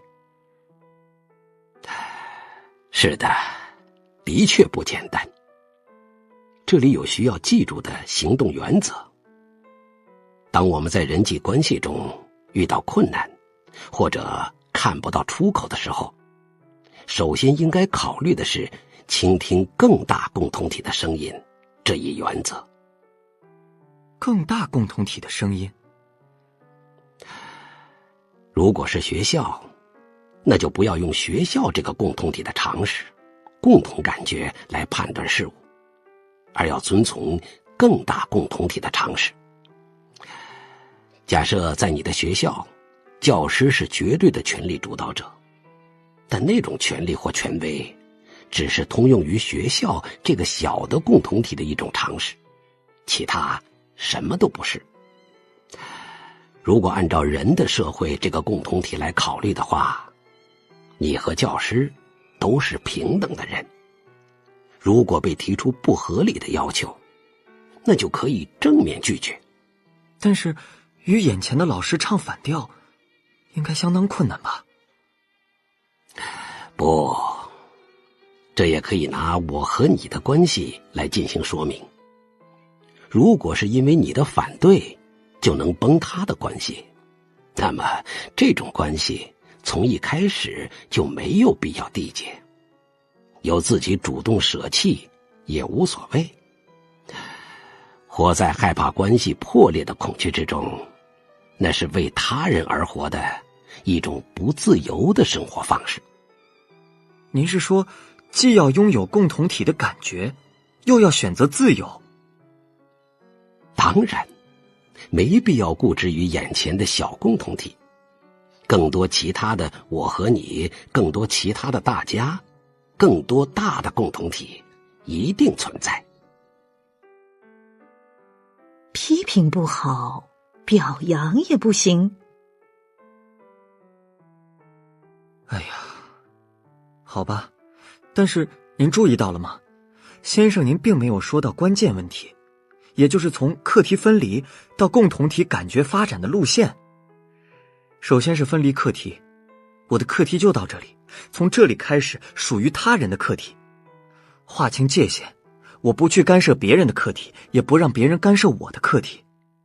那么如何从这种课题分离中建立人际关系，最终形成可以在这里的共同体感觉呢？阿德勒心理学认为该如何去完成工作、交友、爱之类的人生课题呢？这些问题您始终没有具体谈，只是用抽象的语言蒙混过去了。是的，重要的就是这里。分离课题如何带来良好的关系，也就是如何才能形成相互协调与合作的关系。这里就需要提到横向关系这个概念。横向关系？举一个容易明白的亲子关系的例子。在教育孩子或是培养部下的时候，一般都认为有两个方法：批评教育法和表扬教育法。啊，这是经常被拿来讨论的问题。你认为批评和表扬应该选择哪一种呢？当然是表扬教育法。为什么？想想动物训练就能够明白，训练动物耍记忆的时候，可以挥舞着鞭子让其顺从，这是典型的批评教育的做法。另一方面，也可以一个手拿着食物，并通过语言的赞美让其记住所教记忆，这就是表扬教育。这两种方法在掌握记忆这个结果上也许一样，但是在因为被批评而做和想要被表扬而做这两种情况中，行动对象的动机完全不同。后者中含有喜悦的成分，因为批评会让对方萎缩，所以只有在表扬教育下才能茁壮成长。这是理所当然的结论吧？的确如此。动物训练是很有意思的观点。那么，我要说明一下阿德勒心理学的立场。关于以育儿活动为代表的一切与他人的交流，阿德勒心理学都采取不可以表扬的立场。不可以表扬？当然，同时也反对体罚，不认可批评。不可以批评，也不可以表扬。这就是阿德勒心理学的立场。究竟为什么呢？请你考虑一下表扬这种行为的实质。例如，假设我赞美你，说不错嘛，你做得很好，你不觉得这种话有些别扭吗？是的，的确会感觉不愉快。为什么感觉不愉快呢？你能说明一下理由吗？那句不错嘛，你做得很好中所包含的俯视般的语感让人不愉快。是的，表扬这种行为含有有能力者对没能力者所做的评价这方面的特点。有的母亲会赞美帮忙准备晚饭的孩子，说你真了不起。但是如果是丈夫做了同样的事情，一般不会表扬说你真了不起吧。的确如此。也就是说，用你真了不起，做得很好，或者真能干之类的话表扬孩子的母亲，无意之中就营造了一种上下级关系，把孩子看得比自己低。你刚才提到的训练的事情，正好象征了一种表扬背后的上下级关系和纵向关系。人表扬他人的目的，就在于操纵比自己能力低的对方，其中既没有感谢，也没有尊敬。为了操纵而表扬？是的，我们表扬或者批评他人，只有用糖还是用鞭子的区别，其背后的目的都是操纵。阿德勒心理学之所以强烈否定赏罚教育，就因为它是为了操纵孩子。不，这不对，请您站在孩子的立场考虑一下。对孩子来说，被父母表扬是无上的喜悦吧？正因为希望得到表扬，才努力学习，才好好表现。实际上，我在小时候就非常希望得到父母的表扬，长大之后也是一样。如果得到了上司的表扬，就会很高兴，这是一种不关乎理论的本能的感情。希望被别人表扬，或者反过来想要去表扬别人，这是一种把一切人际关系都理解为纵向关系的证明。你也是因为生活在纵向关系中，所以才希望得到表扬。阿德勒心理学反对一切纵向关系，提倡把所有的人际关系都看作横向关系。在某种意义上，这可以说是阿德勒心理学的基本原理。这可以表达为虽不同但平等吗？是的，是平等及横向关系。例如，有些男人会骂家庭主妇又不挣钱，或者是谁养着你啊之类的话。也听到过有人说钱随便你花，还有什么不满的呀之类的话。这都是多么无情的话呀！经济地位跟人的价值毫无关系，公司职员和家庭主妇只是劳动场所和任务不同，完全是虽不同但平等。的确如此。他们恐怕是非常害怕女性变得聪明，比自己挣钱多，或者是跟自己顶嘴之类的事情。他们把人际关系都看成是纵向关系，害怕被女性瞧不起，也就是在掩饰自己强烈的自卑感。是不是在某种意义上已经陷入了想要尽力夸耀自己能力的优越情节呢？是这样的，自卑感原本就是从纵向关系中产生的一种意识。只要能够对所有人都建立起虽不同但平等的横向关系，那就根本不会产生自卑情节。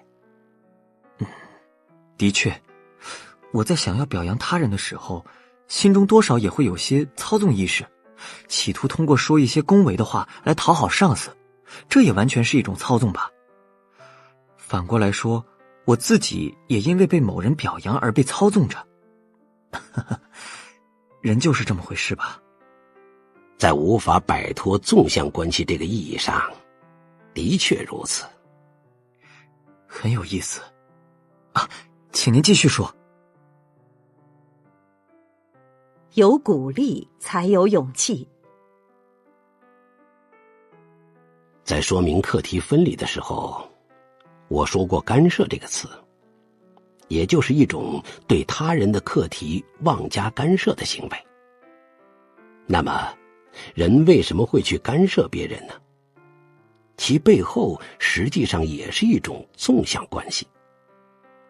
正因为把人际关系看成纵向关系，把对方看得比自己低，所以才会去干涉，希望通过干涉行为把对方导向自己希望的方向。这是坚信自己正确而对方错误。当然，这里的干涉就是操纵。命令孩子好好学习的父母就是一个典型例子。也许本人是出于善意，但结果却是妄加干涉，因为这是想按照自己的意思去操纵对方。如果能够建立起横向关系，那也就不会再有干涉吗？不会再有。但是学习的例子暂且不谈，如果眼前有一个非常苦恼的人，那总不能置之不理吧。这种情况也可以说一句，我若插手那就是干涉，而什么也不做吗？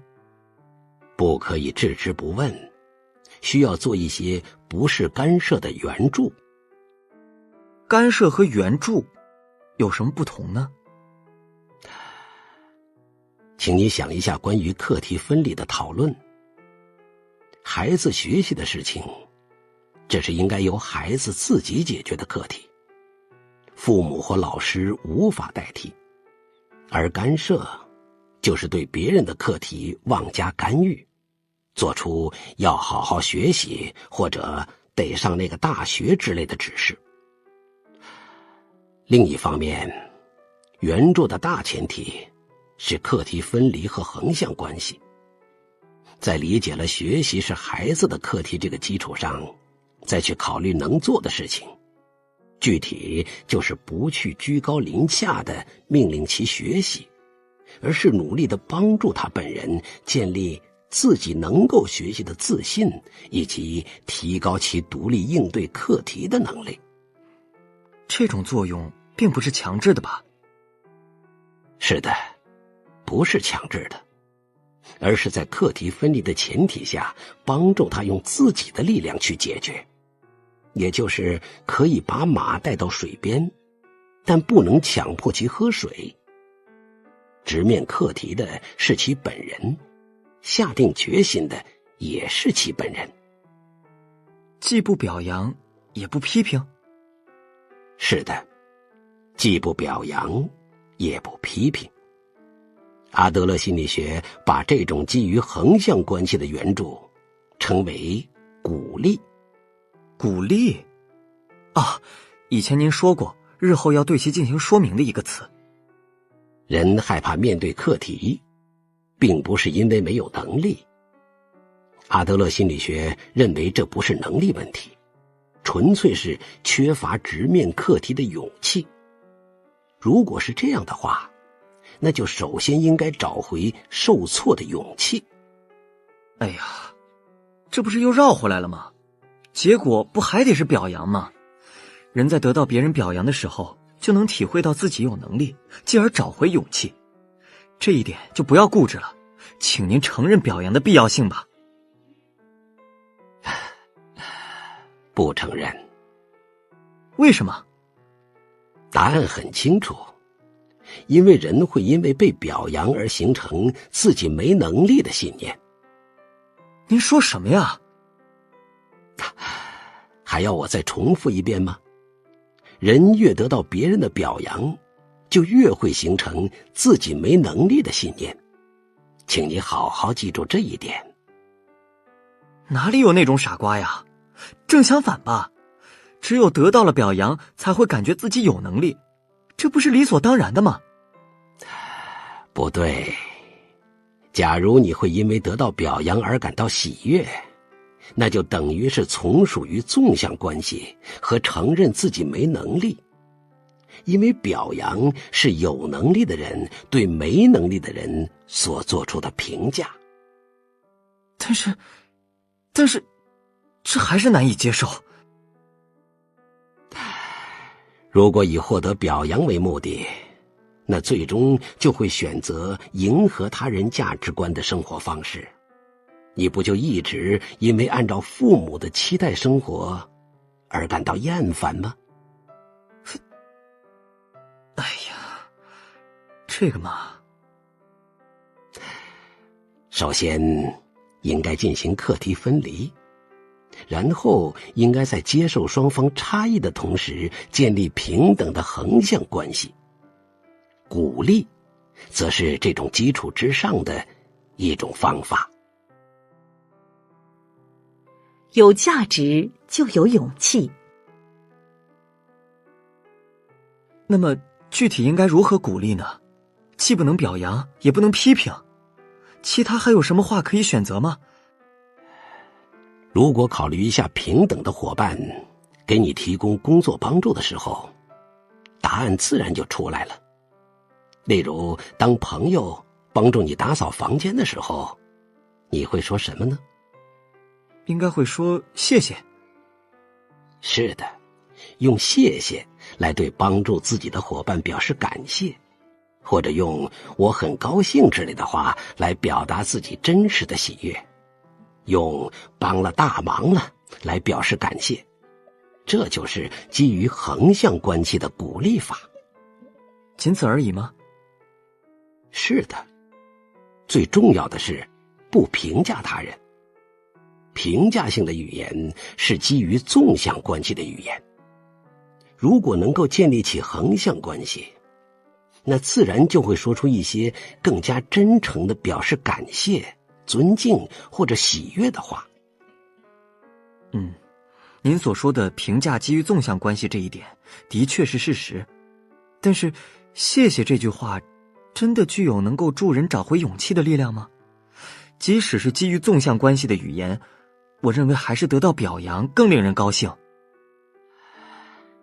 被表扬是得到他人很好之类的评价，而且判断某种行为好还是坏是以他人的标准。如果希望得到表扬，那就只能迎合他人的标准，妨碍自己的自由。另一方面，谢谢不是一种评价，而是更加纯粹的感谢之词。人在听到感谢之词的时候，就会知道自己能够对别人有所贡献。被别人评价说很好，不也能感觉自己有贡献吗？的确如此，这也跟接下来的讨论有关。阿德勒心理学认为，贡献这个词非常沉重。什么意思呢？例如，人怎样才能够获得勇气？阿德勒的见解是，人只有在能够感觉自己有价值的时候，才可以获得勇气。在能够感觉自己有价值的时候。我们在讨论自卑感的时候，不是说过这是主观价值问题吗？是认为自己有价值，还是认为自己是没有价值的存在？如果能够认为自己有价值的话，那个人就能够接纳自我，并建立起直面人生课题的勇气。这里的问题是，究竟怎样才能够感觉自己有价值这一点？是的，正是如此，这一点必须明确一下。非常简单，人只有在可以体会到我对共同体有用的时候，才能感觉到自己的价值。这就是阿德勒心理学的答案。我对共同体有用。就是通过为共同体，也就是他人服务，能够体会到我对别人有用，不是被别人评价说很好，而是主观上就能够认为我能够对他人做出贡献。只有这样，我们才能够真正体会到自己的价值。之前讨论到的共同体感觉或鼓励的话题，也与此紧密相关。哎呀，思维有点乱了。现在的讨论正在接近核心，请你一定紧紧跟上。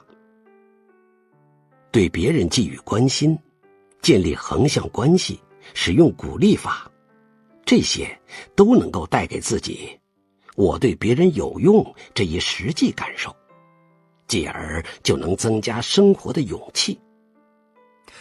对别人有用，因此我就有活着的价值，是这样吗？休息一会儿吧，喝杯咖啡如何？啊，好的，谢谢。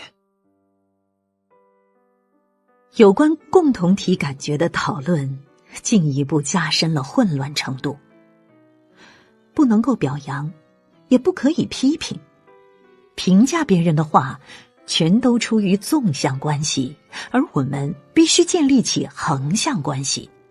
还有，我们只有能够感觉自己对别人有用的时候，才能体会到自己的价值。青年感觉这种论调中隐藏着一个大大的漏洞。喝着咖啡，他想起了自己祖父的事情。只要存在着，就有价值。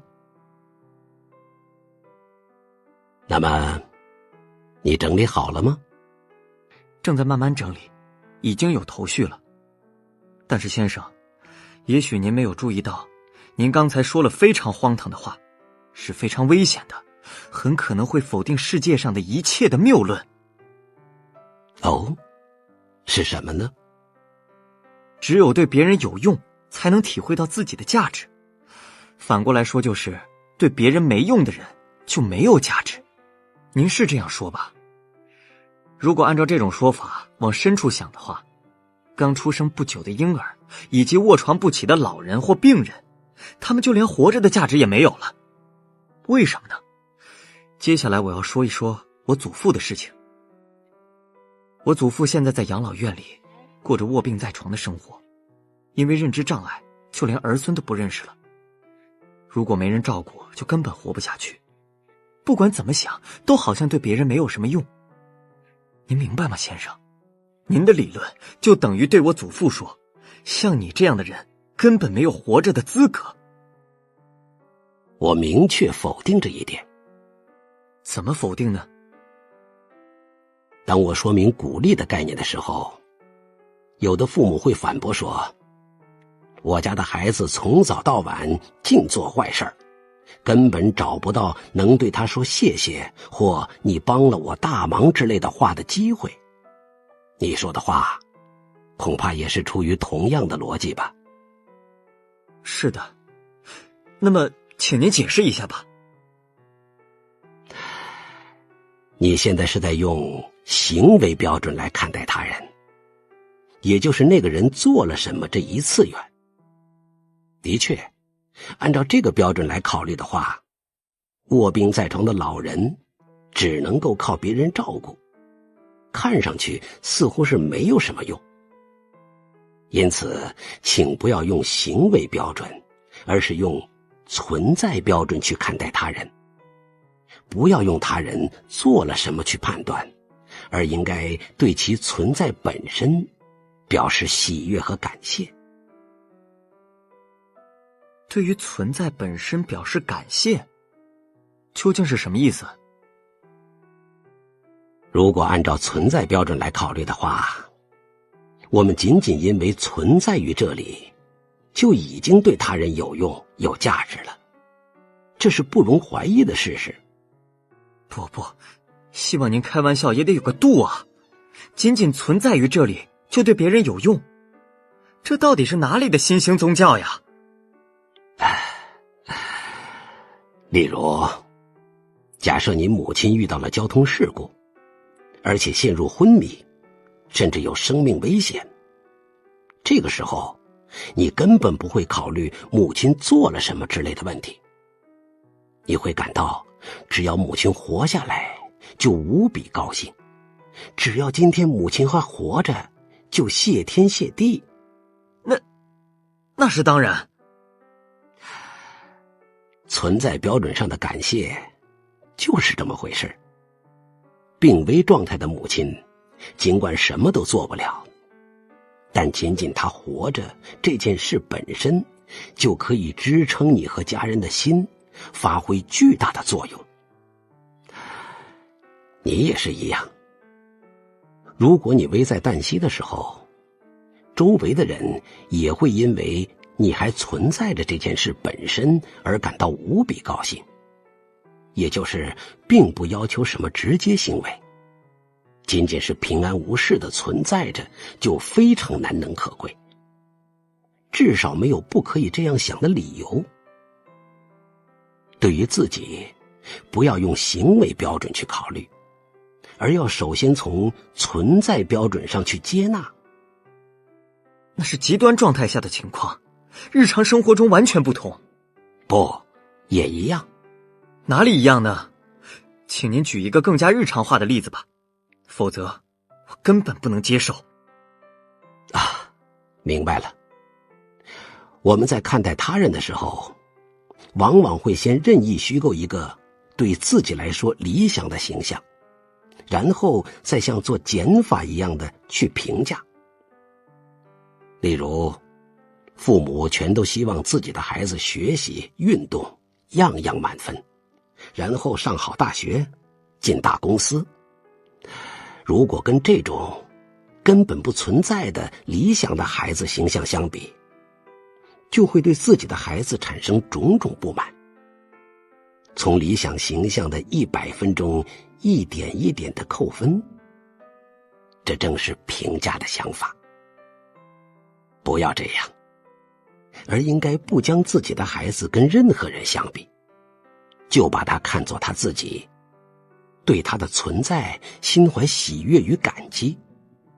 不要按照理想形象去扣分，而是从0起点出发。如果是这样的话，那就能够对存在本身表示感谢了。这可真是理想论呐。那么先生是说，即使对既不去上学也不去工作，整天只知道闷在家里的孩子，也要说谢谢吗？当然。例如，假设闲居在家的孩子吃完饭之后帮忙洗碗，如果说这种事就算了，快去上学吧，那就是按照理想的孩子的形象做减法运算的父母的话。如果这样做，那就会更加挫伤孩子的勇气。但是如果能够真诚地说声谢谢的话，孩子也许就可以体会到自己的价值，进而迈出新的一步。哎呀，这纯粹是一种伪善，这只是伪善者的胡说八道。先生所说的话，共同体感觉、横向关系、对存在本身的感谢，这些究竟谁能够做到呢？关于共同体感觉问题，也有人向阿德勒本身提出过同样的疑问。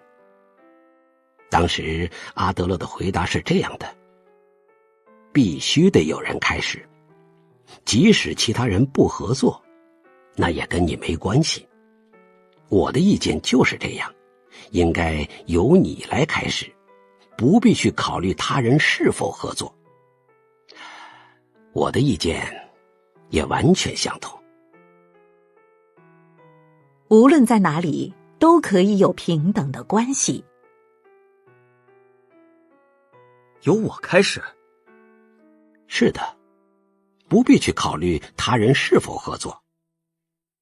那么我再来问问你，先生，您说人只要活着就对别人有用，仅仅从活着就能体会到自己的价值，对吧？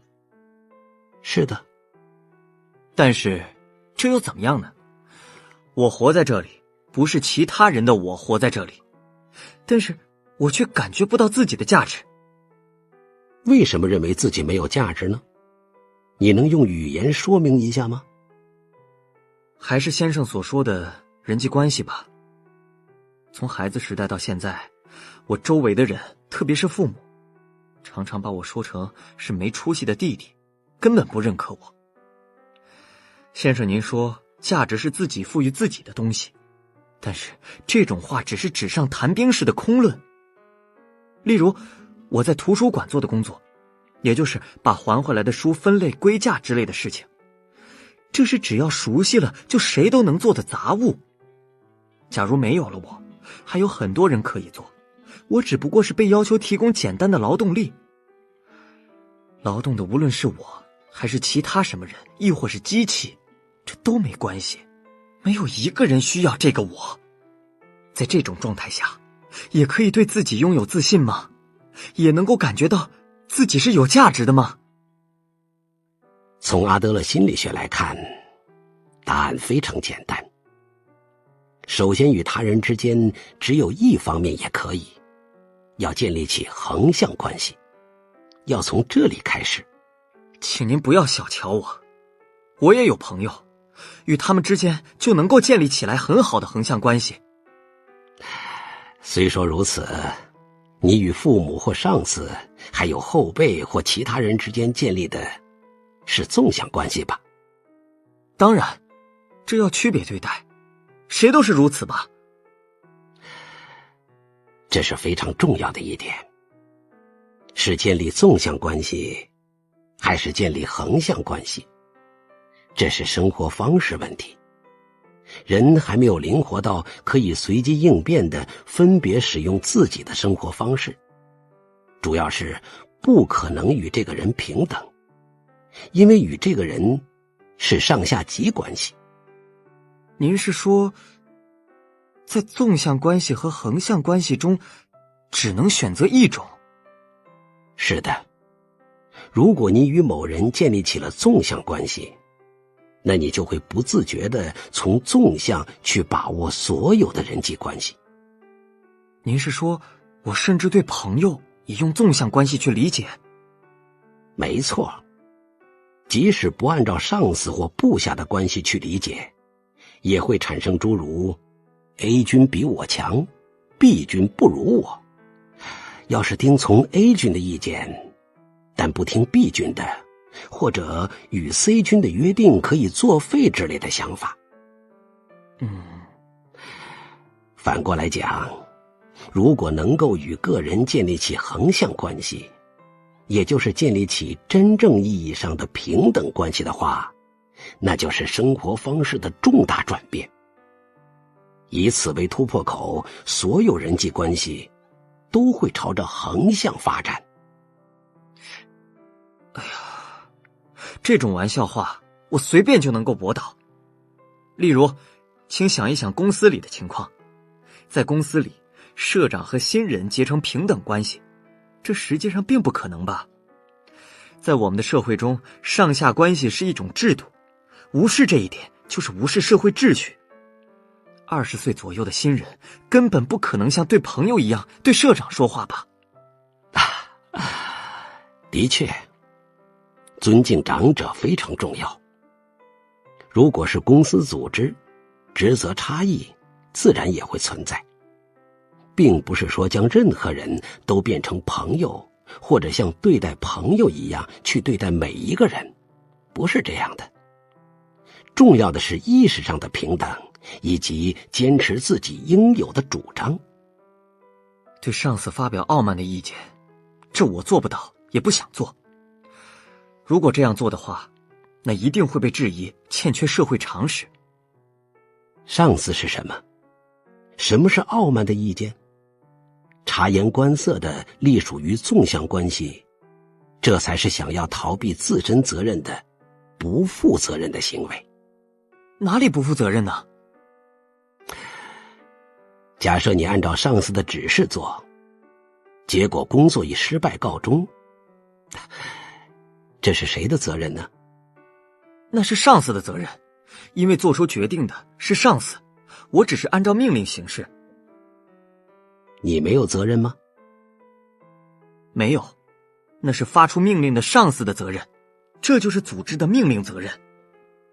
不对，那是人生谎言。你有拒绝和提出更好方法的余地。你为了逃避其中的人际关系矛盾，也为了逃避责任，而认为没有拒绝的余地，被动地从属于纵向关系。那么您是说要反抗上司？哎呀，道理上是如此，在道理上完全如您所说，但是实际做不到啊，不可能建立这种关系。是这样吗？你现在就和我建立了这种横向关系，无所顾忌地说着自己的想法，不要瞻前顾后，可以从这里开始。从这里开始？是的，从这间小小的书房开始。我前面也说过，对我来说，你是不可替代的朋友，不是吗？求之不得，这是求之不得的事情，但是我有些害怕接受先生的这项提议。害怕什么呢？就是交友课题。我从来没有与先生这样的年长者交过朋友，我一直都不清楚自己到底会不会有忘年交，亦或是应该看成师徒关系。无论是爱还是交友，都与年龄没有关系。交友课题需要一定的勇气，这也是事实。关于你和我的关系，我们可以逐渐缩短距离，保持既不靠得太近，但又伸手可及的距离。请给我一些时间，再一次，就一次，请给我一点独自思考的时间。否则的话，今天的讨论需要思考的内容就太多了。我要把他们带回家，一个人静静的反复回味一下。理解共同体感觉的确需要时间，根本不可能一下子理解所有内容。你回家之后，请对照着我们之前的讨论，好好想想。我一定会的。即使如此，您说我看不见他人，只关心自己，还是对我打击很大的。先生，您真是太可怕了。你看上去谈得很高兴啊。是的，很痛快，但也有痛苦，痛苦不堪，就像扎了刺一样痛苦。不过还是痛快的。我对与先生的辩论好像已经有些上瘾了。刚刚我才察觉到，有些情况下我并不仅仅是想要驳倒先生，或许也希望被先生驳倒。的确是非常有意思的分析。但是请不要忘记，我并不会放弃驳倒先生和让先生拜服的决心。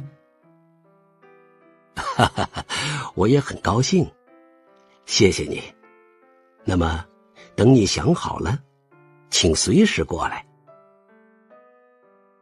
第5页，认真的人生，活在当下。青年认真地思考过了，阿德勒心理学彻底追问了人际关系，而且认为人际关系的最终目的是共同体感觉。但是，真的仅仅如此就可以吗？我难道不是为了完成更多不同的事情才来到这个世界的吗？人生的意义是什么？我想要过怎样的人生？青年越想越觉得自己渺小，过多的自我意识反而会束缚自己。哈哈哈，好久不见呐！啊，是的，大约隔了1个月了吧。那次之后，我一直在思考共同体感觉的意思。怎么样呢？共同体感觉的确是一个很有吸引力的想法，例如，作为我们根本欲求的可以在这里的归属感，这是一种说明我们是社会性生物的深刻洞察。是深刻洞察，但是呢？您已经明白了吧？是的，但是还是有问题。坦白讲，宇宙之类的话题，我一点儿也不明白。感觉这些话里充满了宗教气息和十足的佛教气味。在阿德勒提出共同体感觉概念的时候，同样的反对言论也有很多。心理学本应该是科学，但阿德勒却开始谈论价值问题，于是就有人反驳说，这些不是科学。所以我自己也认真思考了一下，为什么会不明白这个问题。结果我认为也许是顺序问题。如果突然考虑宇宙、非生物、过去或未来之类的事情，根本就摸不着头脑。不应该这样，而应首先好好理解我，接下来考虑一对一的关系，也就是我和你的人际关系，然后再慢慢扩展到大的共同体。的确如此，这是非常好的顺序。因此，我第一个要问的就是对自己的执着这个问题。先生，您说要停止对我的执着，换成对他人的关心。关心他人很重要，这一点是事实，我也同意。但是，我们无论怎样都会在意自己，只看到自己。那你想过为什么会在意自己吗？想过。例如，如果我要是像自恋者一样爱自己、迷恋自己的话，那或许倒也容易解决，因为那就可以对我明确指出要更多的去关心他人。但是我不是热爱自己的自恋者，而是厌弃自己的现实主义者。正因为厌弃自己，所以才只关注自己。正因为对自己没有自信，所以才会自我意识过剩。你是在什么样的时候感觉自己自我意识过剩的呢？例如在开会的时候，根本不敢举手发言，总是会因为担心如果提出这样的问题也许会被人笑话，或者如果发表离题的意见也许会被人瞧不起之类的问题而犹豫不决。哎呀，还不止如此，我甚至都不敢在人前开个小小的玩笑。自我意识总是牵绊着自己，严重束缚着自己的言行。我的自我意识根本不允许自己无拘无束的行动。先生的答案根本不需要问，肯定又是一贯的那句要拿出勇气。但是那种话对我没有任何作用，因为我这是勇气之前的问题。明白了。上一次我说了共同体感觉的整体形象，今天就进一步阐释一下。所以你要说什么呢？也许会涉及幸福是什么这一主题。您的意思是共同体感觉中有幸福？不必急于得出答案，我们需要的是对话。好吧，咱们开始吧。不是肯定自我，而是接纳自我。首先，我们来讨论一下你刚才说到的受自我意识羁绊，不能无拘无束行动的问题。这可能是很多人都有的烦恼。那么，我们再回到原点，去看看你的目的是什么。你想要通过小心翼翼的行动获得什么呢？为了不被嘲笑，不被小瞧，就是这种想法。也就是说，你对本真的自己没有信心吧？所以才尽量避免在人际关系中展露本真的自己。一个人在房间里的时候，你也一定能够放声歌唱，随着音乐起舞，或者是高谈阔论吧。可让您给说中了。一个人的时候，我也能够无拘无束。如果是一个人的时候，谁都能够像国王一样无拘无束。总而言之，这也是应该从人际关系角度出发考虑的问题，因为并不是本真的自己不存在，只是无法在人前展露出来。那么怎么办好呢？还是共同体感觉。具体来说，就是把对自己的执着转换成对他人的关心，建立起共同体感觉。这需要从以下3点做起：自我接纳、他者信赖和他者贡献。哦，是新的关键词呀，都是什么呢？首先从自我接纳开始说明。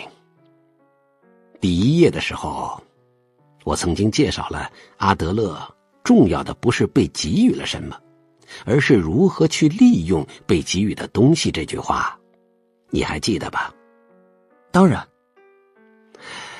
我们既不能丢弃，也不能更换我这个容器，但是重要的是如何利用被给予的东西来改变对我的看法和利用方法。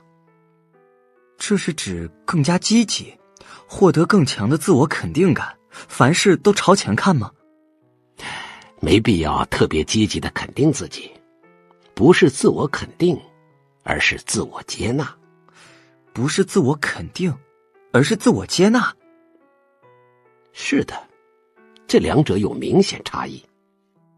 自我肯定是明明做不到，但还是暗示自己说我能行，或者我很强，也可以说是一种容易导致优越情节的想法，是对自己撒谎的生活方式。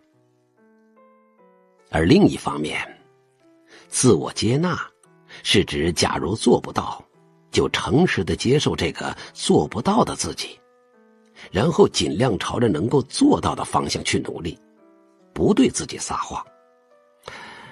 说得更明白一些，就是对得了60分的自己说，这次只是运气不好，真正的自己能得100分，这就是自我肯定。与此相对，在诚实地接受60分的自己的基础上，努力思考如何才能接近100分，这就是自我接纳。您是说即使得了60分也不必悲观？当然，毫无缺点的人根本没有。这在说明优越性追求的时候已经说过了吧，人都处于想要进步的状态。反过来说，也就是根本没有满分的人，这一点必须积极地承认。这话听起来似乎很积极，但同时又有消极的因素。所以我要使用肯定性的达观这个词。肯定性的达观？课题分离也是如此，要分清能够改变的和不能改变的。我们无法改变被给予了什么，但是关于如何去利用被给予的东西，我们却可以用自己的力量去改变。这就是不去关注无法改变的，而是去关注可以改变的。这就是我所说的自我接纳。可以改变的和无法改变的。是的，接受不能更换的事物，接受现实的这个我，然后关于那些可以改变的事情，拿出改变的勇气，这就是自我接纳。哦，这么一说，以前有位作家曾引用过这样的话：上帝，请赐予我平静，去接受我无法改变的，给予我勇气，去改变我能改变的，赐我智慧，分辨这两者的区别。来自一部小说。是的，我知道，这是广为流传的尼泊尔的祈祷文。是一段非常有名的话。而且这里也使用了勇气这个词，我本以为已经烂熟于心了，但现在才察觉到它的意思。是的，我们并不缺乏能力，只是缺乏勇气。一切都是勇气的问题。信用和信赖有何区别？但是这种肯定性的达观中，总让人感觉有些悲观主义色彩。讨论了这么长时间，就得出达观这个结论，这也太令人失望了。是吗？达观一词本来就含有看明白的意思，看清事物的真理，这就是达观，这并不是什么悲观主义。看清真理，当然也并不是说做到了肯定性达观的自我接纳就可以获得共同体感觉，这是事实。还要把对自己的执着变成对他人的关心，这就是绝对不可以缺少的第二个关键词：他者信赖。他者信赖，也就是相信他人吗？在这里需要把相信这个词分成信用和信赖来区别考虑。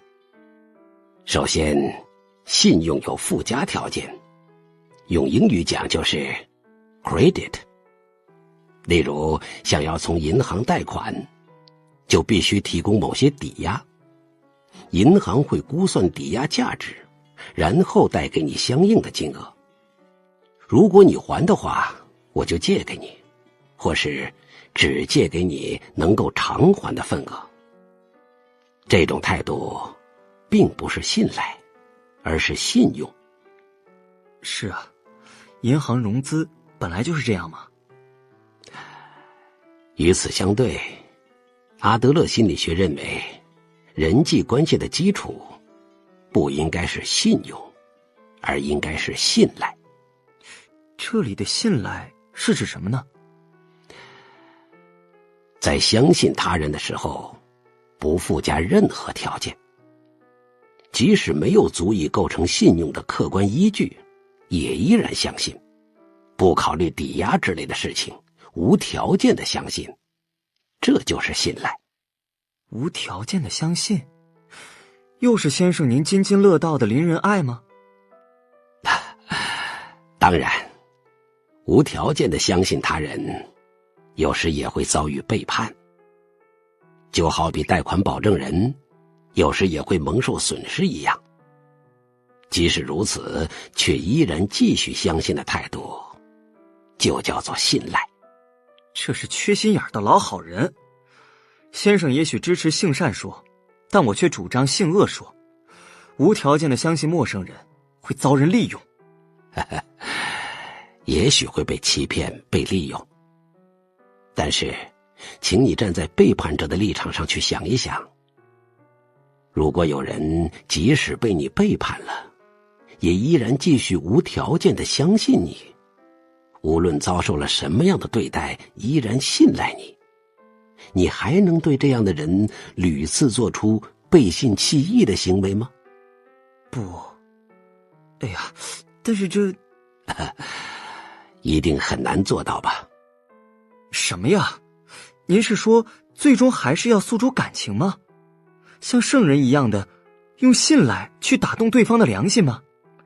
阿德勒一边不谈道德，但最终不还是要回到道德的话题上吗？不是这样。信赖的反面是什么？信赖的反义词，这个是怀疑。假设你把人际关系的基础建立在怀疑之上，怀疑他人，怀疑朋友，甚至怀疑家人或恋人，生活中处处充满怀疑。那么，这样究竟会产生什么样的关系呢？对方也能够瞬时感觉到你怀疑的目光，会凭直觉认为这个人不信赖我。你认为这样还能建立起什么积极的关系吗？只有我们选择了无条件的信赖，才可以构筑更加深厚的关系。阿德勒心理学的观点很简单，你现在认为无条件的信赖别人只会遭到背叛，但是决定背不背叛的不是你，那是他人的课题。你只需要考虑我该怎么做。如果对方讲信用，我也给予信任，这只不过是一种基于抵押或条件的信用关系。您是说，这也是课题分离？是的，就像我反复提到的一样，如果能够进行课题分离，那么人生就会简单的令你吃惊。但是，即使理解课题分离的原理和原则比较容易，实践起来也非常困难。这一点，我也承认。那么，难道我们就应该信赖所有人，即使遭到欺骗，依然继续相信，一直做个傻瓜式的老好人吗？这种论调既不是哲学，也不是心理学，这简直是宗教家的说教。这一点，我要明确否定。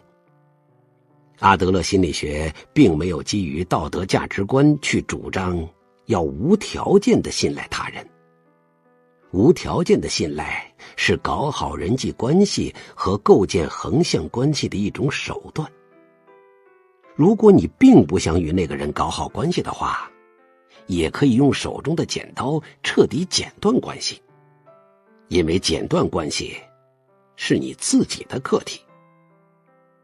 那么，假设我为了和朋友搞好关系，给予了对方无条件的信赖，为朋友四处奔走，不计回报的慷慨解囊，总之就是费时又费力。即使如此，依然会遭到背叛。怎么样呢？如果遭到如此信赖的朋友的背叛，那一定会导致他者及敌人的生活方式，不是这样吗？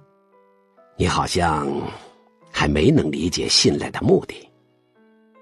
例如，假设你在恋爱关系中怀疑他可能不专一，并且还积极寻找对方不专一的证据，你认为结果会怎样呢？哎呀，这种事要看情况而定。不，任何情况都会发现像山一样的不专一证据。啊？为什么？对方无意的言行，与别人通电话时的语气，联系不上的时间，如果用怀疑的眼光去看，所有的事情看上去都会成为不专一的证据，哪怕事实并非如此。你现在一味的担心被背叛，也只关注因此受到的伤痛。但是如果不敢去信赖别人，那最终就会与任何人都建立不了深厚的关系。哎呀，我明白您的意思，建立深厚关系是信赖的重大目标，但是害怕被别人背叛也是一种无法克服的事实吧。如果关系浅，破裂时的痛苦就会小，但这种关系在生活中产生的喜悦也小。只有拿出通过他者信赖进一步加深关系的勇气之后，人际关系的喜悦才会增加，人生的喜悦也会随之增加。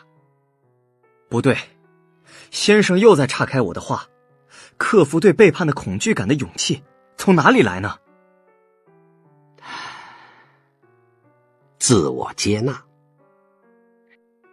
只要能够接受真实的自己，并看清自己能做到的和自己做不到的，也就可以理解背叛是他人的课题，继而也就不难迈出迈向他者信赖的步伐了。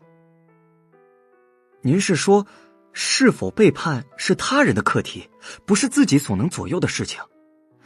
要做到肯定性的达观，先生的主张总是忽视感情，遭到背叛时的怒气和悲伤，又该怎么办呢？悲伤的时候，尽管悲伤就可以，因为正是想要逃避痛苦或悲伤，才不敢付诸行动，以至于与任何人都无法建立起深厚的关系。请你这样想，我们可以相信，也可以怀疑，并且我们的目标是把别人当作朋友。如此一来，是选择信任还是怀疑？答案就非常明显了。工作的本质是对他人的贡献。明白了。那么假设我能够做到自我接纳，并且也能够做到他者信赖，那我会因此有什么样的变化呢？首先，真诚地接受不能交换的这个我，这就是自我接纳。同时对他人寄予无条件的信赖，即他者信赖。既能接纳自己，又能信赖他人。这种情况下，对你来说的他人会是怎样的存在呢？是伙伴吗？正是如此。对他人寄予信赖，也就是把他人看成伙伴。正因为是伙伴，所以才能够信赖。如果不是伙伴，也就做不到信赖。并且如果把他人看作伙伴，那你就也能够在所属的共同体中找到自己的位置，继而也就能获得可以在这里的归属感。也就是说，要想获得归属感，就必须把他人看作伙伴，而要做到视他人为伙伴，就需要自我接纳和他者信赖。是的，你理解的越来越快了。并且视他人为敌的人，既做不到自我接纳，也无法充分做到他者信赖。好吧，人的确都在寻找一种可以在这里的归属感，因此就需要自我接纳和他者信赖。这一点我没有异议。但是仅凭把他人看作伙伴并给予信赖，就可以获得归属感吗？当然，共同体感觉并不是仅凭自我接纳和他者信赖就可以获得的。这里还需要第三个关键词：他者贡献。他者贡献，对作为伙伴的他人给予影响，做出贡献，这就是他者贡献。贡献也就是发扬自我牺牲精神，为周围人效劳吧。他者贡献的意思并不是自我牺牲，相反，阿德勒把为他人牺牲自己人生的人称作过度适应社会的人，并对此给予警示。并且请你想一想，我们只有在感觉到自己的存在或行为对共同体有益的时候，也就是体会到我对他人有用的时候，才能切实感受到自己的价值，是这样吧？也就是说，他者贡献并不是舍弃我而为他人效劳，他反而是为了能够体会到我的价值而采取的一种手段。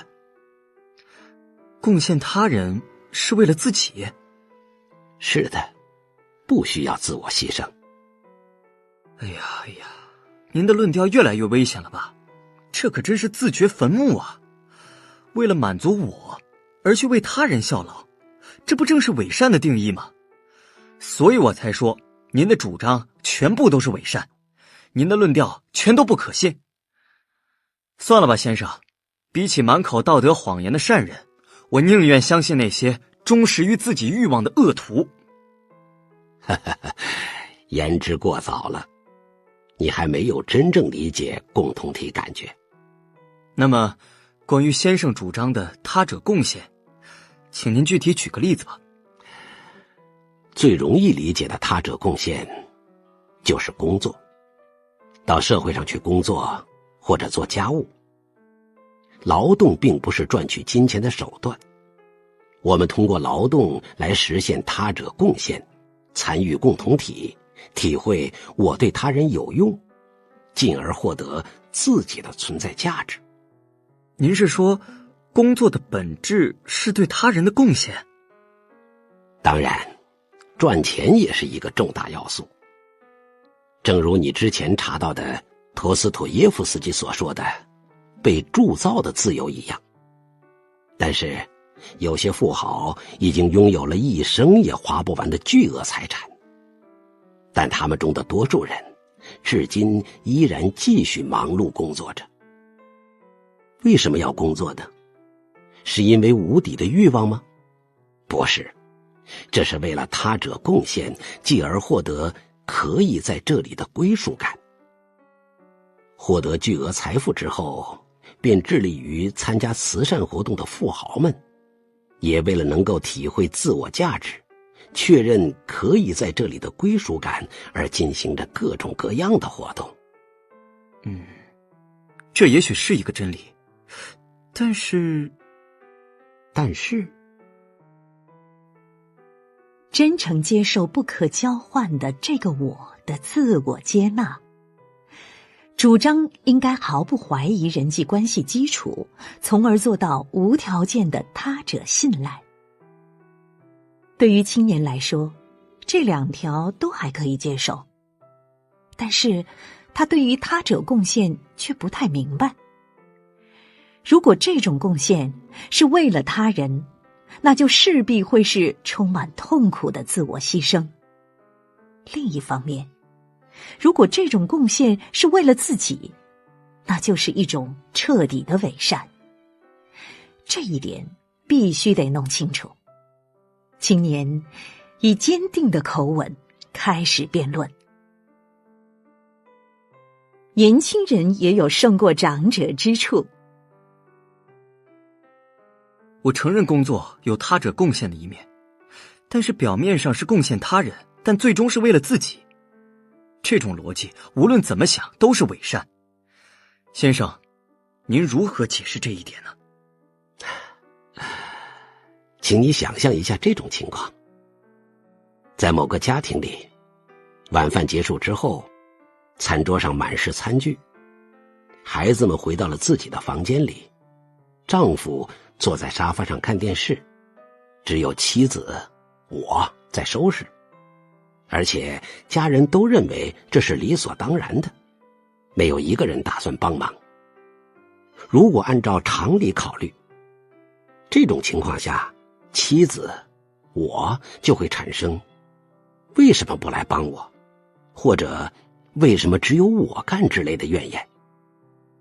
但是这时候即使听不到家人的谢谢，也应该一边收拾餐具一边想，我对家人有用。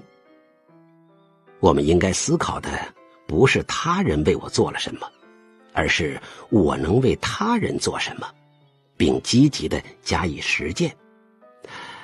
只要拥有了这种奉献精神，眼前的现实就会带有截然不同的色彩。事实上，此时如果非常焦躁地洗餐具，不仅自己不会觉得有趣，就连家人也不愿靠近。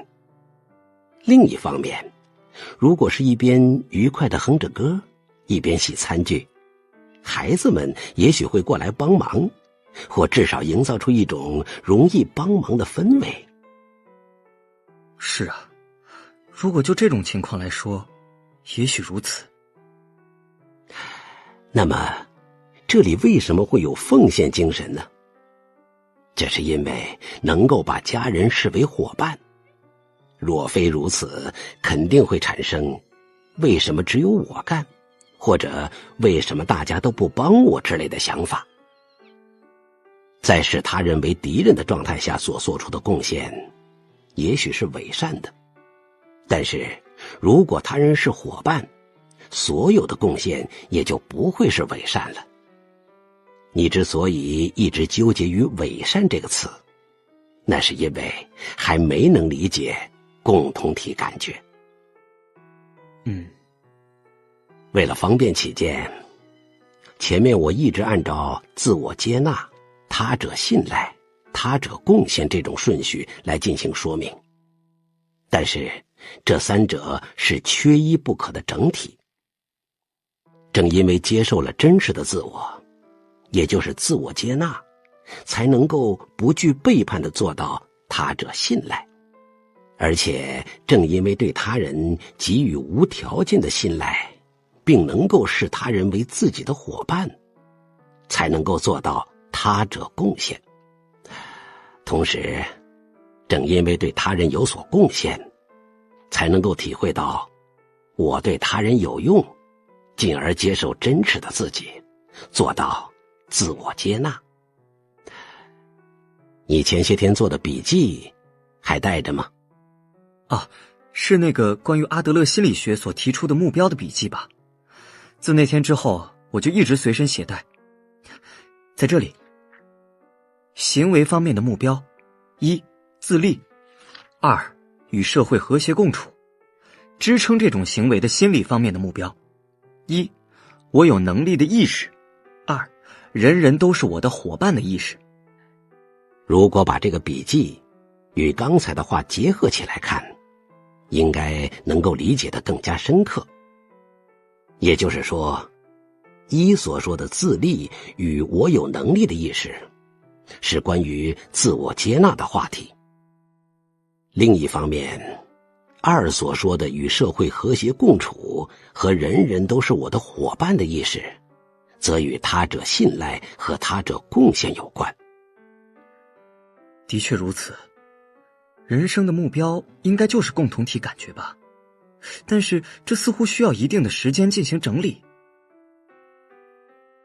恐怕的确如此。阿德勒自己也说，理解人并不容易。个体心理学恐怕是所有心理学中最难学习和实践的一种心理学了。就是这样，即使理解了理论，也很难实践。甚至也有人说，要想真正理解阿德勒心理学，直至改变生活方式，需要相当于自身岁数一半的时间。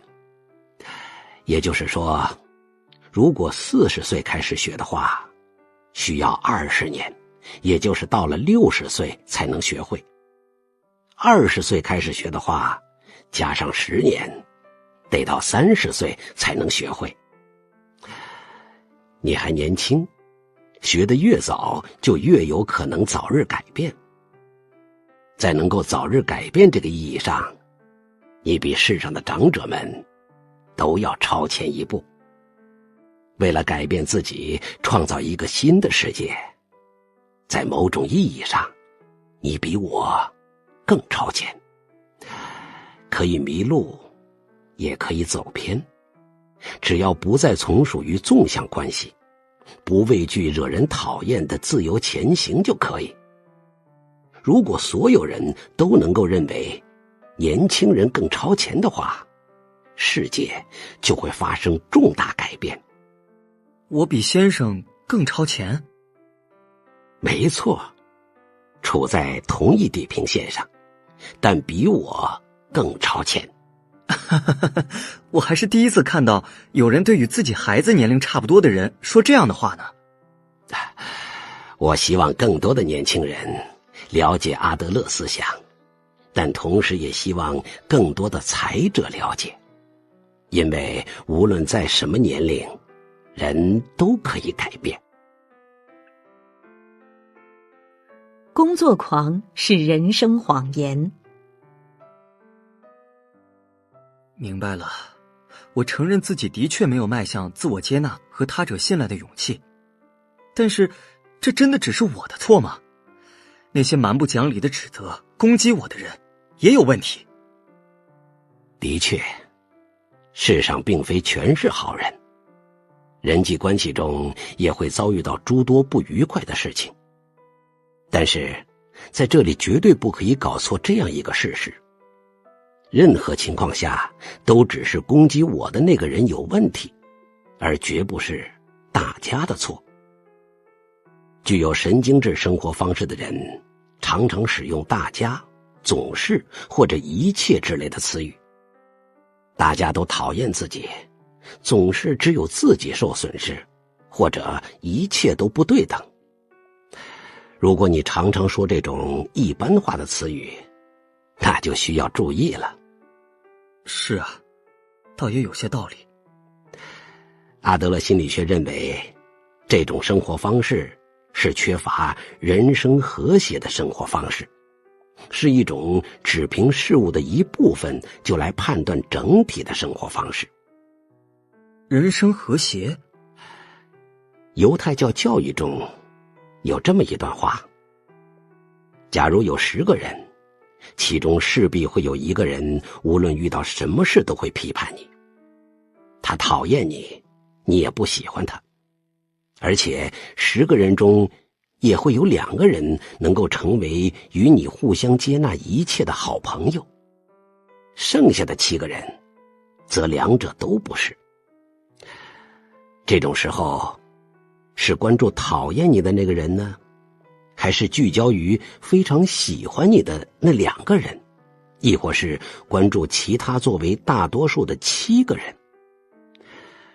缺乏人生和谐的人，就会只关注讨厌自己的那个人来判断世界。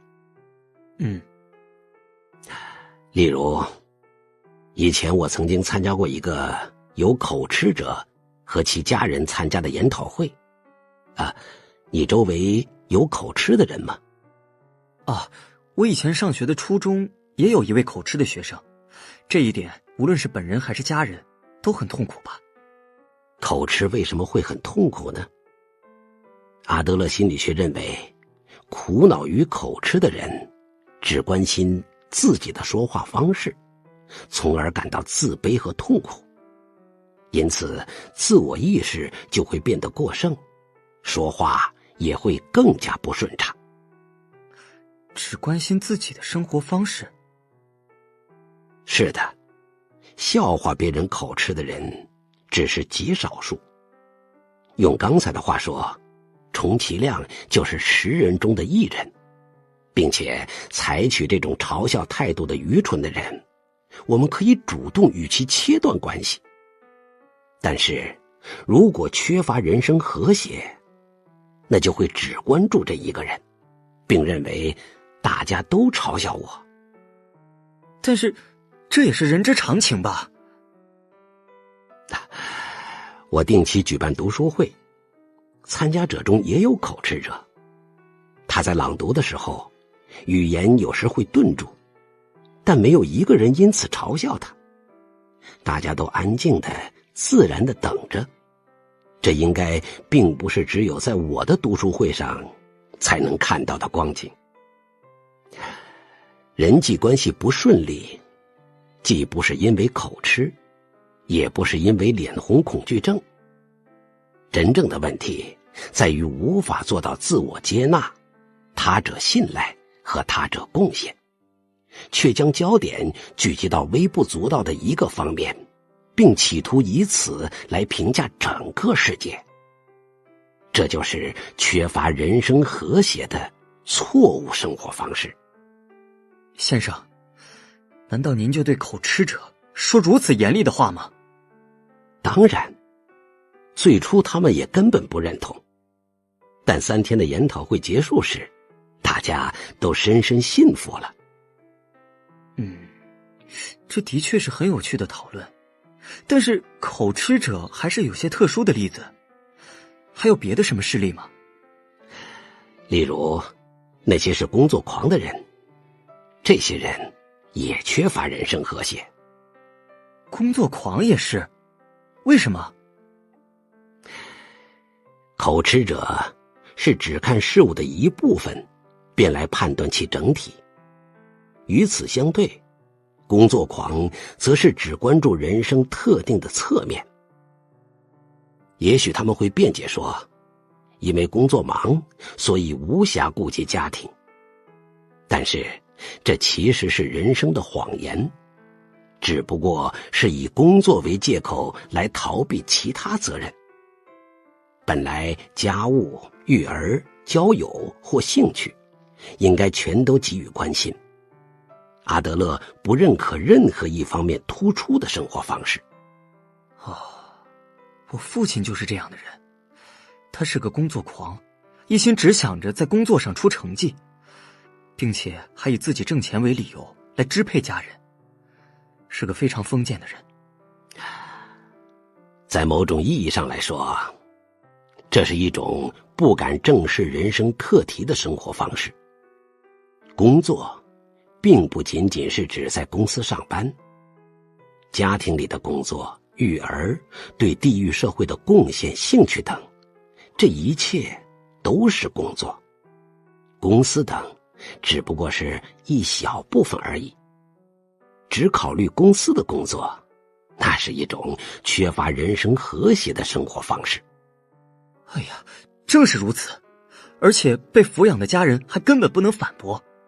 对于父亲，想想你是靠谁才吃上饭的吧，这种近似暴力的语言也不能反驳。也许这样的父亲只能靠行为标准来认可自己的价值，认为自己工作了这些时间，挣了足以养活家人的钱，也得到了社会的认可，所以自己就是家里最有价值的人。但是任何人都有自己不再是生产者的时候，例如上了年纪退休之后，不得不靠退休金或孩子们的赡养生活，或者虽然年轻，但因为受伤或生病而无法劳动。这种时候，只能用行为标准来接受自己的人，总会受到非常严重的打击。也就是那些拥有工作就是一切这种生活方式的人吧？是的，是缺乏人生和谐的人。如此想来，我似乎能够理解先生上次所说的存在标准的意思了。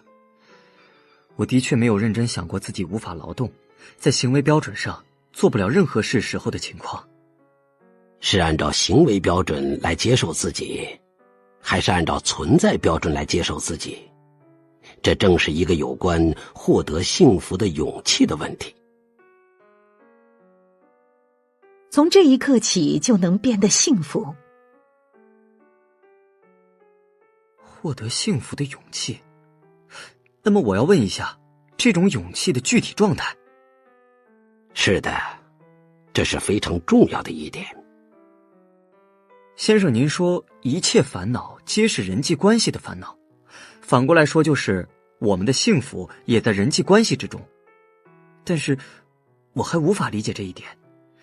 对人而言的幸福不过就是良好的人际关系吗？也就是说，我们的生命就为了这么渺小的港湾或喜悦而存在吗？我明白你的问题。我第一次听阿德勒心理学报告的时候，担任讲师的奥斯卡·克里斯汀，他相当于阿德勒的徒孙，说了下面这段话：今天听了我的话的人，从此刻起就能够获得幸福，但是做不到这一点的人，将永远无法获得幸福。什么呀？简直像是骗子的措辞。难道先生您就那样上当了吗？对人而言的幸福是什么？这是哲学一直探讨的主题之一。在那之前，我以心理学只不过是哲学的一个领域为理由，几乎从未关心过心理学整体，并且作为哲学的门徒，关于幸福是什么这个问题，我有着自己的见解。因此不得不承认，听到克里斯汀的话，我产生了一些排斥感。但是排斥的同时也有所思考。的确，我也曾深入考虑过幸福的本质，而且一直在寻找答案。但是关于自己如何能够获得幸福这个问题，却未必认真思考过。我虽是哲学的门徒，但也许并不幸福。的确如此，先生与阿德勒心理学的邂逅是始于不协调感吧？是的。那么我来问问您，先生最终得到幸福了吗？当然。为什么您能够如此肯定呢？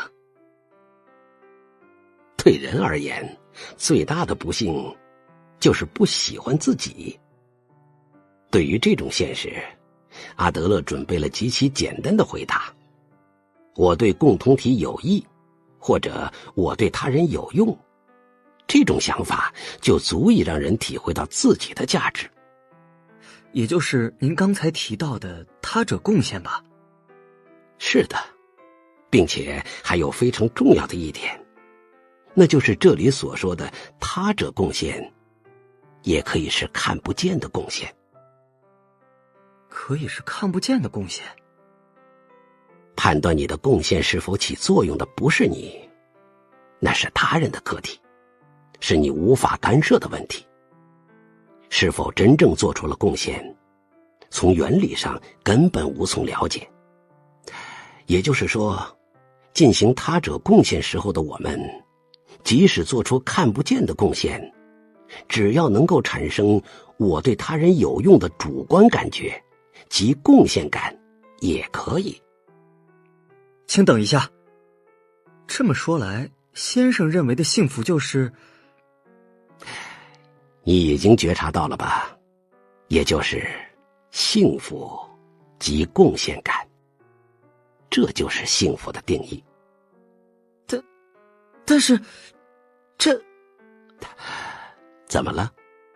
我不能认可这么简单的定义。先生的话我还记得，就是您以前说过的，即使在行为标准上对谁都没有用，但从存在标准上考虑人人都有用那句话。如果是这样的话，那岂不是成了所有的人都幸福吗？所有的人都能够获得幸福，但是这并不等于所有的人都幸福。你必须首先理解这一点。无论是用行为标准还是存在标准，都需要感受到自己对他人有用，也就是贡献感。那么按照先生所言，我之所以不幸福，是因为不能够获得贡献感的缘故吧？没错。那么如何才能获得贡献感呢？是劳动，还是志愿者活动？例如，以前说起过认可欲求的问题。对于我所说的不可以寻求认可这句话，你曾反驳说，认可欲求是普遍性的欲求。是的，坦白说，我还并不能完全接受。但是，人们寻求认可的理由现在已经很清楚了吧？人们想要喜欢自己，想要感觉自己有价值，为此就想要拥有我对他人有用的贡献感。而获得贡献感的常见手段，就是寻求他人认可。您是说，认可欲求是获取贡献感的手段？有什么不对吗？不，这可与您之前的话互相矛盾呀。寻求他人认可是获得贡献感的手段吧？另一方面，先生又说幸福就是贡献感。如果是这样，那岂不是满足了认可欲求就等于是获得幸福了吗？先生在这里又承认认可欲求的必要性了吧？你忘了一个非常重要的问题。获得贡献感的手段一旦成了被他人认可，最终就不得不按照他人的愿望来过自己的人生。通过认可欲求获得的贡献感没有自由，但我们人类是在选择自由的同时，也在追求幸福。您是说，幸福得以自由为前提？是的，作为制度的自由因国家、时代或文化而有所差异，但是人际关系中的自由却具有普遍性。先生，你是无论如何都不肯承认认可欲求吧？如果能够真正拥有贡献感，那就不再需要他人的认可。因为即使不特意去寻求他人的认可，也可以体会到我对他人有用。也就是说，受认可欲求束缚的人，不具有共同体感觉，还不能做到自我接纳、他者信赖和他者贡献。您是说，只要有了共同体感觉，认可欲求就会消失吗？会消失，不再需要他人的认可。总结一下哲人的主张，就是这样：人只有在能够感觉到我对别人有用的时候，才能体会到自己的价值。但是，这种贡献也可以通过看不见的形式实现。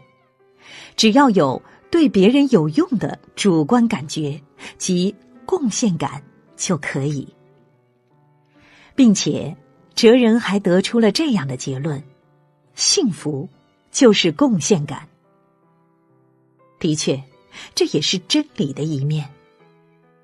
但是，幸福就仅止于此吗？我所期待的幸福，并不是这样的。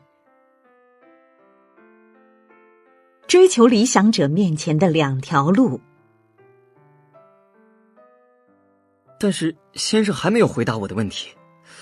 也许我的确可以通过他者贡献喜欢上自己，也可以感受到自己的价值，或者体会到自己并非是无价值的存在。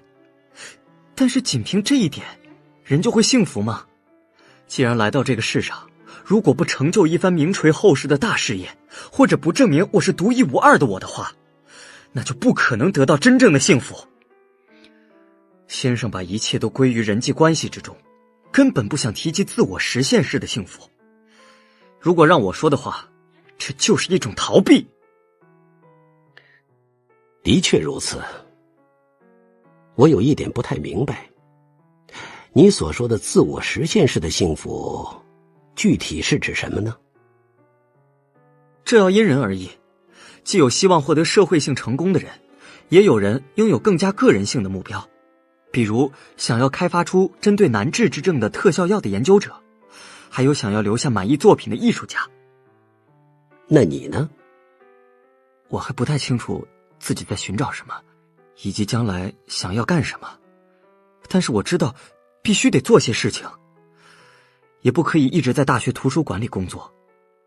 只有在找到值得自己毕生追逐的梦想，并能够达成自我实现的时候，我才能体会到真正的幸福。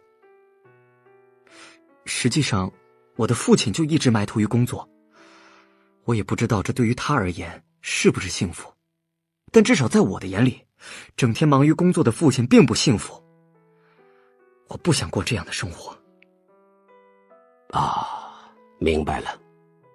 关于这一点，也许以陷入问题行为的孩子为例进行考虑，会更容易理解。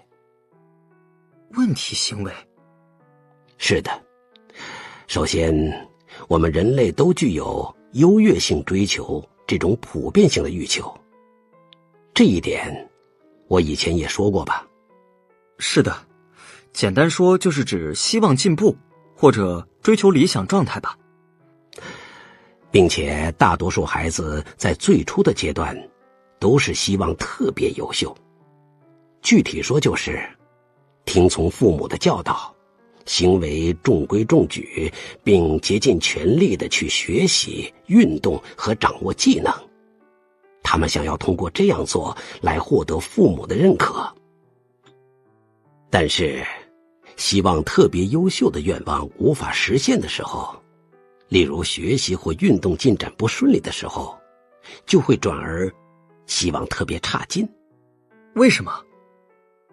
无论是希望特别优秀，还是希望特别差劲，其目的都一样，引起他人的关注，脱离普通状态，成为特别的存在。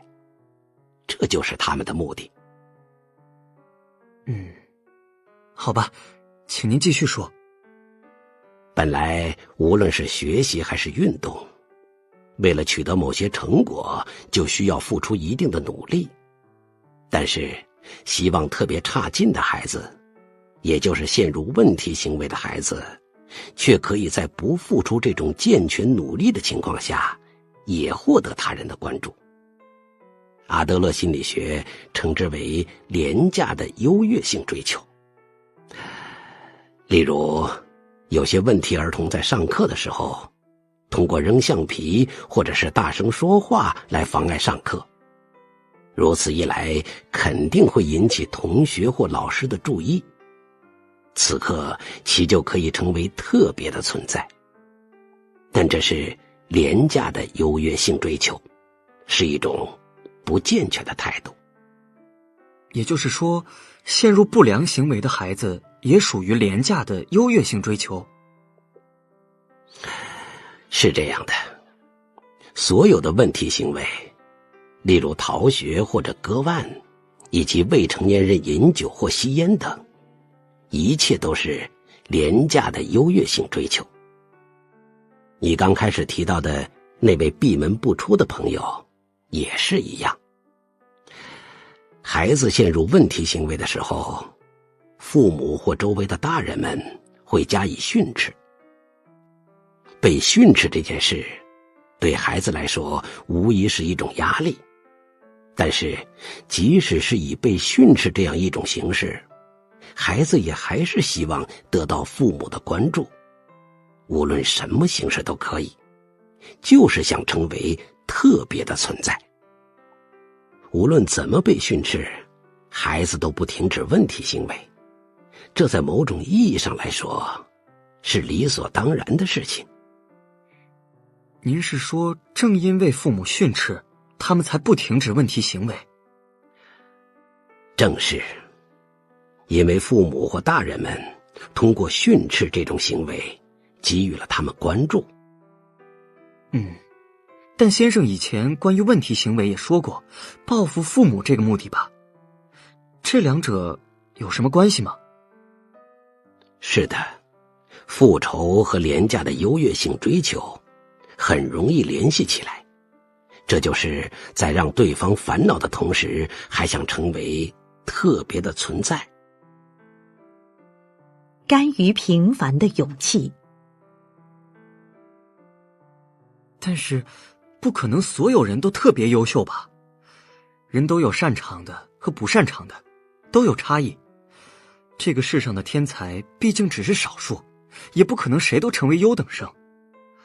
如果是这样的话，失败者都只能特别差劲了。是的，正如苏格拉底的悖论，没有一个人想要作恶。对于陷入问题行为的孩子来说，就连暴行或盗窃也是一种善的存在。太荒谬了，这岂不是没有出口的理论吗？这就需要说到阿德勒心理学非常重视的甘于平凡的勇气。甘于平凡的勇气，为什么非要特别呢？这是因为无法接受普通的自己，所以在特别优秀的梦想受挫之后，便非常极端地转为特别差劲。但是普通和平凡真的不好吗？有什么不好呢？实际上谁都是普通人，没有必要纠结于这一点。先生是要我甘于普通？自我接纳就是其中的重要一步。如果你能够拥有甘于平凡的勇气，那么对世界的看法也会截然不同。但是拒绝普通的你，也许是把普通理解成了无能吧。普通并不等于无能，我们根本没必要特意炫耀自己的优越性。不，我承认追求特别优秀有一定的危险性，但是真的有必要选择普通吗？平平凡凡的度过一生，不留下任何痕迹，也不被任何人记住。即使这样庸庸碌碌的度过一生，也必须要做到自我满足吗？我可以非常认真的说，这样的人生，我现在就可以舍弃。你是无论如何都想要特别吧？不对，先生所说的甘于普通，其实就是肯定懒惰的自己。认为自己反正就是这样了。我坚决否定这种懒惰的生活方式。例如拿破仑，或者亚历山大大帝，还有爱因斯坦或马丁·路德·金，以及先生非常喜欢的苏格拉底和柏拉图。你认为他们也甘于平凡吗？绝不可能。他们肯定是怀着远大的理想和目标在生活吧。按照先生的道理来讲，一个拿破仑也不会产生。你是在扼杀天才。你是说人生需要远大的目标？那是当然。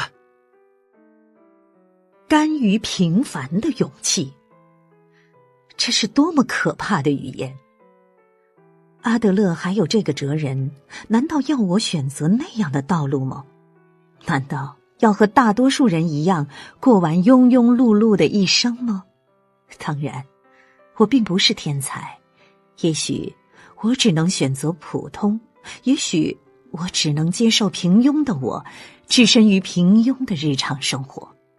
但是我要奋斗，无论结果如何，我都要和这个男人争论到最后。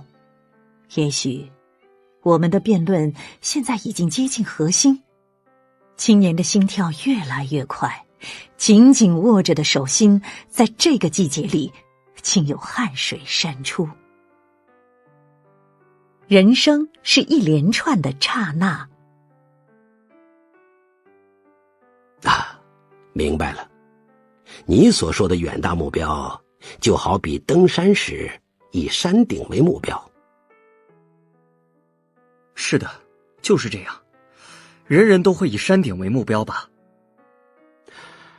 但是，假如人生是为了到达山顶的登山，那么人生的大半时光就都是在路上。也就是说，真正的人生始于登上山顶的时候，那之前的路程都是临时的我走过的临时的人生。可以这么说，现在的我正是在路上的人。那么，假如你没能到达山顶的话，你的人生会如何呢？有时候会因为事故或疾病而无法到达山顶。登山活动本身也很有可能以失败告终。在路上，临时的我还有临时的人生，人生就此中断。这种情况下的人生又是什么呢？那是自作自受。我没有能力，没有足以登上山顶的体力，没有好的运气，没有足够的实力，仅此而已。是的，我也做好了接受这种现实的准备。阿德勒心理学的立场与此不同。把人生当作登山的人，其实是把自己的人生看成了一条线。自降生人世那一瞬间，便已经开始的线，画着大大小小、形形色色的曲线到达顶点，最终迎来死这一终点。但是，这种把人生理解为故事的想法，与弗洛伊德式的原因论紧密相关，而且会把人生的大半时光当作在路上。那么您认为人生是什么样的呢？请不要把人生理解为一条线，而要理解成点的连续。如果拿放大镜去看用粉笔画的实线，你会发现原本以为的线其实也是一些连续的小点。看似像线一样的人生，其实也是点的连续。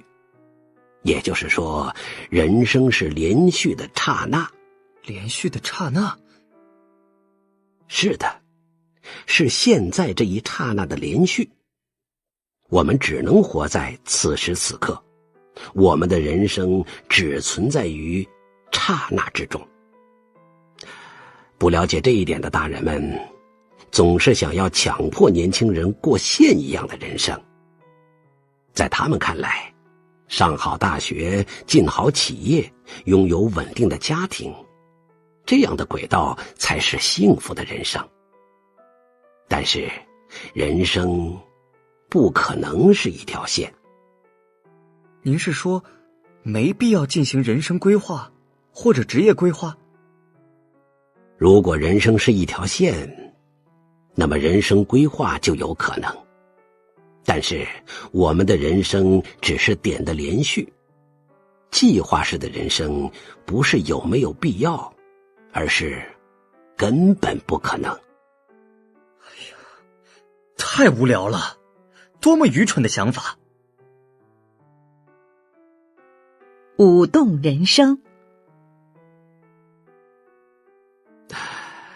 哪里有问题呢？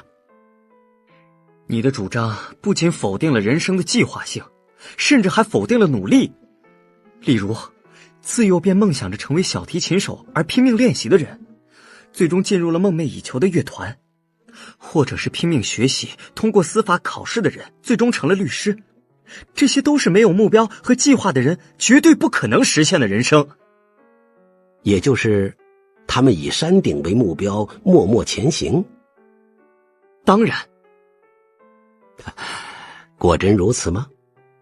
也许是这些人在人生的每一个瞬间都活在此时此刻吧。也就是说，不是活在路上的人生之中，而是时常活在此时此刻。例如，梦想着成为小提琴手的人，也许总是只看见眼前的乐曲，将注意力集中于这一首曲子，这一个小节，这一个音上面。这样能够实现目标吗？请你这样想，人生就像是在每一个瞬间不停旋转起舞的连续的刹那，并且蓦然四顾时，常常会惊觉，已经来到这里了吗？在跳着小提琴之舞的人中，可能有人成了专业小提琴手；在跳着司法考试之舞的人中，也许有人成为律师，或许还有人跳着写作之舞成了作家。当然，也有可能有着截然不同的结果。但是，所有的人生都不是终结在路上，只要跳着舞的此时此刻充实，就已经足够。只要跳好当下，就可以。是的，在舞蹈中，跳舞本身就是目的，最终会跳到哪里，谁都不知道。当然，作为跳的结果，最终会到达某个地方。因为一直在跳动，所以不会停在原地。但是，并不存在目的地。怎么能有不存在目的地的人生呢？谁会承认这种游移不定、随风飘摇的人生呢？你所说的想要到达目的地的人生，可以称为潜在性的人生。与此相对，我所说的像跳舞一样的人生，则可以称为现实性的人生。潜在性和现实性，我们可以引用亚里士多德的说明。一般性的运动，我们把这叫做移动，有起点和终点。从起点到终点的运动，最好是尽可能的高效而快速。如果能够搭乘特快列车的话，那就没有必要乘坐各站都停的普通列车。也就是说，如果有了想要成为律师这个目的地，那就最好是尽早尽快的到达。是的，并且到达目的地之前的路程，在还没有到达目的地这个意义上来讲，并不完整。这就是潜在性的人生，也就是半道。是这样。另一方面，现实性运动是一种当下做了，当下即完成的运动。当下做了，当下即完成。用别的话说，也可以理解为把过程本身也看作结果的运动。跳舞是如此，旅行等本身也是如此。我有些乱了。旅行究竟是怎么回事呢？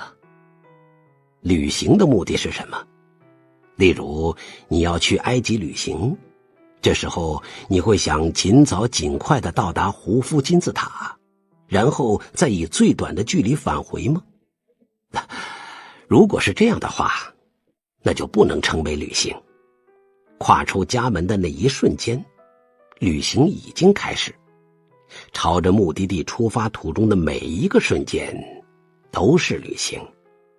当然，即使因为某些事情而没能够到达金字塔，那也并非没有旅行。这就是现实性的人生。哎呀，我还是不明白啊！您刚才否定了以山顶为目标的价值观吧？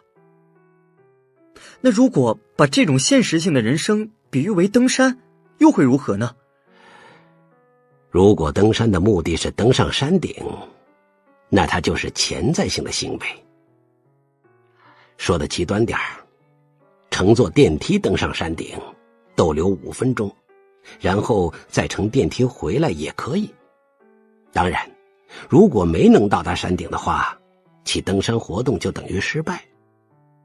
但是，如果登山的目的不是登顶，而是登山本身，那就可以说是现实性的活动，最终能不能登上山顶都没有关系。这种论调根本不成立。先生，您完全陷入了自我矛盾之中。在你于世人面前丢脸之前，让我先来揭穿你吧。哦，那太好了。最重要的是此时此刻。先生在否定原因论的时候，也否定了关注过去。您说过去并不存在，过去没有意义，这一点我同意。过去的确无法改变，能改变的只有未来。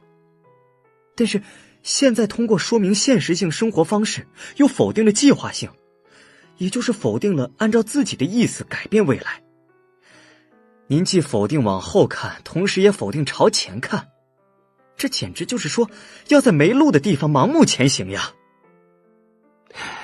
你是说既看不见后面，也看不到前面？看不见，这不是很自然的事情吗？究竟哪里有问题呢？您说什么？请你想象一下自己站在剧场舞台上的样子。此时，如果整个会场都开着灯，那就可以看到观众席的最里边。但是如果强烈的聚光灯打向自己，那就连最前排也看不见。我们的人生也完全一样，正因为把模糊而微弱的光打向人生整体，所以才能够看到过去和未来。不是感觉能够看得到，但是如果把强烈的聚光灯对准此时此刻，那就会既看不到过去，也看不到未来。强烈的聚光灯？是的，我们应该更加认真地过好此时此刻。如果感觉能够看得到过去，也能预测到未来，那就证明你没有认真地活在此时此刻，而是生活在模糊而微弱的光中。人生是连续的刹那，根本不存在过去和未来。你是想要通过关注过去或未来为自己寻找免罪符？过去发生了什么，与你的此时此刻没有任何关系。未来会如何，也不是此时此刻要考虑的问题。假如认真地活在此时此刻，那就根本不会说出那样的话。但是，如果站在弗洛伊德式原因论的立场上，那就会把人生理解为基于因果律的一个长故事。何时何地出生，度过了什么样的童年时代，从什么样的学校毕业，进了什么样的公司。正是这些因素决定了现在的我和将来的我。的确，把人生当作故事是很有趣的事情。但是在故事的前面部分就能看到模糊的将来，并且人们还会想要按照这个故事去生活。我的人生就是这样，所以我只能照此生活。错不在我，而在于过去和环境。这里搬出来的过去，无非是一种免罪符，是人生的谎言。但是人生是点的连续，是连续的刹那。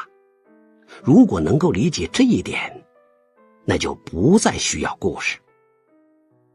如果这么说的话，阿德勒所说的生活方式不也是一种故事吗？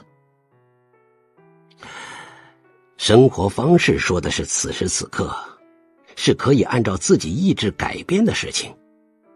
像直线一样的过去的生活，只不过是在你反复下定决心不做改变的基础上，才貌似成了直线而已。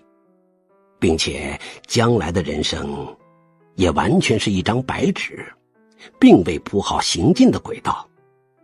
这里没有故事。但是这是一种逍遥主义，不，应该说是更加恶劣的享乐主义。不，聚焦此时此刻，是认真而谨慎的做好现在能做的事情。对决人生最大的谎言。认真而谨慎的生活。例如，虽然想上大学，但却不想学习，这就是没有认真过好此时此刻的态度。当然，考试也许是很久之后的事情，也不知道该学到什么程度，所以也许会感到麻烦。但是每天进步一点点也可以，解开一个算式或者记住一个单词都可以，也就是要不停地跳舞。如此一来，势必会有今天能够做到的事情，今天这一天就为此存在，而不是为遥远的将来的考试而存在。又或者你父亲也是在认真做好每一天的工作，与远大目标或者那种目标的实现没有关系，只是认真地过好此时此刻。假若如此，你父亲的人生应该是很幸福的。您是对我说，应该肯定那种生活方式，认可父亲那种整日忙于工作的姿态？没有必要勉强去认可，只是不要用线的形式去看其到达了哪里，而是应该去关注其如何度过这一刹那。关注刹那。你自己的人生也同样，为遥远的将来设定一个目标，并认为现在是其准备阶段，一直想着真正想做的是这样的事情，等时机到了就去做，是一种拖延人生的生活方式。只要在拖延人生，我们就会无所进展，只能每天过着枯燥乏味的单调生活。因为在这种情况下，人就会认为此时此刻只是准备阶段和忍耐阶段。但是为了遥远将来的考试而努力学习的此时此刻，却是真实的存在。是的，我承认，认真过好此时此刻，不去设定根本不存在的线，这些我的确认同。但是先生，我找不到理想和目标，就连应该跳什么舞都不知道。我的此时此刻，只有一些毫无用处的刹那。没有目标也无妨，认真过好此时此刻，这本身就是跳舞。不要把人生弄得太深刻，请不要把认真和深刻混为一谈。认真但不深刻。是的，人生很简单，并不是什么深刻的事情。如果认真过好了每一个刹那，就没有什么必要令其过于深刻。并且还要记住一点，站在现实角度的时候，人生总是处于完结状态。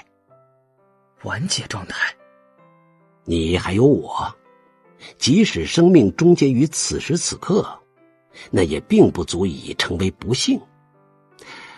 无论是20岁终结的人生，还是90岁终结的人生，全都是完结的幸福的人生。您是说，假如我认真过好了此时此刻，那每一个刹那就都是一种完结？正是如此。前面我说过好几次人生谎言这个词，最后我还要说一下人生中最大的谎言。洗耳恭听。人生中最大的谎言就是不活在此时此刻，纠结过去，关注未来，把微弱而模糊的光打向人生整体，自认为看到了些什么。你之前就一直忽略此时此刻，只关注根本不存在的过去和未来，对自己的人生和无可替代的刹那撒了一个大大的谎言。来吧，甩开人生的谎言，毫不畏惧地把强烈的聚光灯打向此时此刻，你一定能做到。我能做到吗？不依赖人生谎言，认真过好每一个刹那。您认为我有这种勇气吗？因为过去和未来根本不存在，所以才要谈现在。起决定作用的既不是昨天，也不是明天，而是此时此刻。人生的意义由你自己决定。什么意思呢？讨论已经到达了水边，是否喝水就看你的决心了。阿德勒心理学还有先生的哲学，也许的确想要改变我，我也许会放弃不做改变的决心，选择新的生活方式。但是最后请允许我再问一个问题。是什么？当人生是连续刹那的时候，当人生只存在于此时此刻的时候，人生的意义究竟是什么呢？我是为了什么出生，经受满是苦难的生命，最后迎来死亡的呢？我不明白这其中的原因。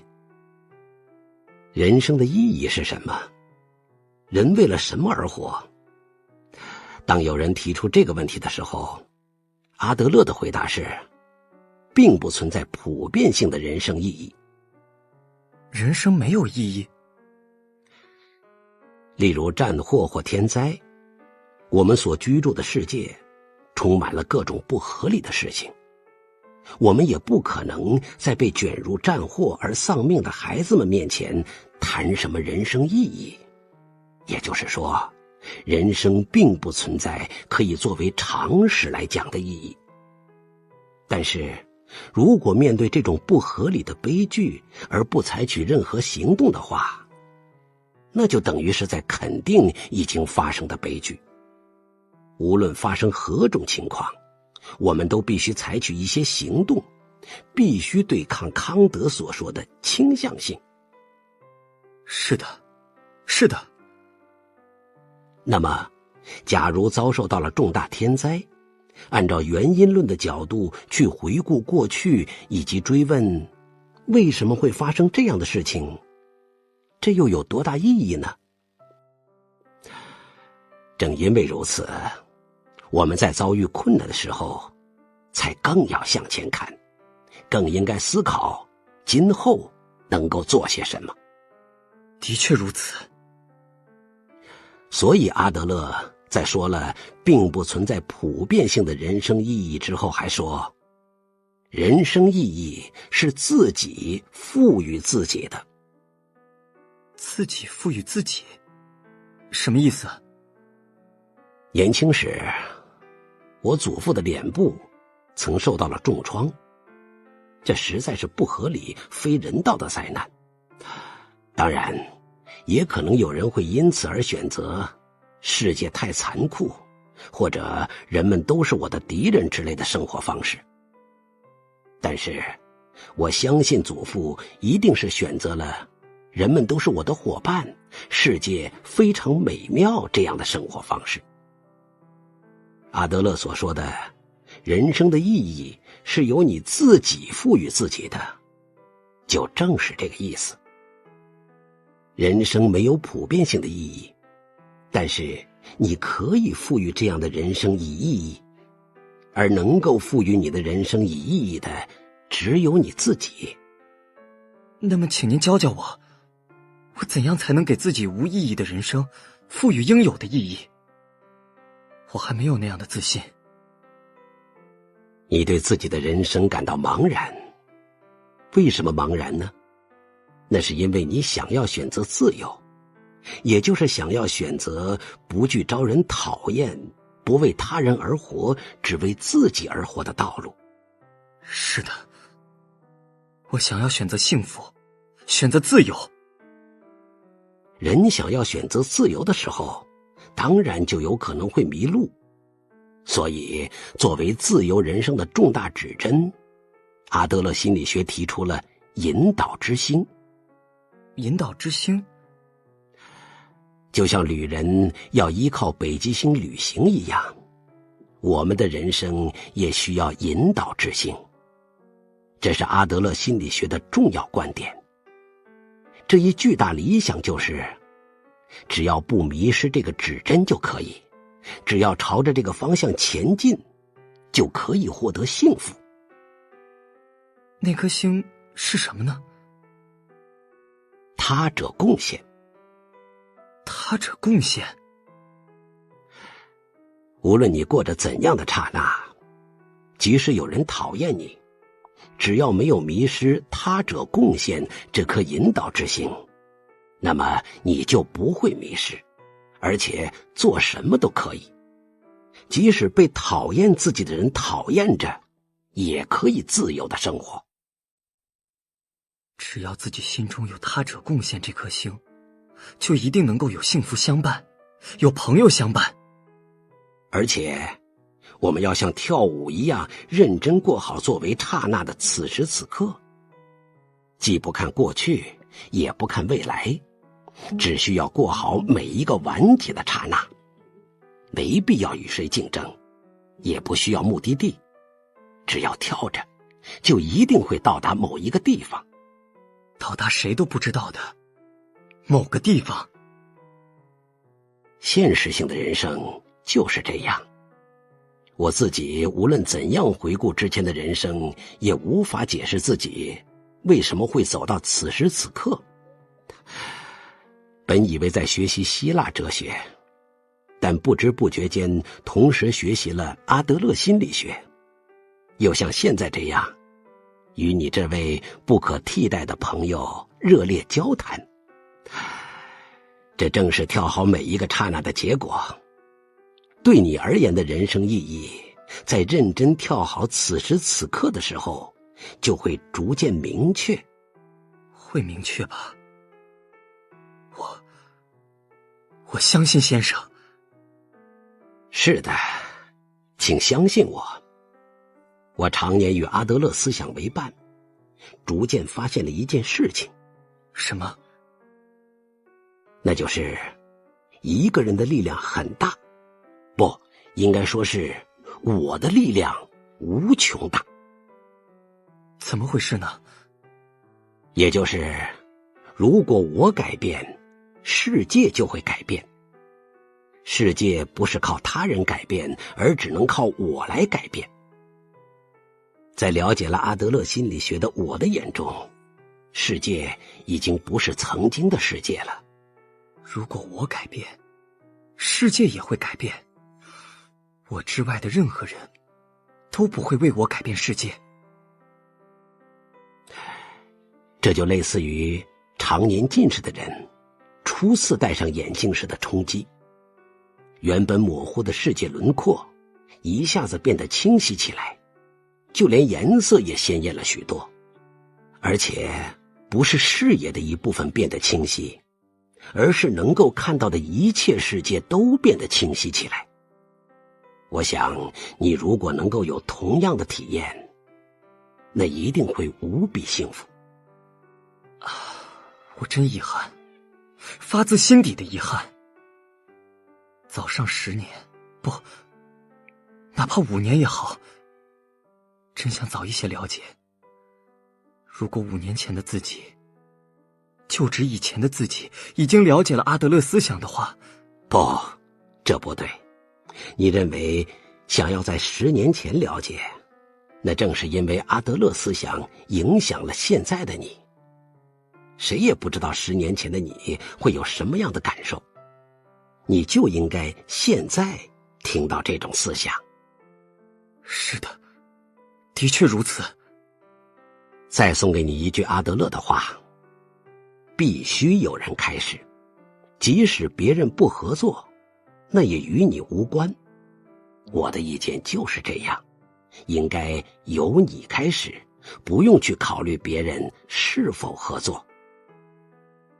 我还不知道自己和自己所看到的世界是否会改变，但是我可以确信地说，此时此刻正散发着耀眼的光芒。是的，那种光强烈到根本看不到明天之类的事情。我相信你已经喝了水。来吧，走在前面的年轻朋友，我们一起前进吧。我也相信先生。一起前进吧，谢谢您这么长时间的指导。我也要谢谢你。